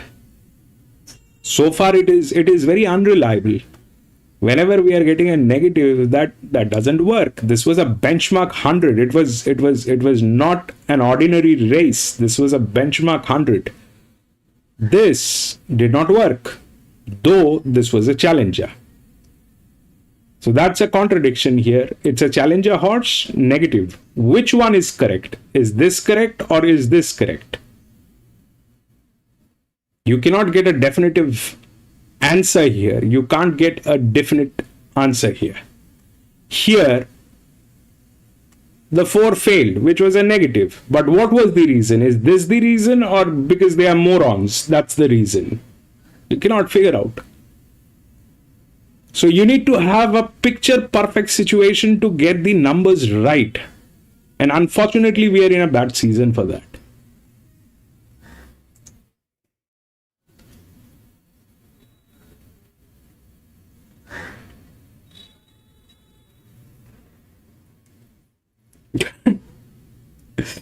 is the way they build the race, bro. Yes, that's true. But for us, for me, the problem is when I do my I generally keep making changes. I generally keep making changes and validating it through my server, and changing the algorithm after every fortnight. I generally do that. But in that fortnight, I must have the races that I can rely on to make the changes.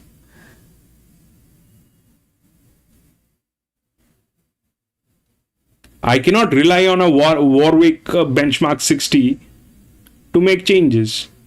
That is monkey business.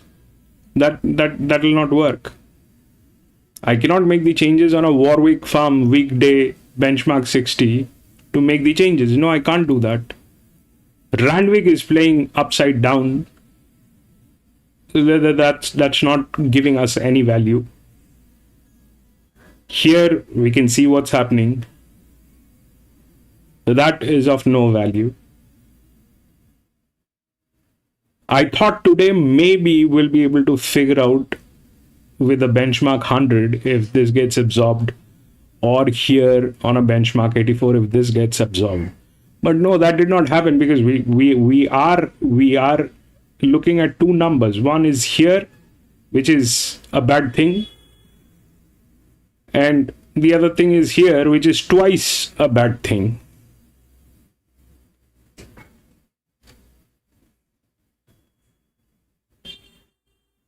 Here everything was good. This guy was a monkey.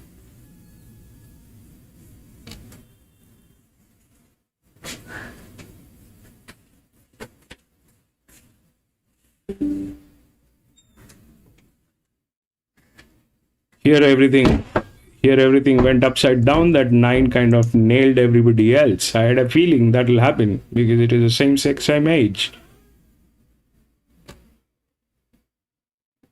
Here it got absorbed. But this is a benchmark 70. That is one of a case. How will I relate this to what?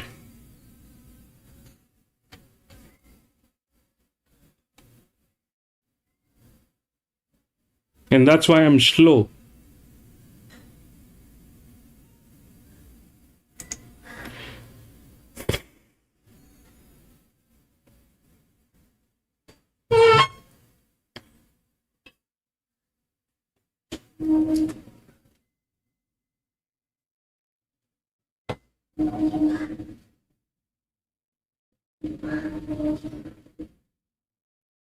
Jimmy, just like you, stick to your.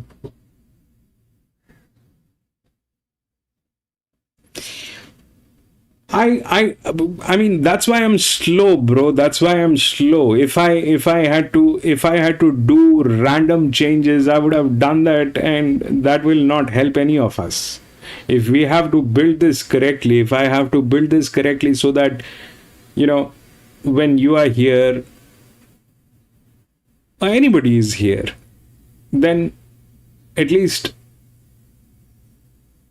I have the confidence that no, I have done justice to this. Rest of the thing is not in my control. What happens, how the races unfold, that's not in my control.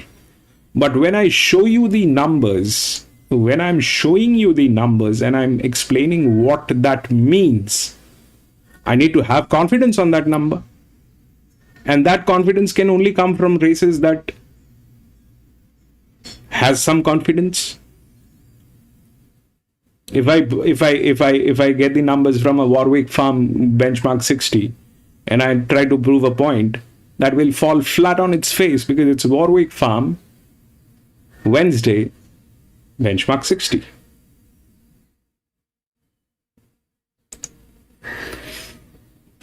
That's why it's taking time. Otherwise, if I had to lie, if I had to just put up numbers, I could have done that last year.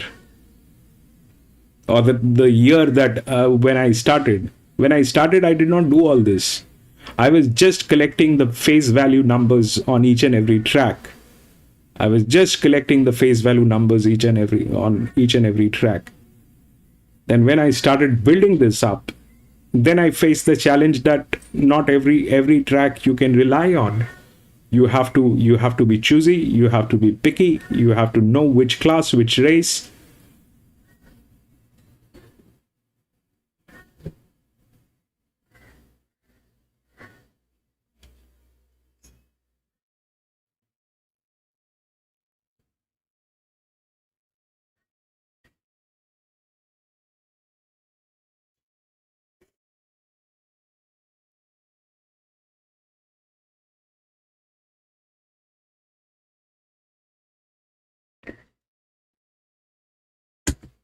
But yes, we'll be there. We will be there. If I do not die on this, we will be there.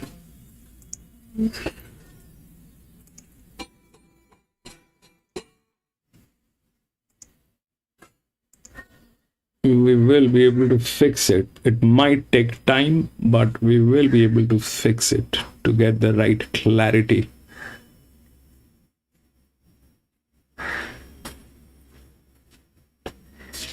That's the only path. Stretch, test. Because I mean, this is not a job of an AI. All right, AI can't do this.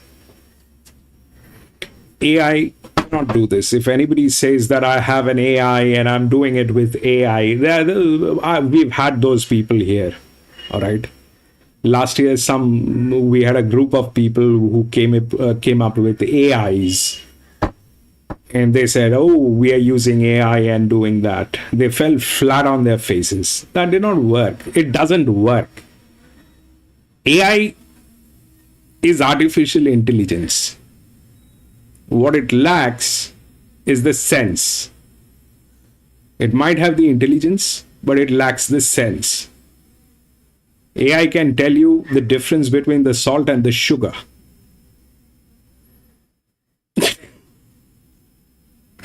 But it cannot identify which one is a salt and which one is a sugar. It can tell you the difference. It will give you long lectures. Salt is this, sugar is this. But let it identify which one is salt and which one is sugar. It will hallucinate. They have a new language now. The AI hallucination. All monkey business.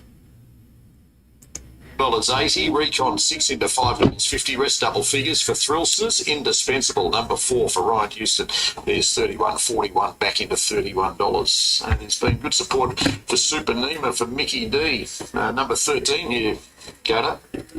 Stretch, you do not know what kind of a nerve PC has. You have no clue. What kind of a nerve PC holds, you have no clue. That's why I at times I start shaking when PC says I'm going big. Look, he was certainly solid at Geelong. He had the right run. He was 2.2 lengths off Celsius Star. That was then. Not only did Celsius Star run well earlier today, but it ties the form in through some key rivals through the the recon race. So yeah, I can see what they're thinking. I think some punters were expecting an on-pace sort of pattern today with that wind, but there's no issue running on. Botanical Boys, a lively race 4-year-old, progressing really well with back-to-back wins in career best form. Yeah, he's only had the 7 starts, hasn't he? He's been in the Quinella 5 of those. One of the misses was Geelong start number 2. He struck a wet track and was wide, so that was a forgive. The other top 2 miss, he was 1.7 lengths off Super Nima, and he was only second up that day again, soft track. So he's been on dry ground 3 times. He's won them all. And Dollars in your mix for Trolley. Blinkers first time, Winkers removed by the Hayes boys. Yeah, love a gear change. The Hayes team, certainly generations of Hayes teams have mastered that gear change, and he was good last time. He ran on hard. He beat Home Cadiga, was an original key rival here. Harry Shaw won that round well earlier today. Probably didn't quite run the mile out, but ran well. Recon is flying for the new team of Pat Carey and Harris Walker. Ex-Craig Weeding has won 3 or 4 for the new yard. Yeah, going the right way about it, isn't he? And he just didn't quicken last start. I thought after the race, well, he's looking for 1400 now. He gets that here. He was on the heels of Celsius Star. There you go. That's the form that ties them in with Botanical Boy and Co. For those after a roughie, there's just a late nibble until Valhalla second up with a pretty good second up record. Logan Bates takes 2 off the back for Kieran Marr. Yeah, it was a pleasing return in the same race as Recon. You agree, second up tick. Well weighted after the claim. Is she a length better on a soft 5? Probably, but she's in the mix here. The Thank You Volunteers Trophy is the second last with Matt. Away with scratchings, but Botanical Boy has answered all the questions so far. Tactics change for Super Nima to sit further back, which is interesting, and Recon's been racing pretty well. Indola has been well supported. Last couple getting set. Now going in is Recon, and Golden Monkey is going to be the final one to load. So here's Golden Monkey. Field set. Race 9. Racing. Recon missed it a beat. Golden Monkey going back to the end. Prancing Spirit began quickly with also Sagatti. Indispensable. Botanical Boy is searching up. Super Nima just takes a tug behind them. Then Until Valhalla, My Brother's Keeper, Indola, Recon, and last of all Golden Monkey. So it's not that fast for a 1400 metre contest. Prancing Spirit, Botanical Boy, and now Super Nima made a line of 3 at the 1000 marker as they jostle. Super Nima gets a neck in front of Prancing Spirit, who had the rails. Botanical Boy wanted the sit. They shuffle up as they reach the 800. Then came Sagatti next on the inside from Indispensable and Endola wider. Then came Recon, who's improving wide from My Brother's Keeper until Valhalla and 2 lengths Golden Monkey. Approaching the 600 metres, Prancing Spirit had a decent buffer of a length and a quarter. Super Nima. Botanical Boy every chance. Then Sagatti, Endola, Indispensable. Further back Recon until Valhalla, My Brother's Keeper and Golden Monkey. Prancing Spirit as they run past the 400 metres from Super Nima. They sprint up. Botanical Boy brought to the middle of the course, and then came Endola, who's coming on. Prancing Spirit at the clock tower, still held a length. Super Nima, Endola. Botanical Boy can't win as they reach the 100. Super Nima knuckles down, goes to the front from Endola. Super Nima in front and wins. Super Nima about a half 13. Prancing Spirit, then Botanical Boy. Recon running through the line late. Then came My Brother's Keeper, Sagatti, 13-1-9. towards the back Golden Monkey and Until Valhalla. Super Nima for Mickey D. Home of the 4 range across the dates. 13-1-9 and 14 will run 4th. 1 race to come from Flemington today. Start of the main quaddie is the feature today from the Gold Coast. The biggest of them all is the Tab Magic Millions.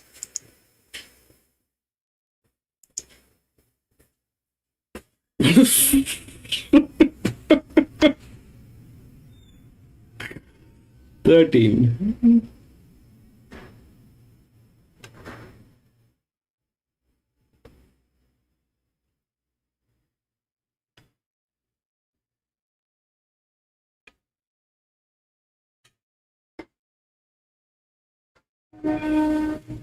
So that kind of a management works when you have that.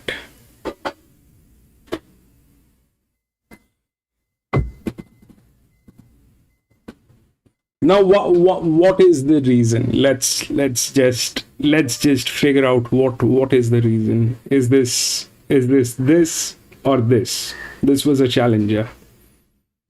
This is the resistance on this horse. The resistance was lower on this, but the jockey was misaligned. This played.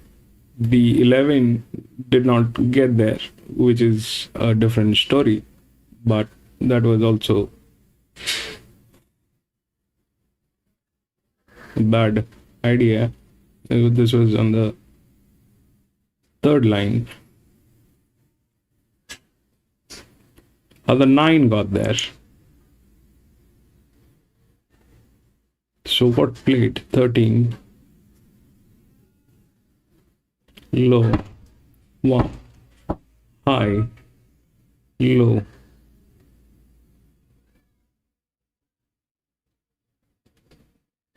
then went high.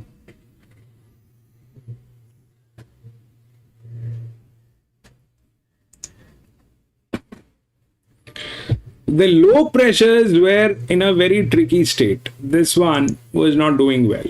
This one was not doing well. This one was not doing well. This one was a 9-year-old gilding.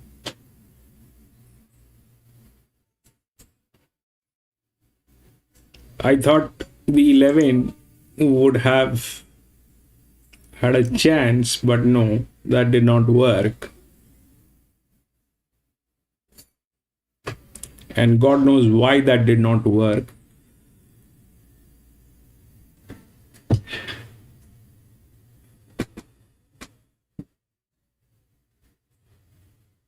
Should have worked. 13 was in a better state. That's all.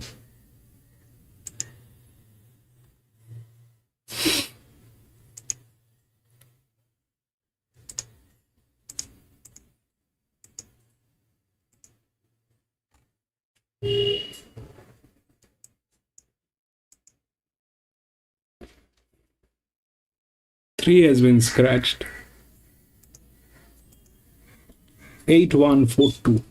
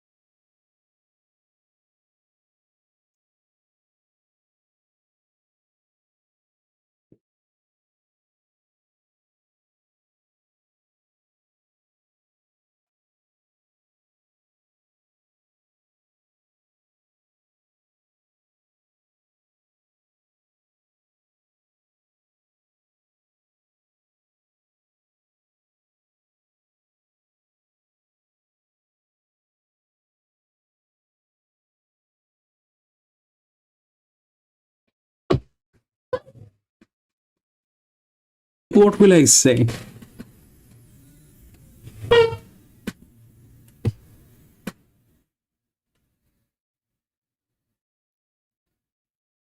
It's again a benchmark 70. Wider gates are an issue, though it is not that wide. It's 9. It's negative 55. This is negative 50. This is negative 120. From where will it do what?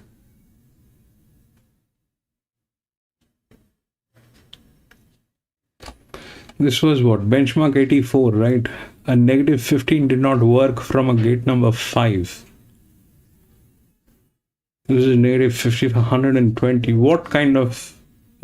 either this race will give us, you know, either this is going to be something to watch and see what happens, because I do not have the nerves to go with this.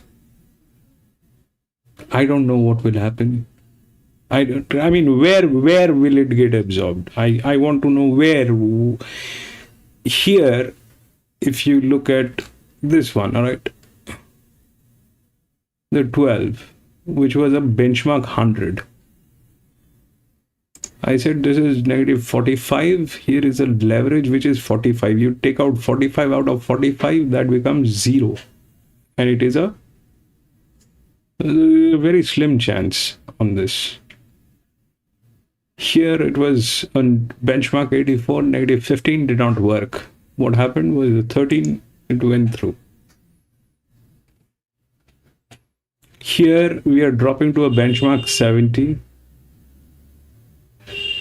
That's a negative 55, negative 15, 120. The only thing that is still on a borderline okay is probably 4, because it is going to run parallel.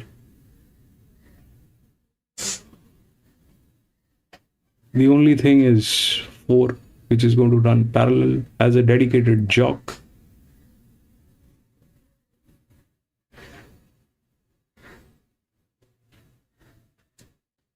Then it will drop where? Here on the 9 or on the 5. The 5 is a better class. 9 has better numbers, but depreciated. Challenger, difficult. Will not. That's a bad call. Then it is here, which is not doing great, but running parallel.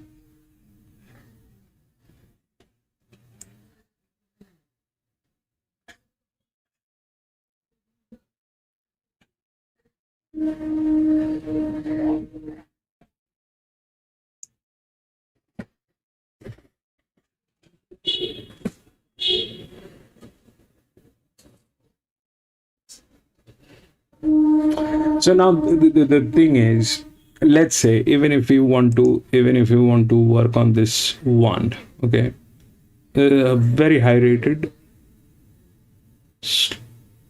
lower than 14, came in second, I think. Yes, came in second from gate number 10 on a benchmark 84 with that jock. Okay.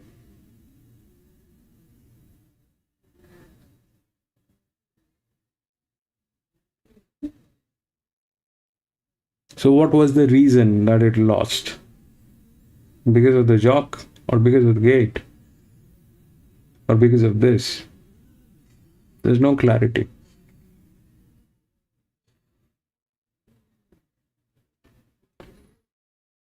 Here, what will you do, and what kind of a chance do you think this? Either the two extreme things can happen.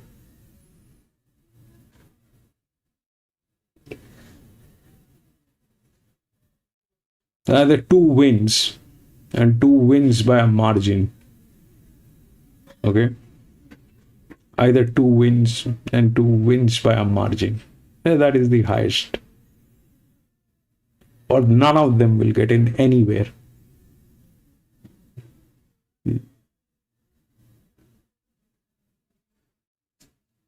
Close to the finishing line.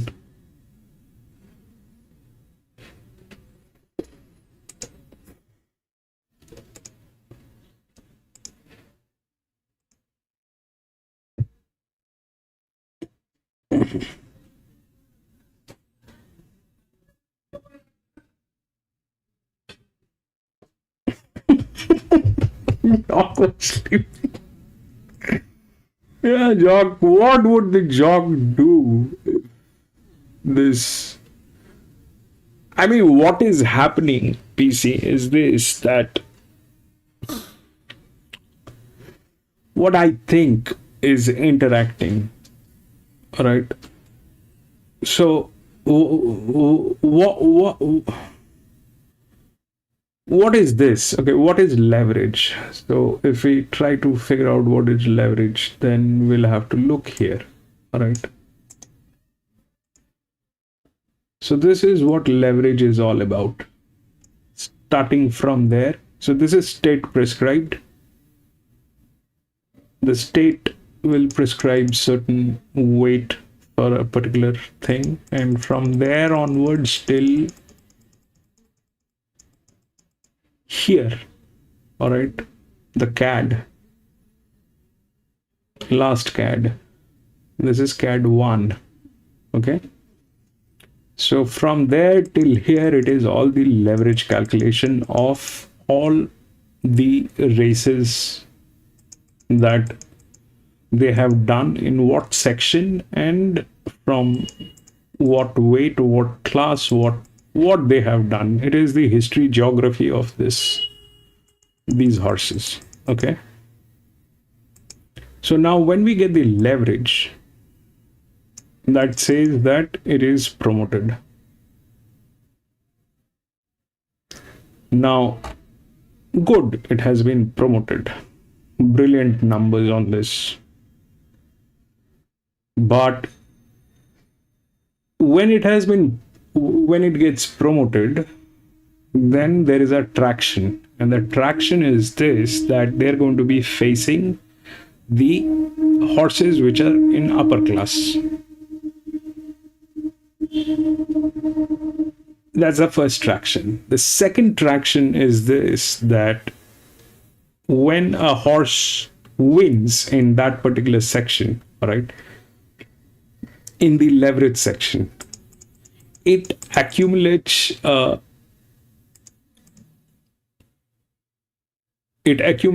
resistance, which is like the perseverance, all right? It accumulates perseverance. That means after a certain period of time, it will not respond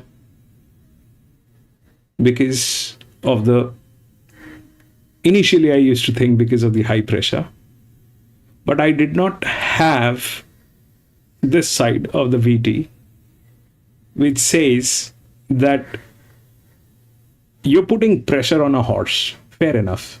But where is the limit? We've seen horses with what today?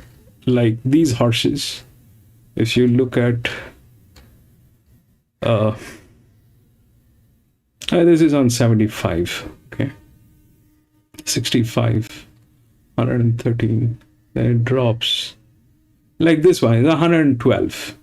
This can go up to 100 and 150, 200. Where is the limit? There has to be a limit of putting a pressure on a horse. The pressure is the distance, okay, the weight that it is carrying, the performance, the class. That is what the pressure is. So how much pressure that you can put on a horse? There has to be a limit of the pressure. So I do not know what is the limit of the pressure, but what I can do is I can get from the traction, when does it give up? So that is that. When does it give up? That is that.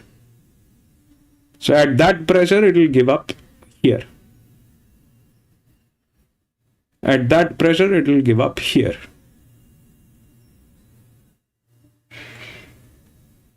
At that pressure, it will give up here. So that's what I have figured out. Now, to test this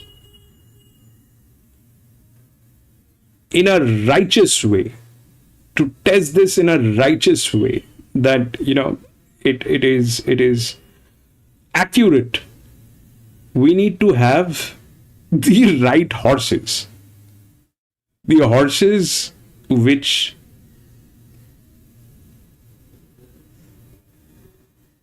are good. I don't know how good these horses are, but the numbers show that it is not possible. I'm sure we will get horses who will be able to break this. And I'm waiting for those horses to come and race so that we can find out in what conditions they can break this. Which horses, what condition, what leverage level, what benchmark, which gate, what class.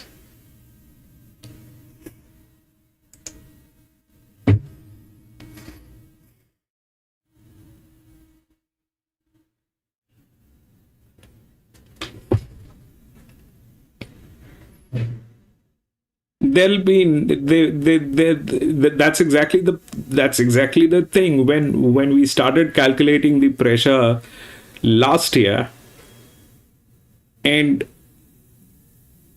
I did not, we tried to calculate it in many ways. Okay, we tried to calculate it in many ways.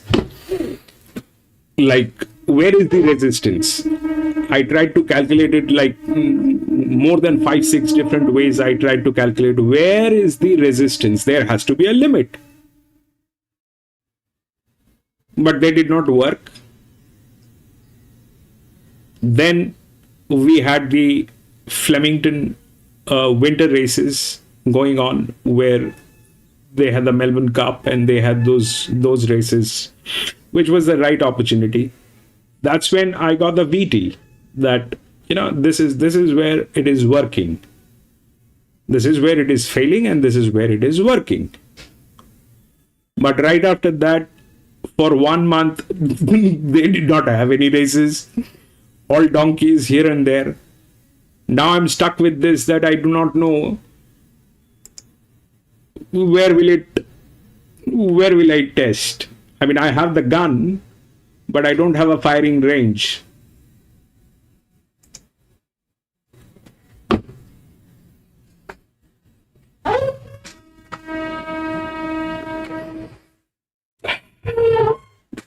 Bad state.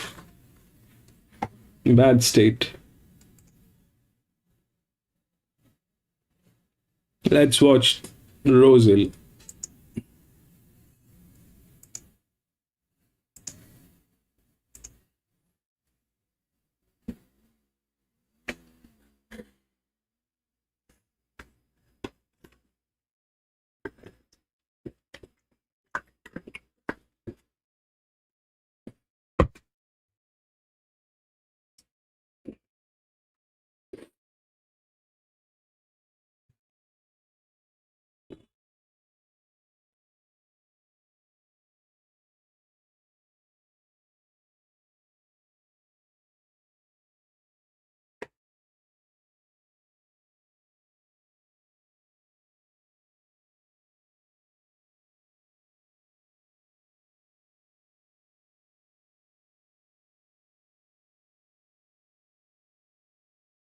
Odds last time as well, so you be forgiving there. He's a heavy track winner as well. Second last with Luke.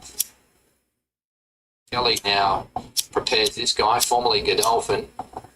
Been with the Hayes team of late. He's always had plenty of talent, but he's been a bit of a rogue. He's wanted to over race and do things wrong throughout his career. He's been spec'd into $18. Last one moving up. That's in a way. We're ready for race number 9. Lights are on. Off, jumping in the air was the well-backed X43. It came out last. Tarpaulin second last when they hit the ground. And charging forward is Wonder Reach to look for the top from Bev's 9, which lets it go. In a way improving around the outside of Tai Lung. Then Eye of the Fire, Messira, Tarpaulin. And X43 sees them all. Wonder Reach sped to the top. Led by a length and a half on Bev's 9, passing the 650. In behind those was In Away, Tai Long, Eye of the Fire, Masira out 3 wide, Poland. And just improving past it is X43. They come into the straight. Wonder Reach first for home. Leads here from Bev's 9. Tai Long. Either Fire just held up behind, trying to slice through. Then Masira and Tarpaulin widest. But Wonder Reach giving a bit of cheek here halfway down the running from Bev's 9. Masira and Tarpaulin's chiming in. Either Fire gets through now. 100 to go. Bev's 9. Wonder Reach. Either Fire. Tarpaulin. Bev's 9's hit the front. Bev's 9's drawing away. Unbeaten Bev's 9. Winners win. Salutes from Eye of the Fire. Photo third between Wonder Reach and Tarpaulin. Then Tai Long, Masira, In Away and X43. Bev's 9 just keeps stepping up to the plates. 4 starts, 4 wins in all conditions. And for today's first up win for Dylan Gibbons, it pays $370 New South Wales and UTAB, $380 on the Super Tab. Clearly a very talented 4-year-old, Dovo. Lovely return, Mutto, wasn't it? And it's not easy to win 4 races anywhere, let alone come to Saturday great at your first attempt, first up on any track and get the job done in really good style. So, horse going places, I agree. Eye of the Fire was held up at a key stage. I don't think was beating the winner all the same. 7, 1, 2, 8's run 4th. Bev's 9 is unbeaten through 4 starts and waltzing away with a 9th with 1 race to come at Rose Hill. Second event at Cranbourne, and the Adage is the favourite, number 5. And the wind is playing havoc there by the looks of it. $3.20 into $2.20. It's the market mover at the tab fix. Zamperini Spirit is $4.60 into the 3 range. Spec out to 4, sitting on the second line of the trade. Dr. Slump went up at $4.20, laid $5.50 back into $4.80. The Adage is the clear market mover, number 5. Hit the line nicely, first up at 1200. Quickly at the 1600 for the first time at start number 3 for Bussett and Young and for Lachlan King. 10 to the track. So this is a hidden start, Kate. Thank you. I can't see them from my position, and we're using the camera, and the cameraman is, I feel for whoever's out there trying to hang on to the equipment. So we're almost set to go. I think there's some horses still to come in.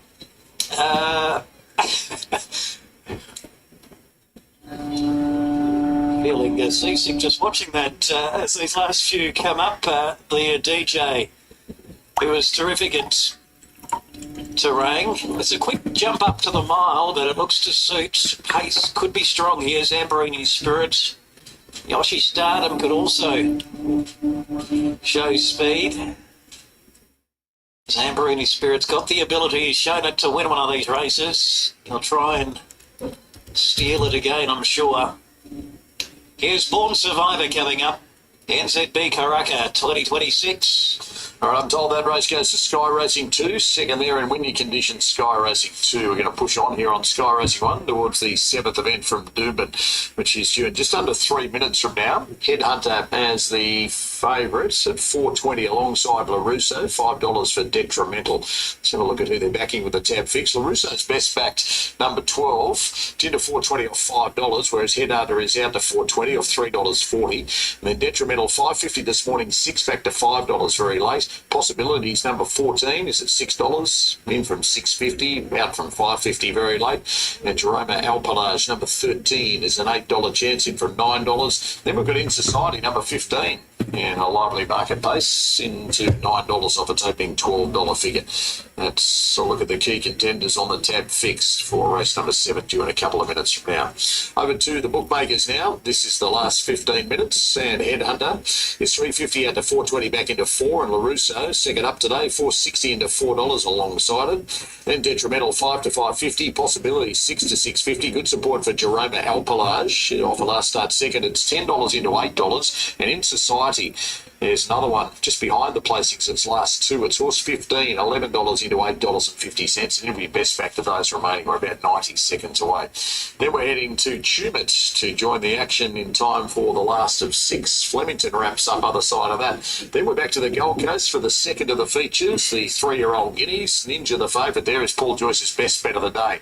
And it's popular. $1.70 this morning, $1.75 into $1.55 very late. The Carrion Dream is $9.850 back to $9. $29. Talk to be sure, spec amongst those in double figure odds for Ben Mill and Matt Dunn, $19 into $15. Chief support with Ninja for the 3-year-old guineas on Tap Magic Millions Day, 170 into 155.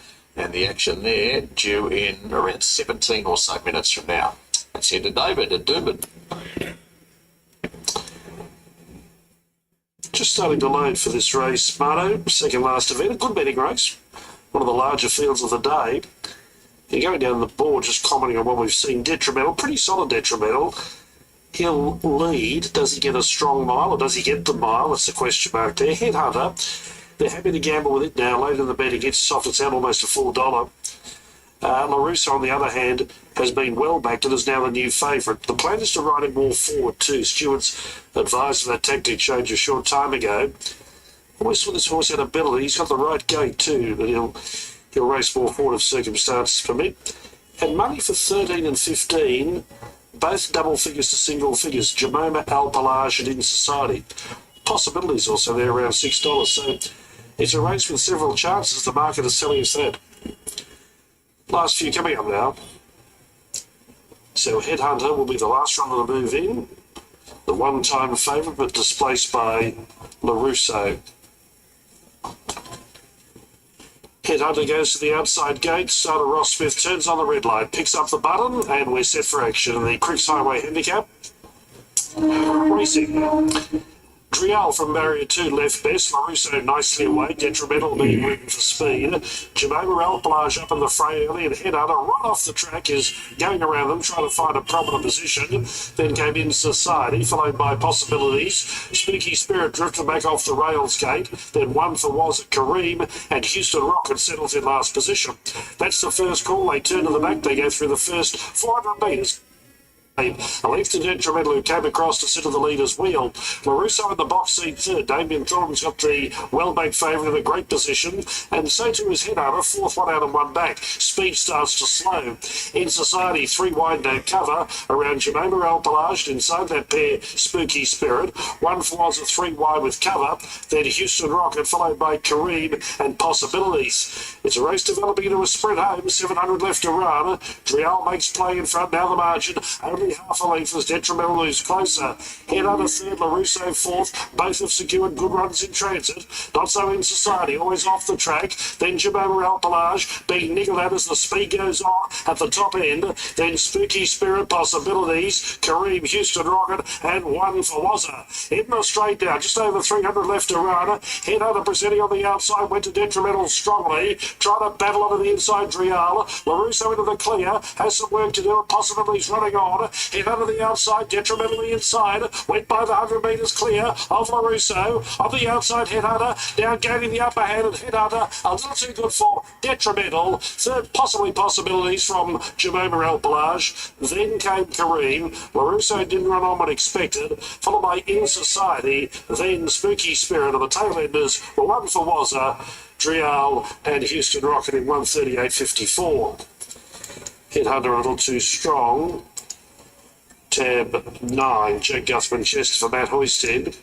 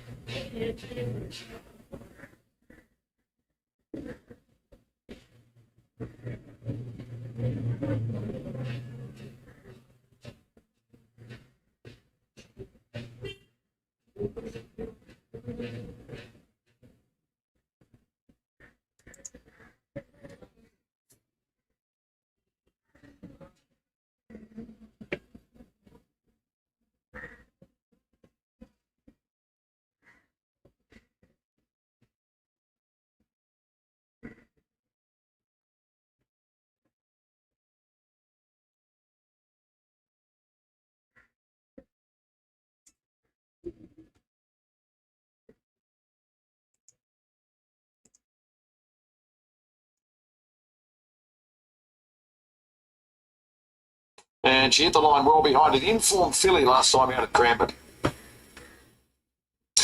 Yeah, she did. She was well backed in that race. 19 to 550, I think, was the fluctuation. And she ended up back and wide from a good draw and rushed home. You mentioned the winner of that race won again.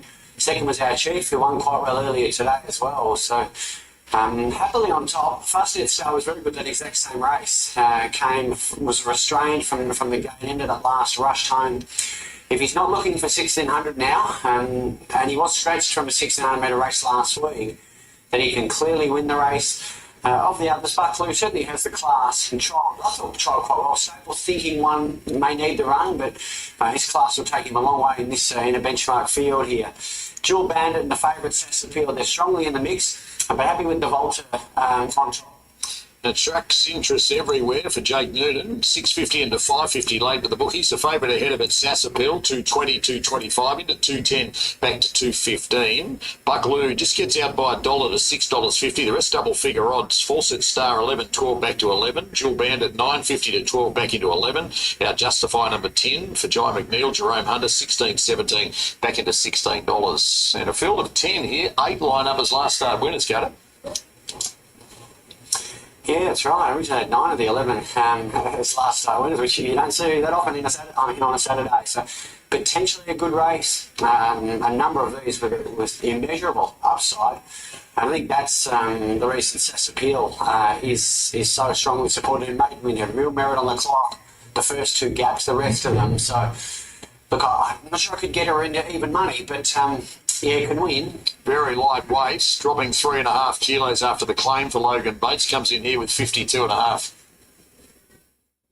Yeah, and that might be the key. Catches a few of the better perform ones, with a big weight advantage. So it's clearly a great opportunity for her to. All of them are getting tailed. Well, she's got some mates though, coming off a strong win. All of them. The Volta is your top pick. 3 weeks between runs and staying at the 1400 today. She's a promising early record. This is the sign that the horses will give you. I thought she was good. That it is not accepting that pressure on the horse. I mentioned first and second. Now that was Davina, who came out and won again. The horse will give you that signal that I'm not taking in that pressure well. The Volta and 5.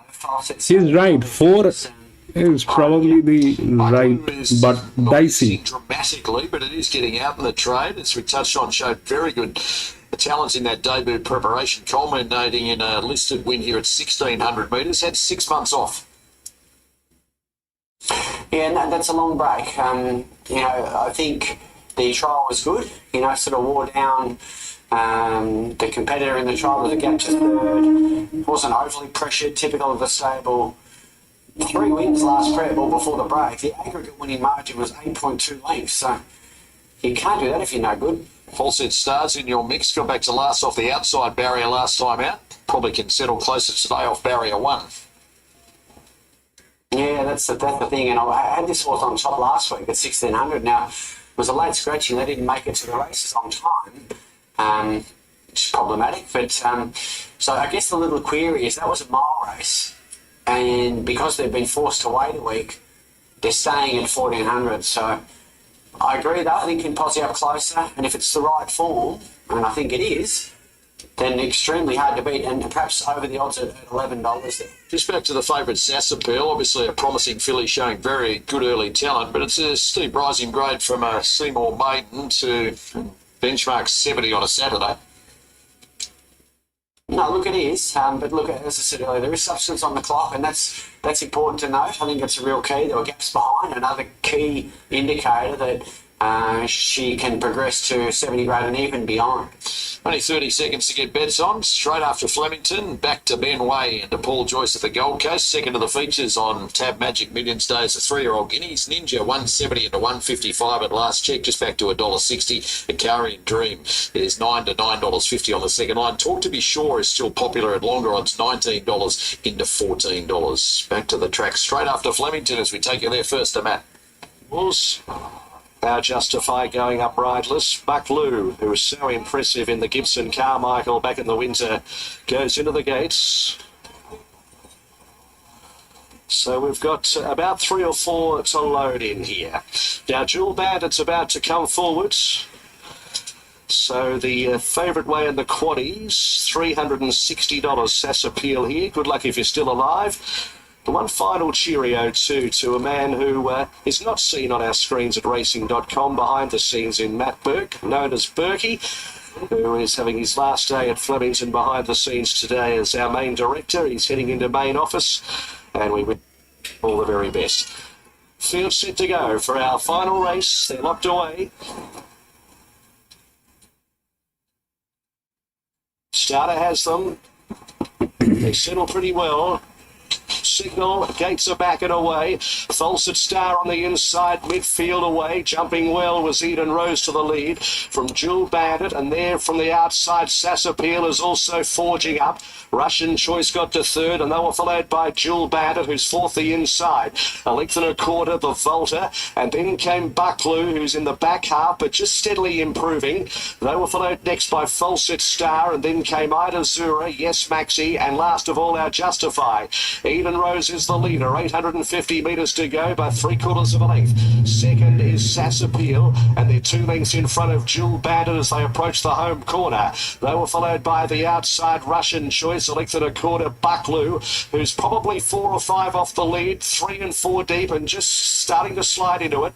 Behind them, the Volta between horses. Yes Maxi next, Falset Star the inside from Ida Zura, and our Justify. Eden Rose into the straight, 450 out, a length to Sass Appeal. Jewel Bandit behind them, Buckloo up the middle, and they were followed by Russian Choice, 2 lengths, the Volta, as they reach now the 250, Sass Appeal lets down and takes Eden Rose, and then a gap to Russian Choice, Jewel Bandit, and the Volta from a long way back, Sass Appeal, 100 metres to go, staving off Eden Rose and came clear, and the final favourite wins. Sass Appeal first from a photo, the Volta or Eden Rose, and they were followed by Russian Choice and Jewel Bandit, a gap, Falset Star.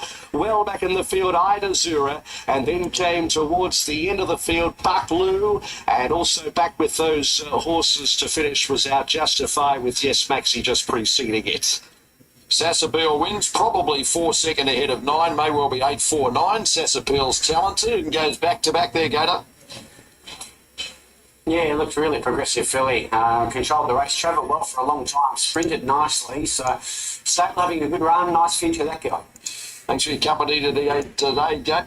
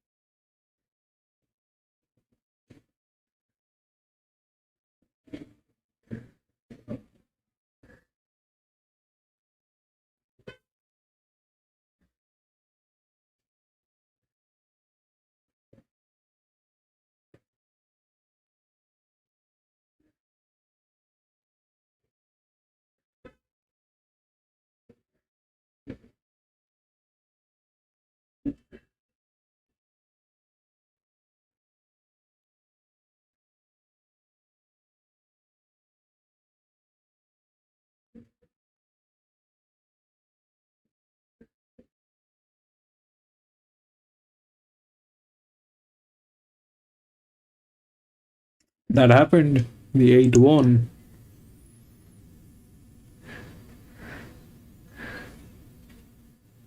How, I don't know. But that happened. And then it went to 4.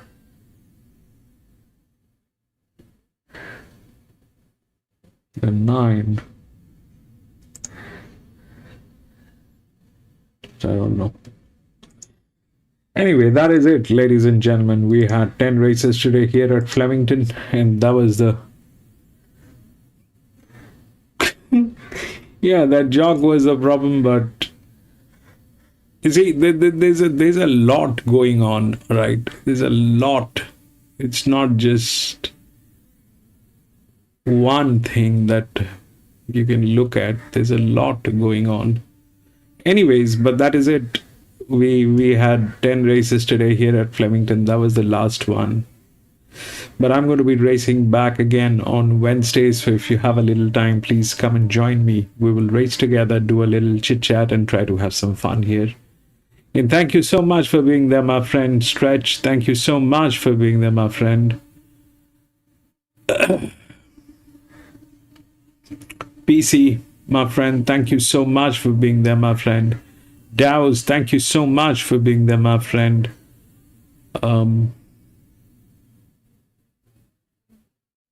Lighting, thank you for joining in. Thank you so much for being there, my friend.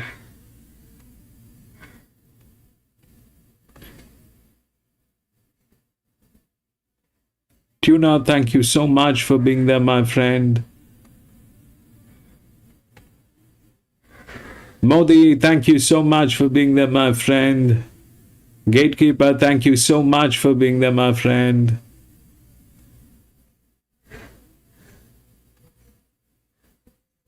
I think that is it. Thank you, gentlemen. Thank you. I'll see you on Wednesday. Till then.